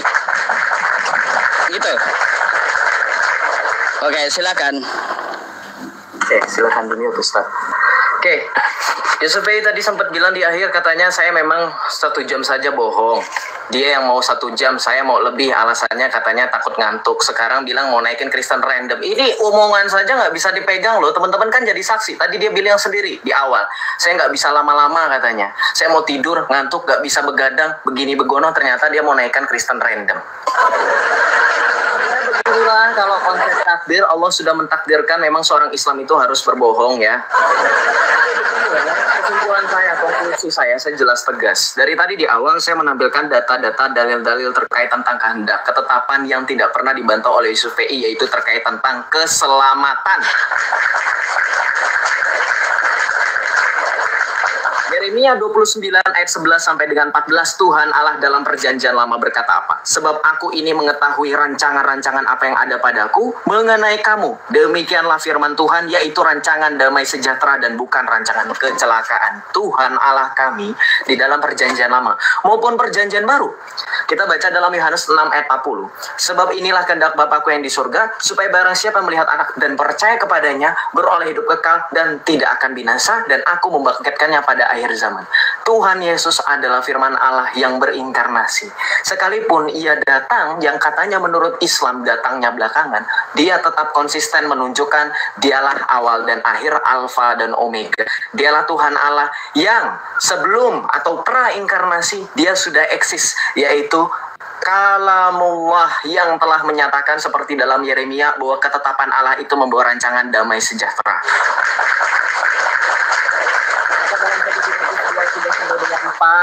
Rancangan itu juga ditegaskan oleh para rasul bahwa inilah yang berkenan di hadapan Tuhan Allah Juru Selamat kita, yaitu yang menghendaki supaya setiap orang diselamatkan dan memperoleh pengetahuan akan kebenaran. Tidak pernah Allah kami menghendaki manusia itu berdosa seperti dalam Islam. Hadis-hadisnya sudah jelas, ayat-ayatnya sudah jelas. Mau apa lagi? Apakah Ustadz Yusuf mau menyerukan saya untuk berbalik menyembah ilah yang menghendaki saya berdosa? Tentu big no. Bahkan kalau seandainya teman-teman Islam mau jujur, tidak ada satupun dalil dalam Islam yang konsisten seperti yang Yusuf PI katakan. Kalau Anda percaya dengan Tuhan Yesus, Anda percaya dalam Matius 5 ayat 48, Tuhan Yesus mengajarkan kita harus sempurna sama seperti Bapa yang di surga adalah sempurna. Sempurnalah kamu sama seperti Bapamu di surga yang adalah sempurna. Kenapa? Karena di dalam kekristenan, kekudusan itu adalah satu hal penting dan utama yang harus dikejar sebagai pengikut Kristus. Dalam Alkitab tidak pernah ada satupun ayat yang menjerumuskan manusia. Bahkan semenjak semula, di dalam kitab Kejadian, jelas Allah menghendaki bahwa manusia itu selamat. Yang tidak suka dengan keselamatan adalah iblis. Yang dikatakan dalam Injil Yohanes 8 oleh Tuhan Yesus, dialah bapa segala dusta, pembunbun manusia sejak semula. Dan ternyata kita tahu nama iblis itu ada di dalam surah Al-A'raf ayat 17. Ternyata selain iblis ada biangnya. Siapa dia? Di dalam surah Al-A'raf, iblis mengatakan karena engkau telah menyesatkanku, maka selain iblis ada biang iblis, yaitu Allah.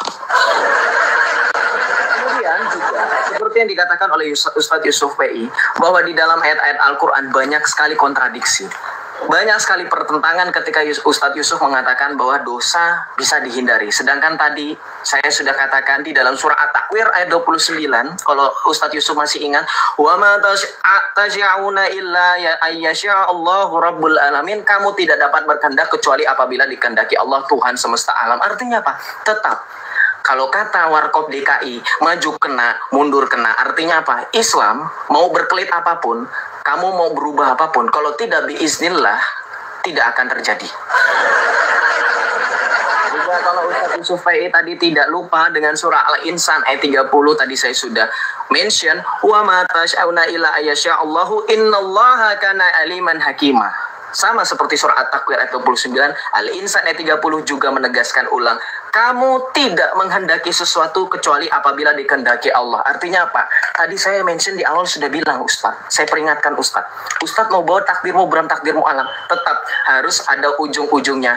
Sesuai dengan kehendak Allah harus ada izin Allah. Sebagai penutup teman-teman, saya bangga menjadi pengikut Kristus karena Kristus tidak pernah mengatakan kamu harus berdosa supaya saya datang. Tidak. beda dengan Allah mereka, sesuai dengan dalil tadi. Sebagai penutup, saya ucapkan terima kasih ya, Ustadz Yusuf sudah mau berdebat. Silahkan dilanjutkan dengan naikin Kristen yang awam. Kristen awam. Oh, dia Kristen pintar, teman-teman. Ya, maunya kayak gitu kan. Oke ya, Chef ya, selamat malam. Awam juga sih. Ngaku pintar, tapi cari-cari satu kosakata takdir aja kagak ada. ngaku pintar, nyari kosakata takdir aja satu gak ada. Ngaku pintar, lebih pintar dari Kristen yang lain. Aduh. Lanjut ya. Kagak usah yang Islam tarik permintaan naiknya. Saya nggak naikin Islam. Ya, lanjut. Saya belum ngantuk. Tadi kan di awal katanya saya bohong nih. Ya, inilah takdir Allah ya. Berarti apa? Bisa saya ubah gitu. Takdir Allah ya mencatat jam 12 Yusuf berhenti live. Ya, saya ubah takdirnya ya, berhenti live nanti di jam berapa? Kan gitu.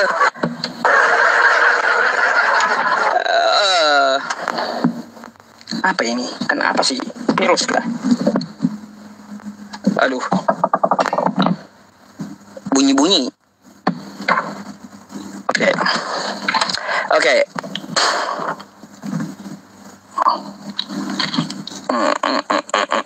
Bentar ya. Iklan dulu. Baik. Ya teman-teman semuanya, di jam 12 malam iklan ini ya. Teman-teman semuanya, saya beritahu kepada Anda ya, yayasan masih diurus oleh abang kita ya, Bang Imam Syafi'i SH gitu, untuk membangun yayasan gitu ya. Di tempat itulah kan nanti kita ada pendidikan Islamnya, terus juga di tempat itulah nanti kita membantu seluruh adik kita yang sekolah agama Islam. Kita akan mempunyai program membagikan mushaf Al-Quran gratis kepada adik-adik kita yang menghafal Al-Quran dan mempelajari Al-Quran di seluruh Indonesia. Makanya saya bikin yayasannya kayak gitu ya. Dan qadarullah, alhamdulillah ya teman-teman, ya kita tunggu dari pemerintah untuk mengesahkannya. Jika teman-teman mau andil dan beramal jariah ya untuk membagikan Al-Quran ke seluruh Indonesia, baik di ponpes manapun atau pembelajar Al-Quran ya teman-teman. Sementara saya memakai rekening pribadi ya, mohon maaf, tapi nggak pernah saya makan gitu ya, karena itu bukan uang saya, uang umat ya, uang umat. Jadi kalau Anda ingin ikut berpartisipasi, silakan Anda mengirimkan ke nomor rekening yang saya sematkan ini ya. Kalaunya mau confirm ya teman-teman, mau confirm nanti silahkan ke WhatsApp saya langsung gitu ya. Ibaratnya itu mau mengirimkan untuk orang tua ya, silahkan. Jadi ya teman-teman, kita masih berjalan programnya ya. Bulan ini belum ada penyaluran sih teman-teman. Ada satu di Kalimantan Tengah di masjid ada, cuma saya nggak ambil dokumentasinya. Terus bulan depan nanti di Aceh, nunggu legalitas dari yayasannya. Kata Bang Imam Syafi'i ya, bergerak setelah ada yayasan. Makanya kita masih mengumpulkan dananya untuk adik-adik kita ya yang ada di seluruh Indonesia untuk mempelajari Al-Quran. Karena apa? Banyak tuh teman-teman yang WhatsApp saya yang di pelosok-pelosok, kebanyakan yang di pelosok-pelosok Indonesia, mereka kekurangan Al-Quran gitu. Sampai dipaksanya saya tuh ada WA-nya. Ya kata saya nanti gitu, nanti ya kita dananya ada, cuma kita tunggu yayasan dulu, nanti baru kita salurkan. Oke. Kita naikin lagi yang lainnya. Itu banknya Bang BCA tadi ya.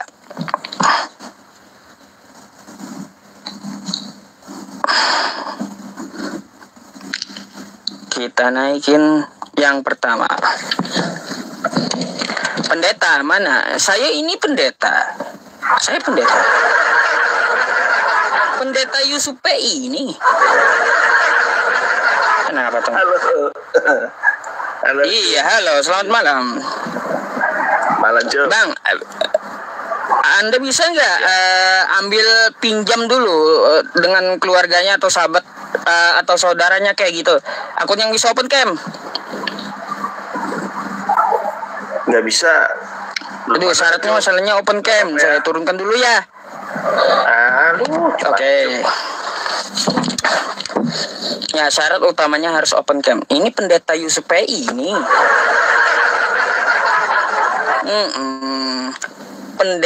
Pendekar tauhid ya. Iya, pendeta Yusuf PI, pendekar tauhid. Iskariman au mutsyahidan. Kan kayak gitu.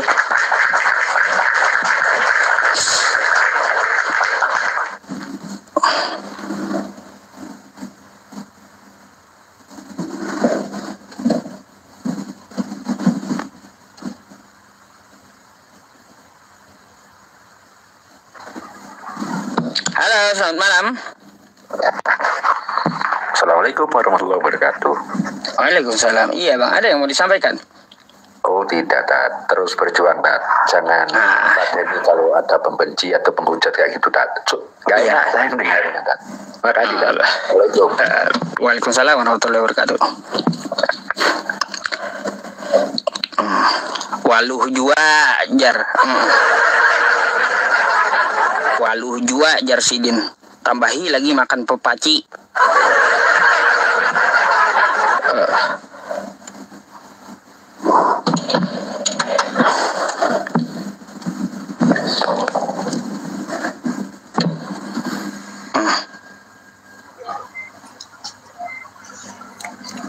Halo, selamat malam. Halo, malam, Pei. Iya, silakan open cam dulu.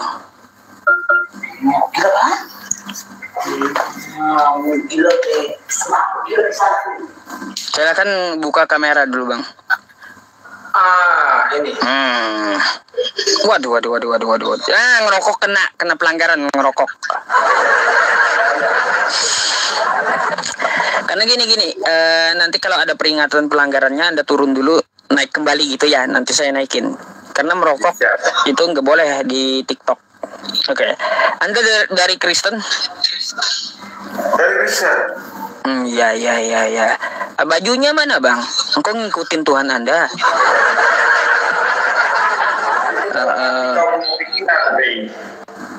Kayak gimana? Aku ngikutin Tuhan Anda kagak pakai baju. Kan kenal, Bang. Naik lagi lah. Ya, saya hapus dulu, naik lagi ya.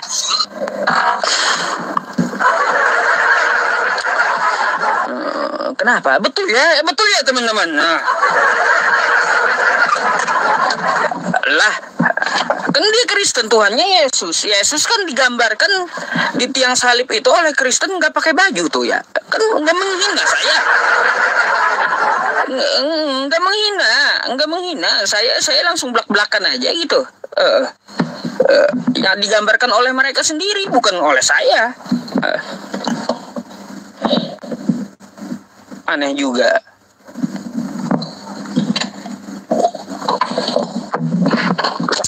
Mana tadi abangnya, Bang Juan?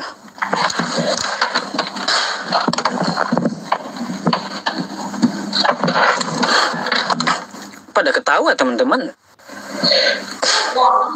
Salahkah saya? Salah ngomong kah?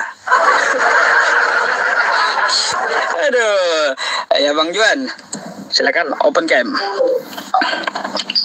Siap, open cam.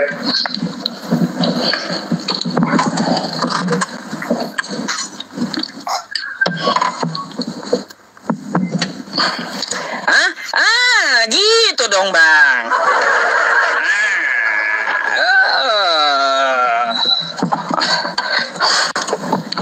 Kira-kira Anda mau bertanya apa nih?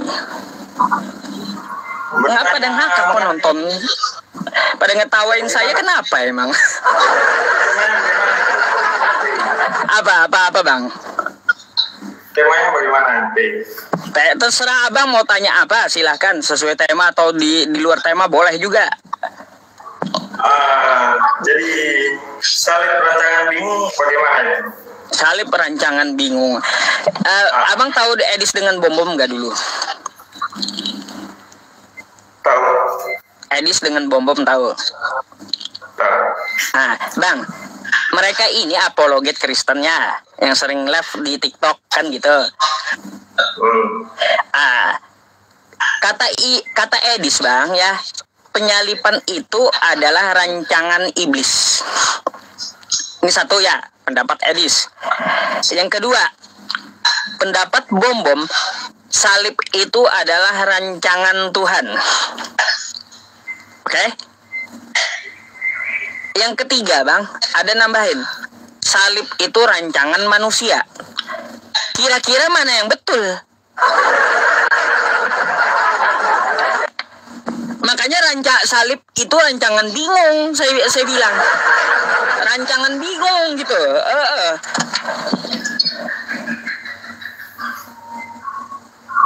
Rancangan bingung itu dari bagaimana itu? Kenapa rancangan bingung? Bingung saya, Bang. Mana yang betul di antara tiga itu? Rancangan Tuhan kah? Rancangan iblis kah? Rancangan manusia kah? Mana yang betul? Katanya buat penebusan dosa, tapi siapa yang ngerancangnya? Siapa yang ngerancangnya kayak gitu? Jadi kayak gitu. Jadi itu kan memang dari itunya. Dari apanya? Dari mana? Dari tadi? Iya, bukan dari tadi. Iya, dari mana?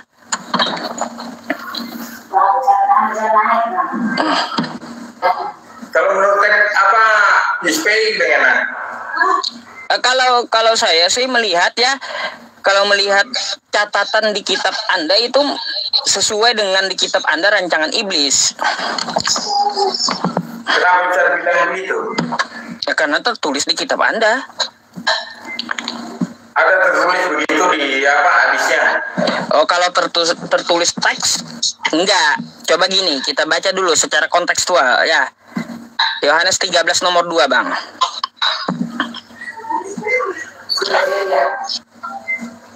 Yohanes 13 nomor 2. Abang punya Alkitab enggak di situ? Ada. Coba silakan baca dulu. Ambil Alkitabnya.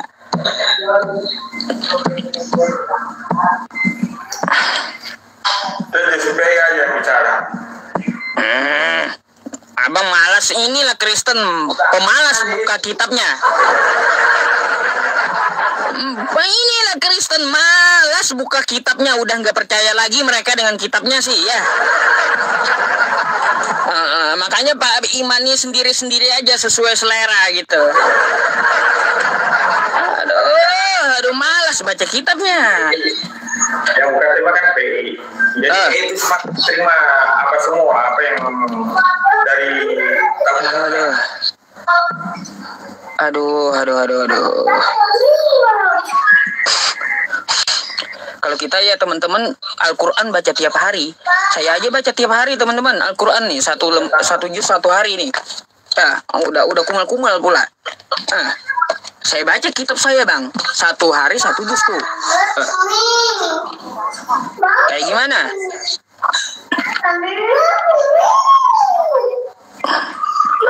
Masa Anda nggak mau baca kitab Anda? Saya bukakan aja dah ya, nggak apa-apa.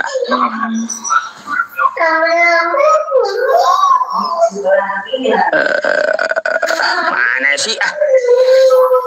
Bentar, Yohanes.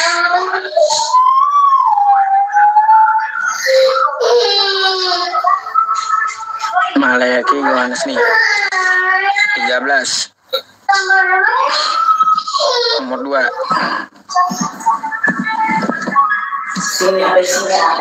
Nah, Bang, baca Yohanes 13 nomor 2.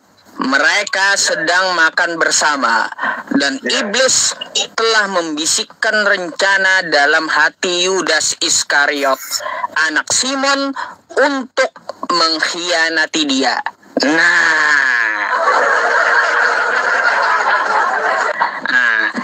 Nih, iblis telah merencanakannya. Membisikkan rencana dalam hati Yudas.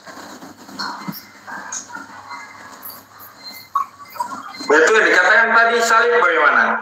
Ya iya.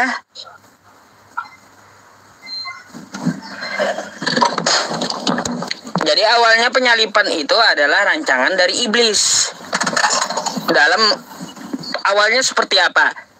Dia menggoda Yudas dulu sehingga Yudas berkhianat agar apa? Yesus disalibkan. Gitu.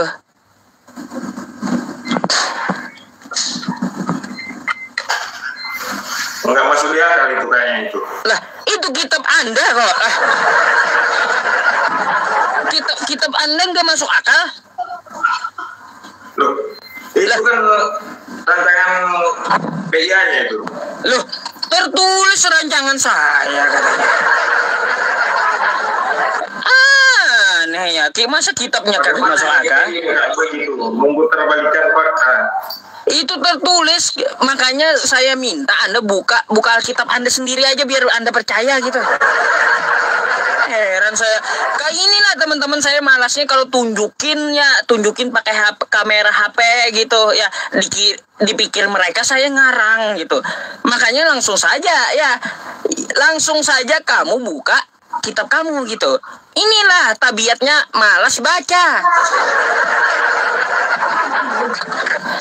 Ada.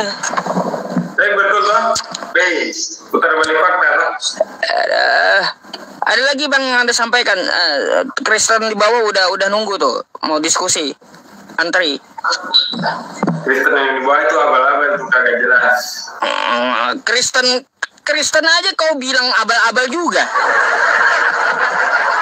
Iya, sama kayak si Joseph sok jago. Satu kata aja gak bisa ditunjukin. Aduh. Ngaku sok jago, ya.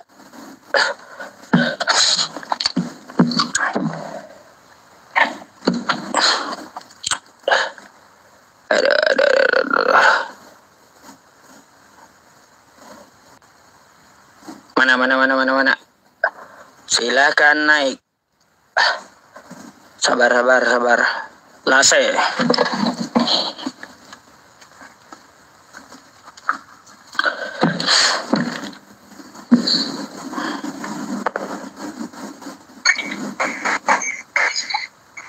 Halo, selamat malam. Malam, Bang. Silakan dibuka kameranya.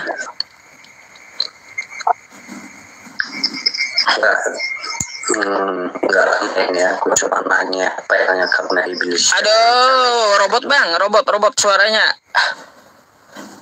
hancur banget suaranya.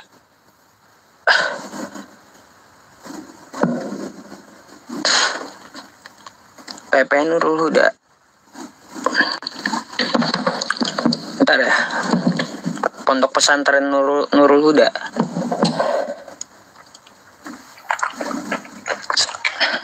Assalamualaikum.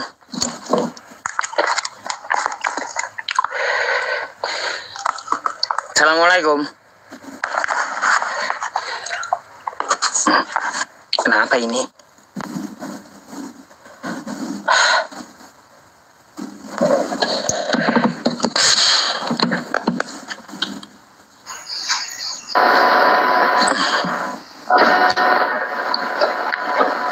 Halo, selamat malam. Waalaikumsalam, Ustaz. Iya. Waalaikumsalam. Kenapa, Bang? Ini pengen nanya nih gua. Nanya apa? Abang Islam Kristen, Bang? Kristen. Oh, Kristen. Oh, Kristen pakai salam ya. Dasar abang ini. Oke, apa yang mau ditanyain? Ini dari detailnya gua nih pengen masuk Islam nih. Siapa? Gue pengen masuk Islam. Anda di daerah mana? Tidak, Malaysia ini Ustaz. Di mana? Malaysia ini Ustaz. Sulawesi Tengah. Di situ ada masjid terdekat nggak, Bang?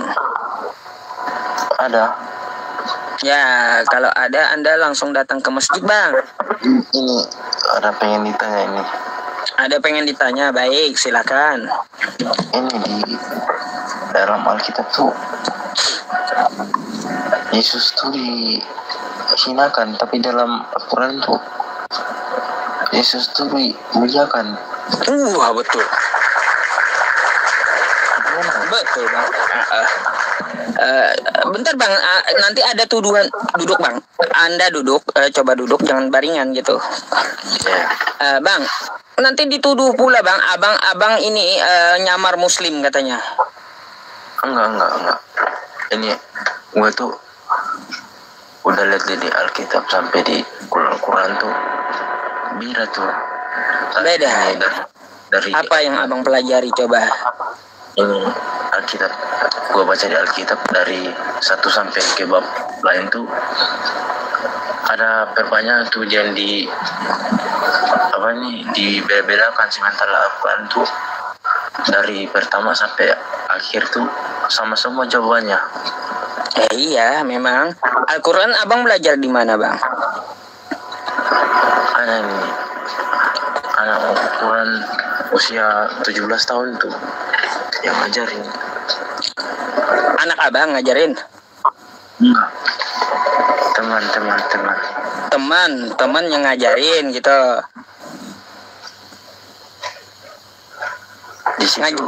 Ngajarinnya terjemahan atau apanya gitu? Terjemahannya atau bacanya? Bacaan terjemahannya. Oh ya, alhamdulillah ada pembimbingnya berarti bang. Dari situ gue lihat Yesus tuh kalau macam di Alkitab tuh dihinakan, tapi kalau di Al-Quran tuh dimuliakan, diangkat gitu. Ya iya, Nabi Isa alaihi salam ya, atau Yesus ya bang ya, itu sangat dimuliakan di dalam agama Islam. Beliau orang benar, beliau bukan anak haram gitu. Saya juga nggak sepakat kalau beliau disebut anak haram. Karena apa? Di dalam Al-Quran, Quran surah Maryam ayat 30 sampai 36 gitu ya. Bang, suara abang kecil kata teman-teman. Terus mantul juga suara saya. Pakai apa bang? Itu kalau macam di kata teman gue sih, kalau macam tuh Isa alaihissalam. Ya. Halo. Ya, abang udah bulat gitu mau masuk Islam.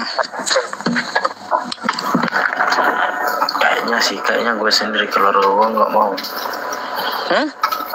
Dari keluarga nggak mau? Tapi gue mau sih. Iya, kalau dari keluarga nggak mau itu udah pasti bang. Suara abang katanya kecil banget bang. Masa kecil? Tapi ini gue mau masuk sini bang. Iya, bang masuk terus. Tekanan keluarga sih.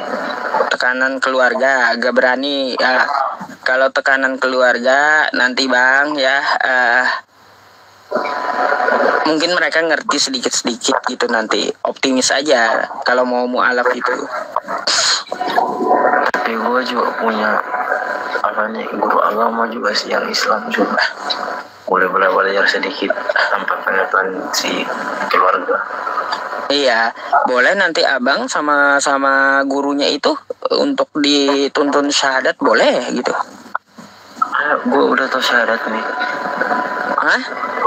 Gue udah tahu syahadat. Udah tahu syahadat. Abang KTP-nya ada bang? Punya sih, tapi masih di kampung. Aduh, susah bang kalau mau mu'alaf tanpa KTP. Lebih baik langsung abang ini aja ya, langsung ke masjid terdekat gitu. Oke? Terus? Bilang aja sama pengurus masjidnya saya mau masuk Islam. Gitu. Tapi tanpa saya mengatakan keluarga gitu. Bang, agar memastikan Anda katanya Kristen, coba tuh di bawah katanya baca doa Bapa Kami katanya. Bapa Kami? Bapa kami di surga dituliskan namamu. Diteruskan kerjaanmu seperti yang di surga gitu.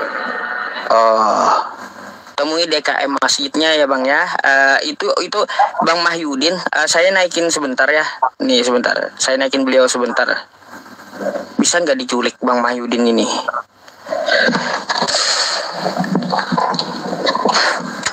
Gue tuh kamu punya fidat lagi itu sosok Kristen tuh udah lupa gue. Assalamualaikum. Assalamualaikum. Waalaikumsalam warahmatullahi wabarakatuh. Nah ini sama-sama Sulawesi Tengah nih. Nah, saya Sulteng kata abangnya. Sulteng mana dek? Saya kepala desa di Sulteng. Alhamdulillah. Adek Sulteng mana? Lukbanggai. Di mana? Lukbanggai. Lukbanggai. Lukbanggai. DM saya dek. Saya kirimkan uang tiket ke sini ya, ke daerah saya Parigi Motong. DM saya kirim rekening. Follow dulu beliau. Ya, follow saya ya, baru DM.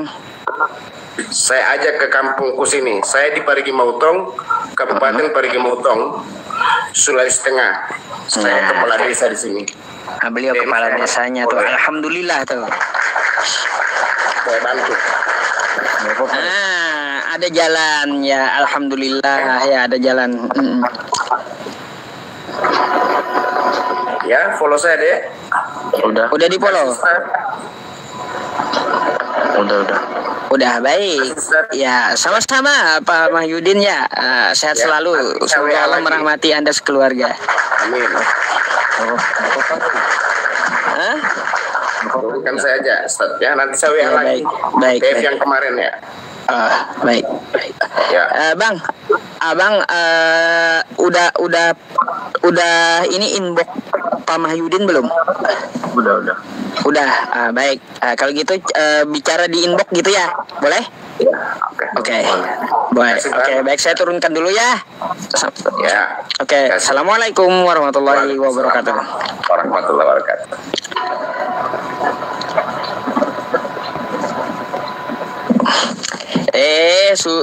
Kepala desanya langsung. Alhamdulillah ya.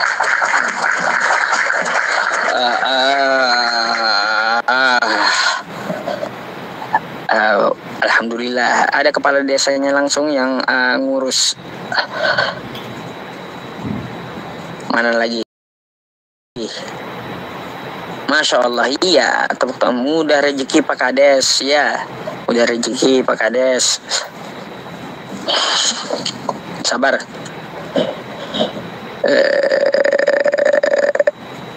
Kakak April.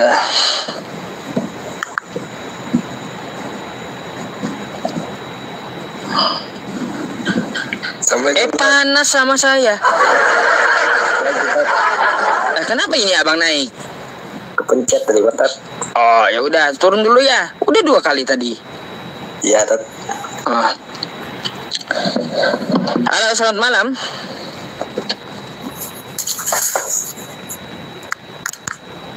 Wah, selamat malam Bang. Malam Ustaz. Iya, Islam Kristen. Nah, mungkin kita bisa berdiskusi. Anda mau bertanya silakan.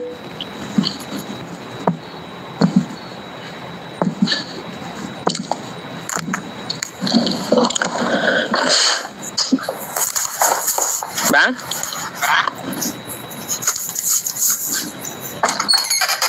Bang? Kenapa ini? Bang? Macet dah. Macet.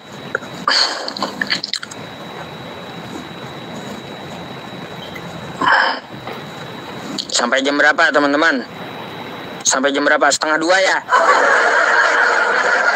1:30, ngantuk saya. Ya, saya sebelum subuh harus bangun. Nah, mana sih teman-teman ini? Sebelum subuh harus bangun saya.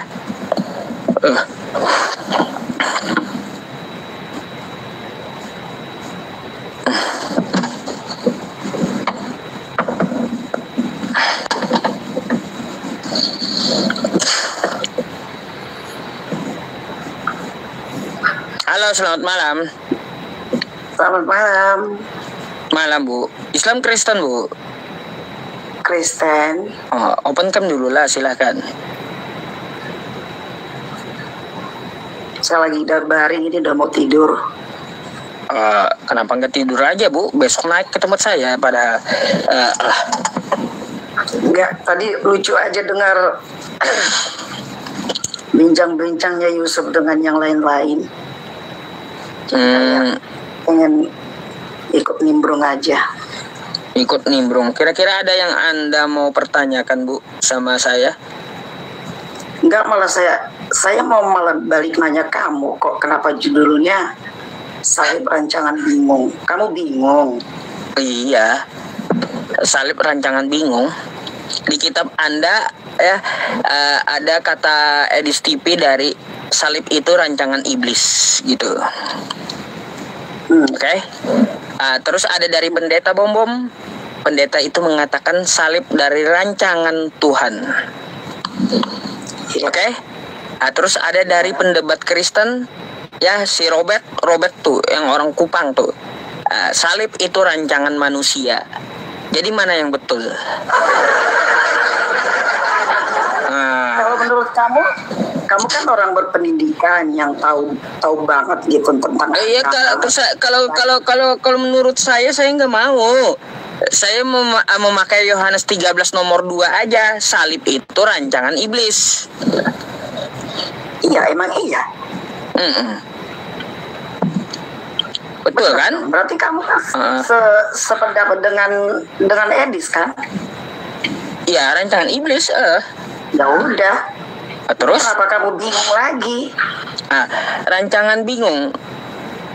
Karena ada yang mengatakan rancangan Tuhan. Oke, gini aja, aku menanggapi masalah itu. Kamu bingung karena Bom bilang begini, si Anu bilang begini. Jadi aku berpendapat begini. Sebenarnya orang-orang yang mampu untuk menjawab itu adalah orang-orang berhikmat. Ya. Orang-orang berhikmat itu adalah orang-orang, termasuk orang-orang pilihan gitu, yang bukan orang-orang asal-asalan. Ya, orang berhikmat itu. Jadi mungkin ya Bom manusia biasa. Edis juga manusia biasa. Semua kamu juga manusia biasa. Cuman ketika Tuhan memberikan seseorang itu hikmat, disitulah Tuhan pakai dia untuk bisa menjelaskan itu. Jadi kalau kamu bikin itu sekarang topiknya di situ salib rancangan bingung. Kamu itu menjatuhkan harga diri kamu, padahal sebenarnya kamu itu orang intelek loh, orang pintar kamu. Sebenarnya kamu itu berhikmat, cuman karena berarti kamu udah jadi nggak orang berhikmat lagi. Berarti botol dong kamu jadinya karena judulmu ini. Masa kamu jadi bingung? Kenapa harus bingung? Jadi satu lagi ya Yusuf ya, saya melihat setiap room kalian itu, roomnya Nora, roomnya si Turuk, si Anipar ya, room tidak bermanfaat, yang nggak ada mutunya gitu. Dalam arti begini, kalian itu selalu memaksakan diri dengan akal pikiran kalian untuk menjelaskan ketuhanan Yesus.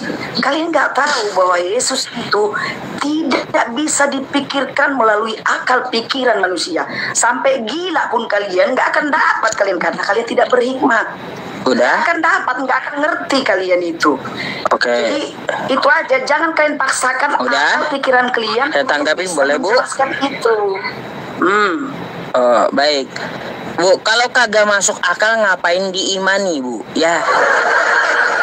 Itu satu dulu ya. Kalau Yesus itu kagak masuk akal ya, ngapain diimani? Buat apa akal Anda? Ya, itu dulu ya. Saya kan tidak bilang. Bentar Bu.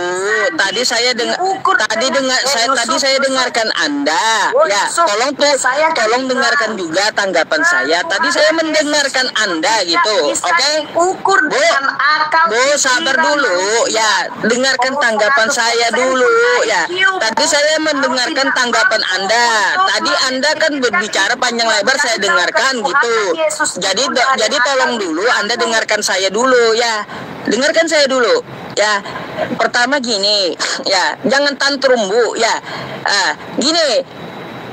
Itu mic-nya saya mute dulu ya, mic Ibu. Jadi gini Bu, ya. Anda jangan tantrum. Ya, kalau kata Anda tidak masuk akal itu Yesus, ya, maka ngapain diimani? Ya, langsung kejang saja gitu, langsung panik gitu. Buat apa akal Anda gitu? Kalau Yesus itu nggak masuk akal. Dijawab kayak gitu teman-teman, langsung kejang-kejang ibunya. Tuh lihat, nggak berhenti dia ngomong kan? Ini teman-teman mungkin ada PT lagi kayak kemarin tuh diganti dengan suara Donald Bebek gitu ya. Gak mau berhenti dia ngomong, tuh. Tahu itu harus. Kan baru sadar dia dibuka mic-nya. Makanya dengarkan dulu gitu ya, dengarkan dulu jawabannya, dengarkan dulu. Coba dengarkan dulu jawabannya.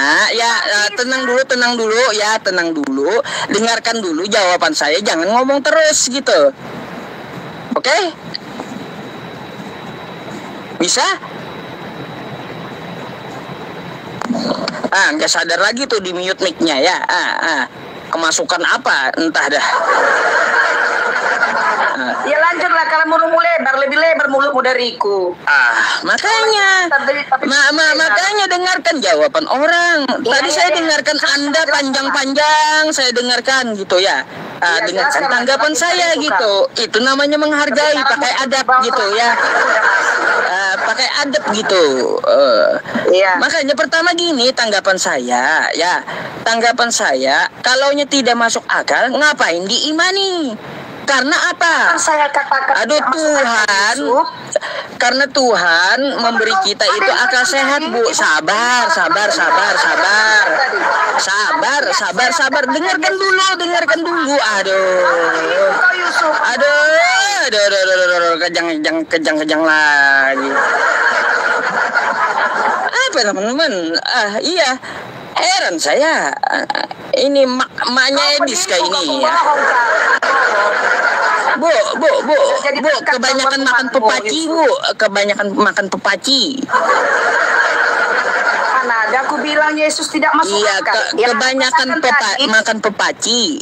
Tuhan, waluh dua pian tuh. Tidak bisa tahu, jangan. Kebanyakan makan pepaci, kagak mau gitu dengerin jawaban saya ya.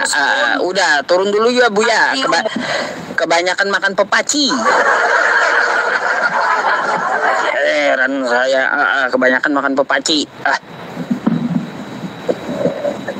Nggak bisa diskusi rupanya. Tadi dari awalnya saya teman-teman dengerin dia kan kayak gitu. Nggak ada saya bantah gitu. Sudah kata saya. Setelah saya jawab baru beberapa patah kata gitu langsung tantrum. Kayak gimana? Aduh. Tuh nanti ada lagi tuh PT-nya tuh ya. PT-nya pakai Donald Bebek pula. Kayak PT saya yang kemarin tuh. Lihat PT saya tuh ada ngomong-ngomong. Bikin bang ya. Pakai Donald Bebek tuh lagi bagus tuh. Aduh. Kebanyakan makan pepaci ya kayak itu. Satu lagi ya teman-teman ya, boleh ya? Ngantuk saya rupanya. Ngantuk.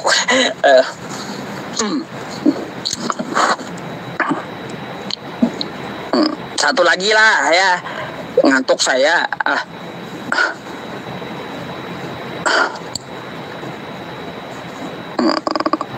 Baik.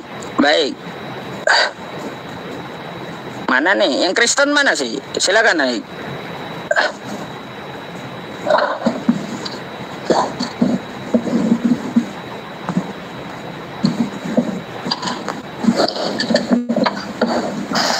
Nah, apa ini? Dua. Halo, selamat malam. Selamat malam.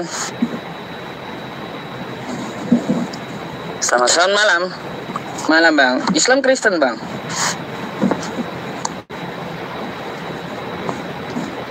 Bang? Iya. Islam atau Kristen? Katolik. Oh Katolik. Open cam dulu lah bang. Bentar ya. Aduh, ibu-ibu kebanyakan makan pepaci itu. Langsung tantrum, kena mentalnya. Makan pepacinya itu sampai kenyang rupanya itu ya. Bang, Anda mau nanya atau mau ditanya nih? Pepaci itu apa katanya? Baik, saya kasih tahu. Pepaci itu bling. Pepaci itu bahasa Banjar ya. Yang bahasa Indonesianya bling. Pepaci. Iya bang, silakan. Yang mau ditanyakan, yang terkait di perdebatan tadi ya, yang saya simak ya. Ya, silakan. Yang pertama itu terkait dengan salah satunya itu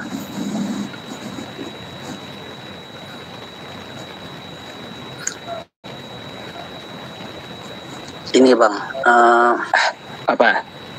Kan di Islam itu kan di dalam suratnya itu kan semakin bertanya itu menyesatkan. Semakin bertanya menyesatkan. Itu ayat mana? Ayat mana? Hah? Saya kurang ini juga. Cuman saya tadi ada mendengarkan kutipan saat debat itu ya, debat antara Bang Yusuf dengan Bang Joseph. Nah di situ saya itu kan melihat dalam ayat itu ada semakin bertanya itu tadi semakin menyesatkan. Tapi di dalam pepatah itu malu bertanya sesat di jalan. Kalau yang di dalam Alkitab itu semakin kita bertanya semakin kita dimudahkan. Itu menurut pendapat Ustadz gimana? Baik. Nggak ada di Al-Quran itu semakin bertanya semakin sesat, nggak ada. Al-Quran menyuruh kayak gini bang ya, fas'alu ahla dzikri in kuntum la ta'lamun. Ya, maka bertanyalah kepada orang yang lebih tahu dalam bidangnya. Kayak gitu. Itu kata Quran, bertanyalah kamu kalau kamu tidak tahu, nanyanya sama orang yang ahli di bidangnya. Kalau kau sakit gigi, tanyanya ke dokter, bukan ke tukang bakso, gitu. Tuh ya bang ya, kata Quran. Itu kata Quran tuh, fas'alu ahla dzikri in kuntum la ta'lamun. Tuh. Bukannya semakin bertanya semakin sesat, semakin bertanya semakin pinter kita. Al-Quran aja nyuruh bertanya kepada orang yang ahli di bidangnya. Fas'alu ahla dzikri in kuntum la ta'lamun. Tuh. Nanya yang ada manfaatnya, jangan nanyanya yang kagak ada manfaatnya. Gitu, ada pertanyaan yang bermanfaat, ada pertanyaan yang tidak bermanfaat. Coba kata Anda tadi di Kristen, kalaunya di Kristen semakin kita bertanya semakin dimudahkan. Sekarang saya mau bertanya, boleh? Boleh? Oke. Salib itu rancangan iblis atau rancangan Tuhan?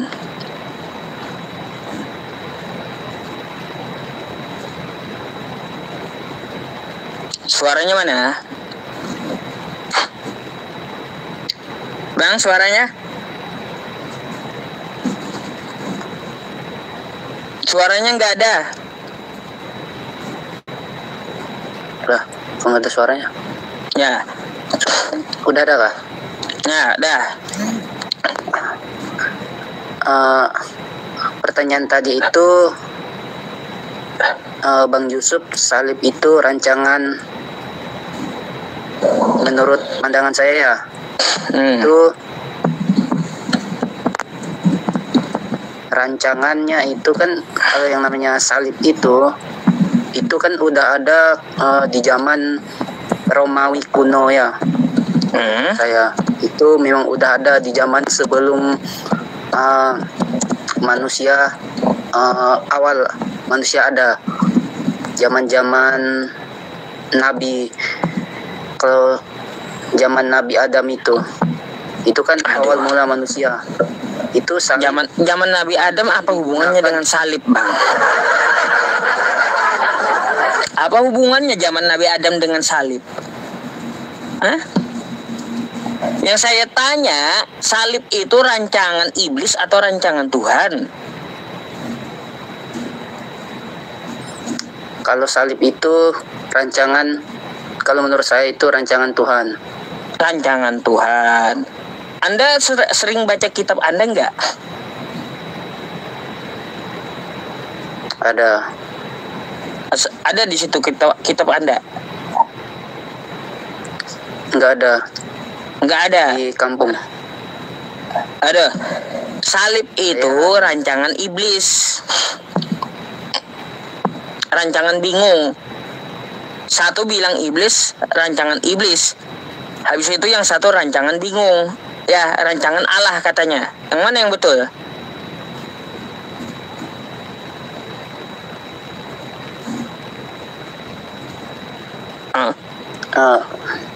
Terkait hal seperti itu ya, mungkin setiap manusia itu kan yang namanya logika ya, pikiran setiap manusia itu kan kita nggak bisa tahu itu arahnya kemana loh, karena itu ada rancangan memang udah kok beragama sesuai pemikiran sendiri sih Kristen ini ya.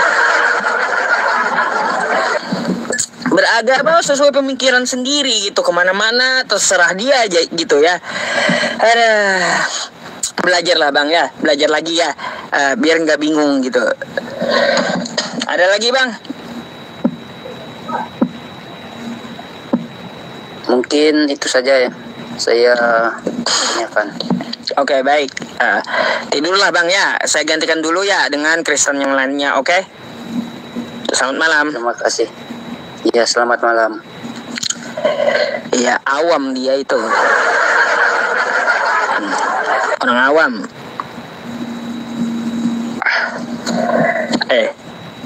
Kenapa lagi abang ini naik?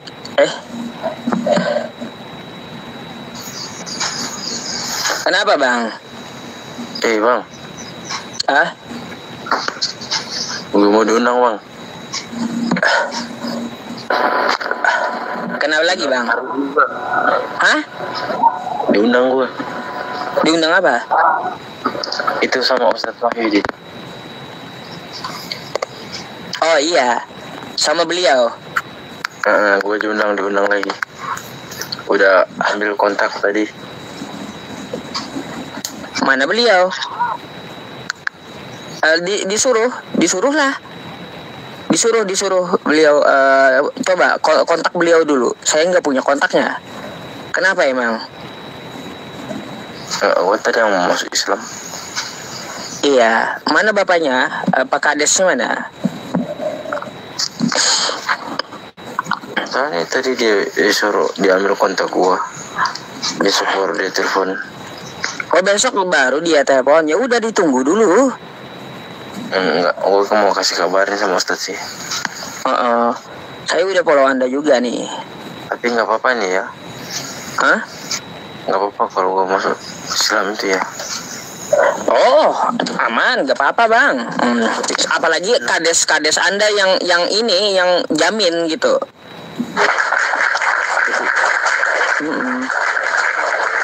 Mana benar itu?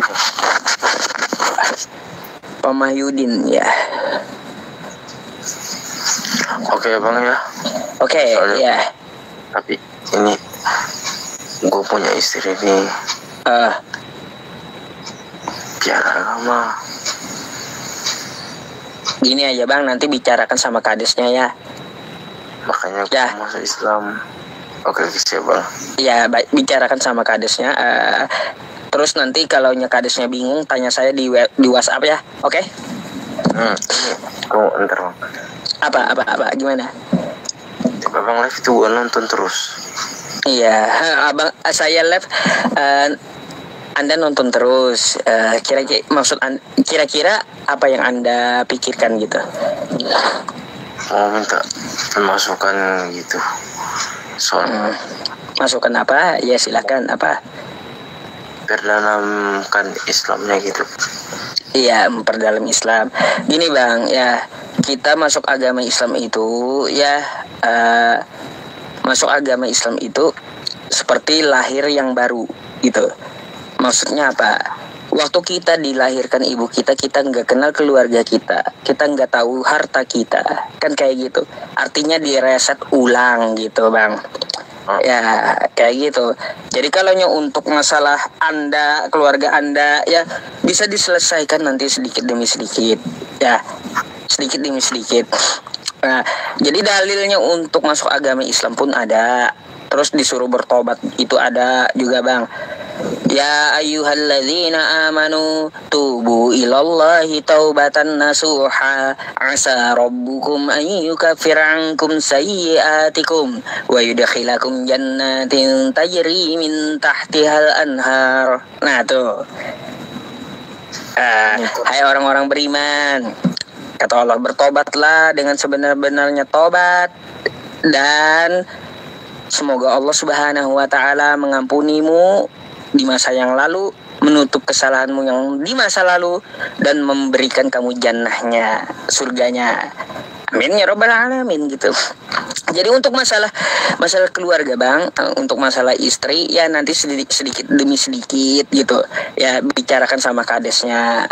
Ya, istrinya gimana? Udah tidur. Ini Bang ada mau gua tanyain. Itu kalau ikatul maut apa ya artinya itu? Apa?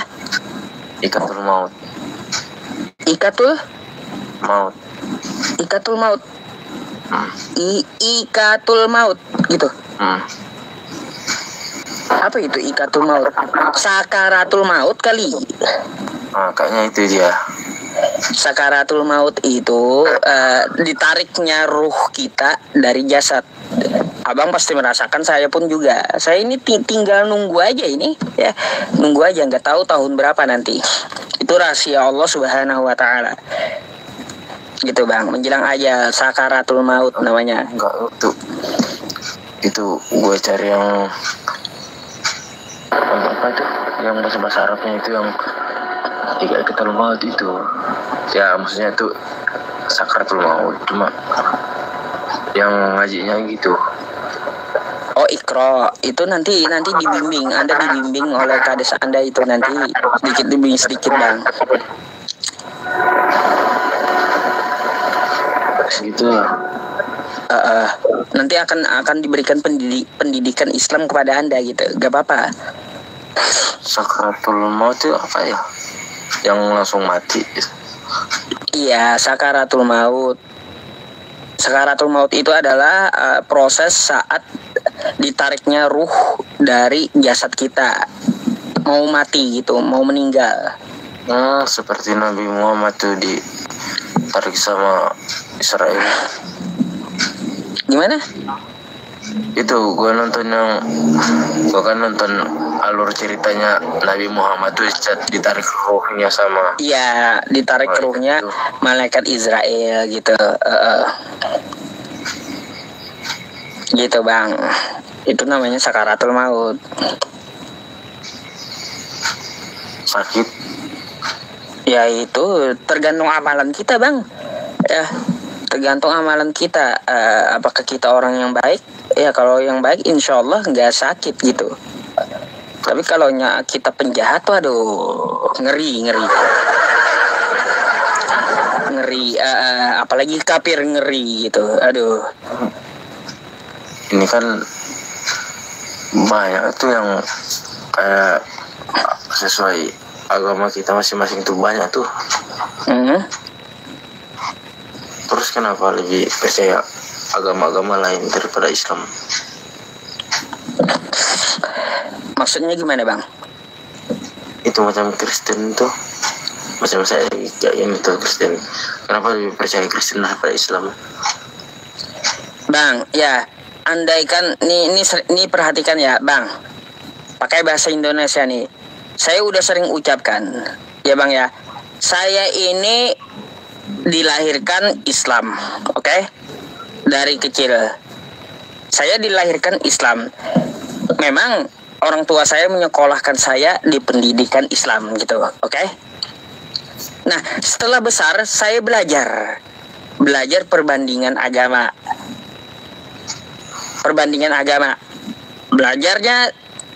Belajar ada Hindu yang saya pelajari, terus juga ada Kristen dan Katolik. Lalu kenapa saya masih Islam? Karena bang ya, tidak ada yang benar selain agama Islam. Andaikan gini bang ya, andaikan ada yang benar selain agama Islam, maka saya lebih duluan murtad ya, lebih duluan keluar agama Islam daripada yang 10.000 menonton ini. Kalau ada yang benar di luar agama Islam, maka saya yang duluan yang keluar dari Islam. Tapi faktanya apa? Saya masih Islam hari ini bang. Artinya apa? Islam itu adalah agama yang benar, yang memang diturunkan oleh Allah Subhanahu wa Ta'ala. Gitu. Ini dari komen-komen nanti kan gue ada baca tadi. Mualaf tuh sama cerdas. Ini gue kan belum mualaf ini, tapi gue udah gue baru belajar ini ya. Ini gue mau tanya Ustadznya. Artinya zalikal kita bula roida fi udalil mustaqim itu apa itu? Abang mau diajari sedikit oleh guru abang tadi ya, yang Ustadz pembimbing itu ya. Udah tadi. Oh ya. Abang nanti syahadatnya sama kades yang tadi ya nanti. Syahadatnya udah tahu nih, udah hafal nih dari dulu. Iya, maksudnya abang mau ucapkan syahadat itu nanti sama kades itu nanti. Itu tadi yang ayatku tadi baca itu udah dari dulu gua hafalin tuh. Iya, bentar bang. Saya mau tanya ya, abang nanti mengucapkan kalimat syahadat masuk Islamnya sama kades tadi, Pak Mahyudin tadi.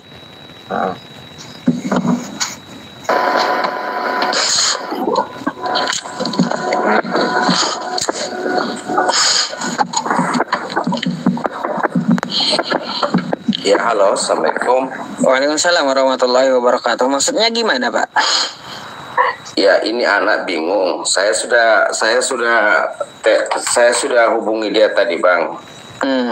Jadi maksud saya nanti besok saya telepon. Saya kan jauh daerah ini, Bang. Dia Luwuk, bagian Luwuk sana.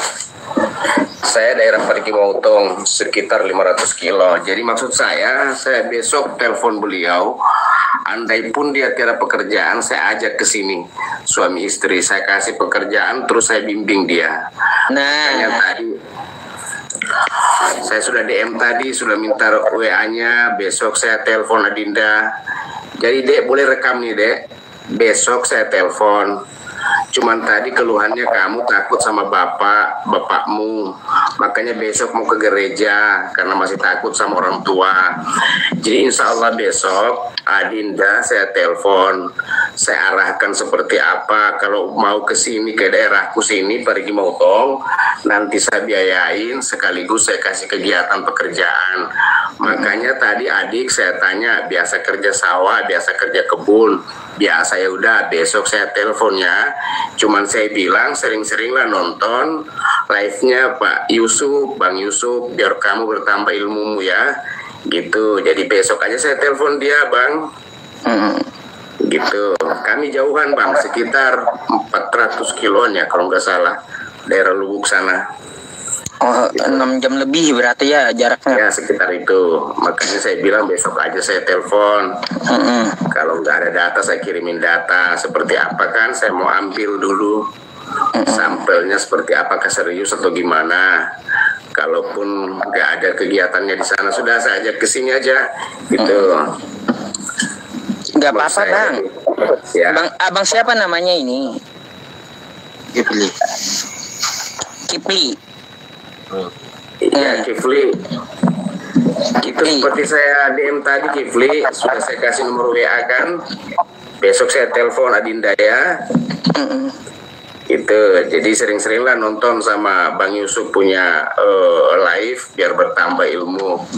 Lagian saya juga bukan ustadz gitu. Itu oke, Bang Kifli. Ya. Hubungi beliau untuk masalah keamanan. Gak usah takut bang. Jangan pernah takut jika kamu berada di jalan Allah Subhanahu Wa Taala. Allah akan menolong kamu. Intan surullah gitu ya. Gitu. Sabar dan kamu jangan takut gitu. Aman. Bawa ajak anak istrinya gitu. Kegiatan ada kata Pak Kades di situ. Jangan takut kehilangan apapun. Makanya tadi Kifli saya tanya berapa anak? 1. Kayaknya takut sama istri tadi ya dengan orang tua ya. Sudah besok kita komunikasi lewat WA, telepon. Saya carikan solusi. Kalau mau ke sini nanti sekaligus saya kasih pekerjaan juga kegiatan toh. Bang Zuma Makassar dia jauh. Jauh ya. Ini Sulawesi Tengah ini. Ya. Jadi gitu Kifli, tahu ini anak kosong nih anak ini mau sekali belajar. Cuma belum bisa jam segini sudah susah saya nelpon, nanti besok saja belak-belakan sama beliau Ustaz. Gimana Bang Kifli? Ditunggu besok ya. Yap. Kalau masalah Islam apa yang Anda mau tanyakan tadi? Tuan Farid. Pengen memperdalam. Oh ingin memperdalam, boleh nanti bertanya. Nanti saya akan ini ya WhatsApp gitu. WhatsApp akan saya sematkan nanti di live streaming ini gitu. Ya, Anda bisa hubungi saya juga. Pak Ustadz juga. Ya sama Pak Mahyudin juga ada. Kayaknya beliau ada nomor saya. Ya, gitu. ada. Karena udah berteman saya.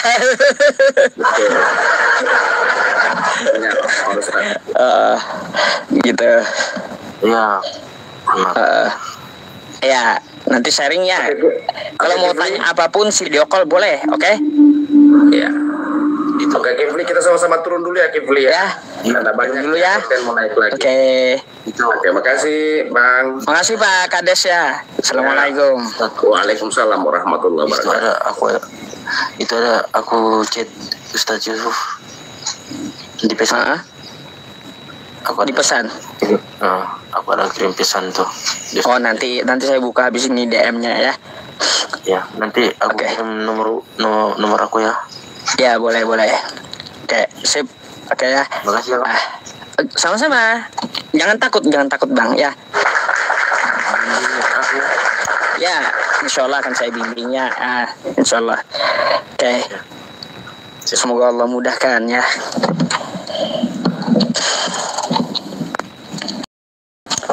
Ya itulah ya tuh lihat kadesnya bagus ya, orang yang bijaksana dalam jabatannya ya, padahal beliau menjabat tuh ya, tapi bagus gitu beliau menjabat.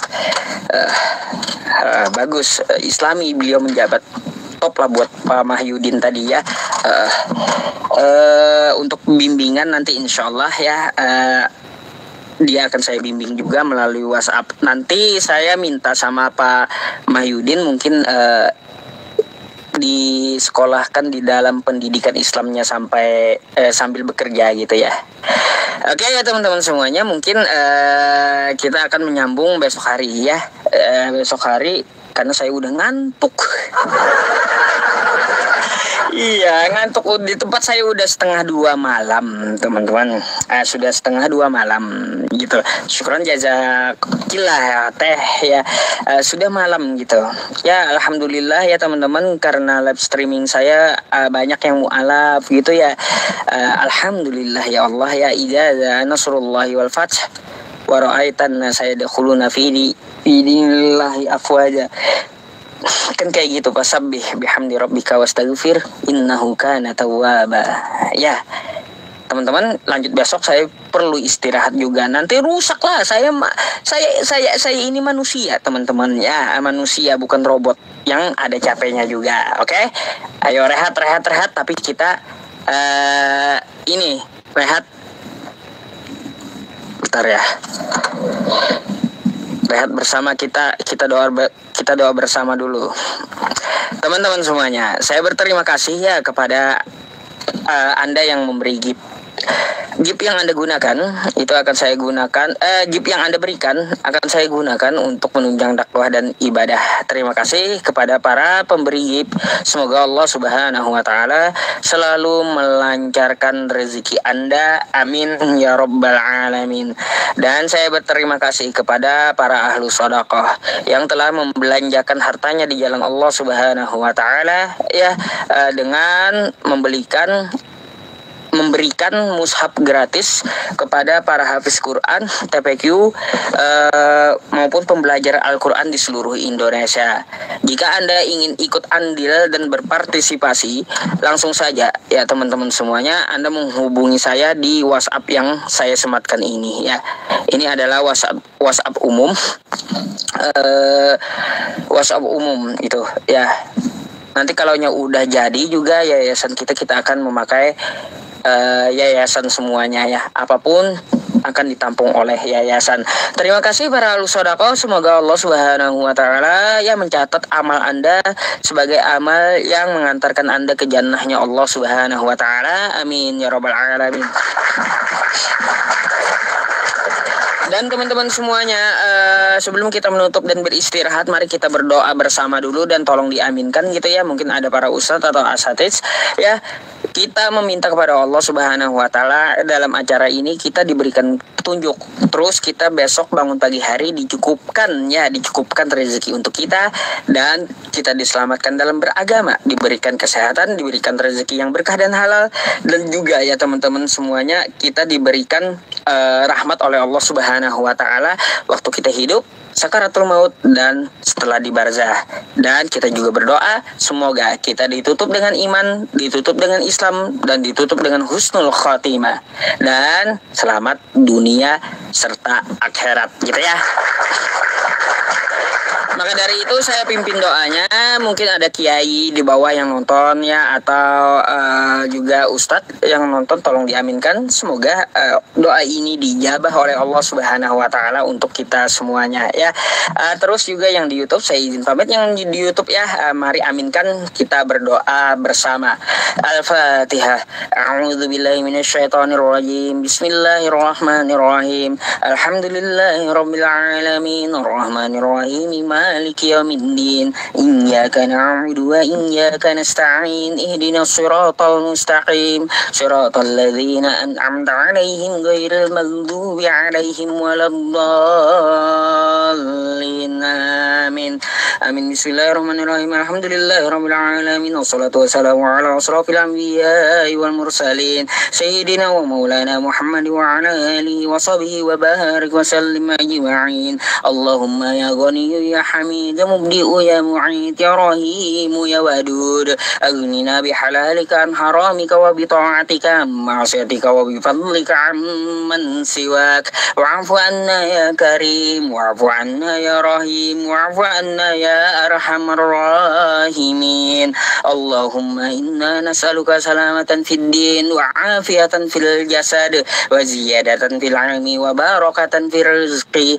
ودوبة قبل الموت ورحمة عند الموت ومغفرة بعد الموت اللهم هون علينا في سكرات الموت والنجاة من النار والعفو عند الحساب ربنا لا تزغ قلوبنا بعد إذ هديتنا وهب لنا lana min ladunka rahmah innaka antal wahhab ya arhamar rahimin irhamna ya arhamar rahimin irhamna ya arhamar rahimin irhamna rabbana taqabbal minna innaka antas samiul alim wa tub alaina innaka antat tawwabur rahim Allahumma khtim lana bil islam wa khtim lana bil iman wa khtim lana bi husnil khatimah Allahumma khtim lana bil islam wa khtim lana bil iman wa khtim lana bi husnil khatimah rabbana atina fid dunya hasanah wa fil akhirati hasanah wa qina adzaban nar wa sallallahu ala sayyidina Muhammad wa ala alihi wa sahbihi wa sallam bi fadli subhana rabbika rabbil izzati amma yasifun wa salamun alal mursalin walhamdulillahi rabbil alamin taqabbalallahu minkum minna wa minkum taqabbal ya karim. Teman-teman semuanya, terima kasih banyak ya, sudah berakhir live kita. Insyaallah besok ba'da Isya kita akan kembali bertemu ya. Salam untuk Anda semuanya. Saya mohon maaf atas segala kekurangan yang ada di live streaming ini, ataupun penyampaian saya yang kurang, ataupun kosakata yang menyinggung hati, mohon dimaafkan. Saya Yusuf PI ya, dari Banjarbaru, Kalimantan Selatan ya. Dimanapun Anda berada, salam untuk Anda dan keluarga, dan semoga Allah Subhanahu wa Ta'ala selalu merahmati Anda sekeluarga, memberikan kesehatan sekeluarga, dan memberikan kelancaran rezeki bagi yang menonton di tempat saya ini ya. Amin ya Rabbal Alamin. Itulah doa saya untuk Anda semuanya dan untuk diri saya. Barakallahu fikum. Al-afu minni. Saya izin pamit. Assalamualaikum warahmatullahi wabarakatuh. Wallahu a'lam bishawab.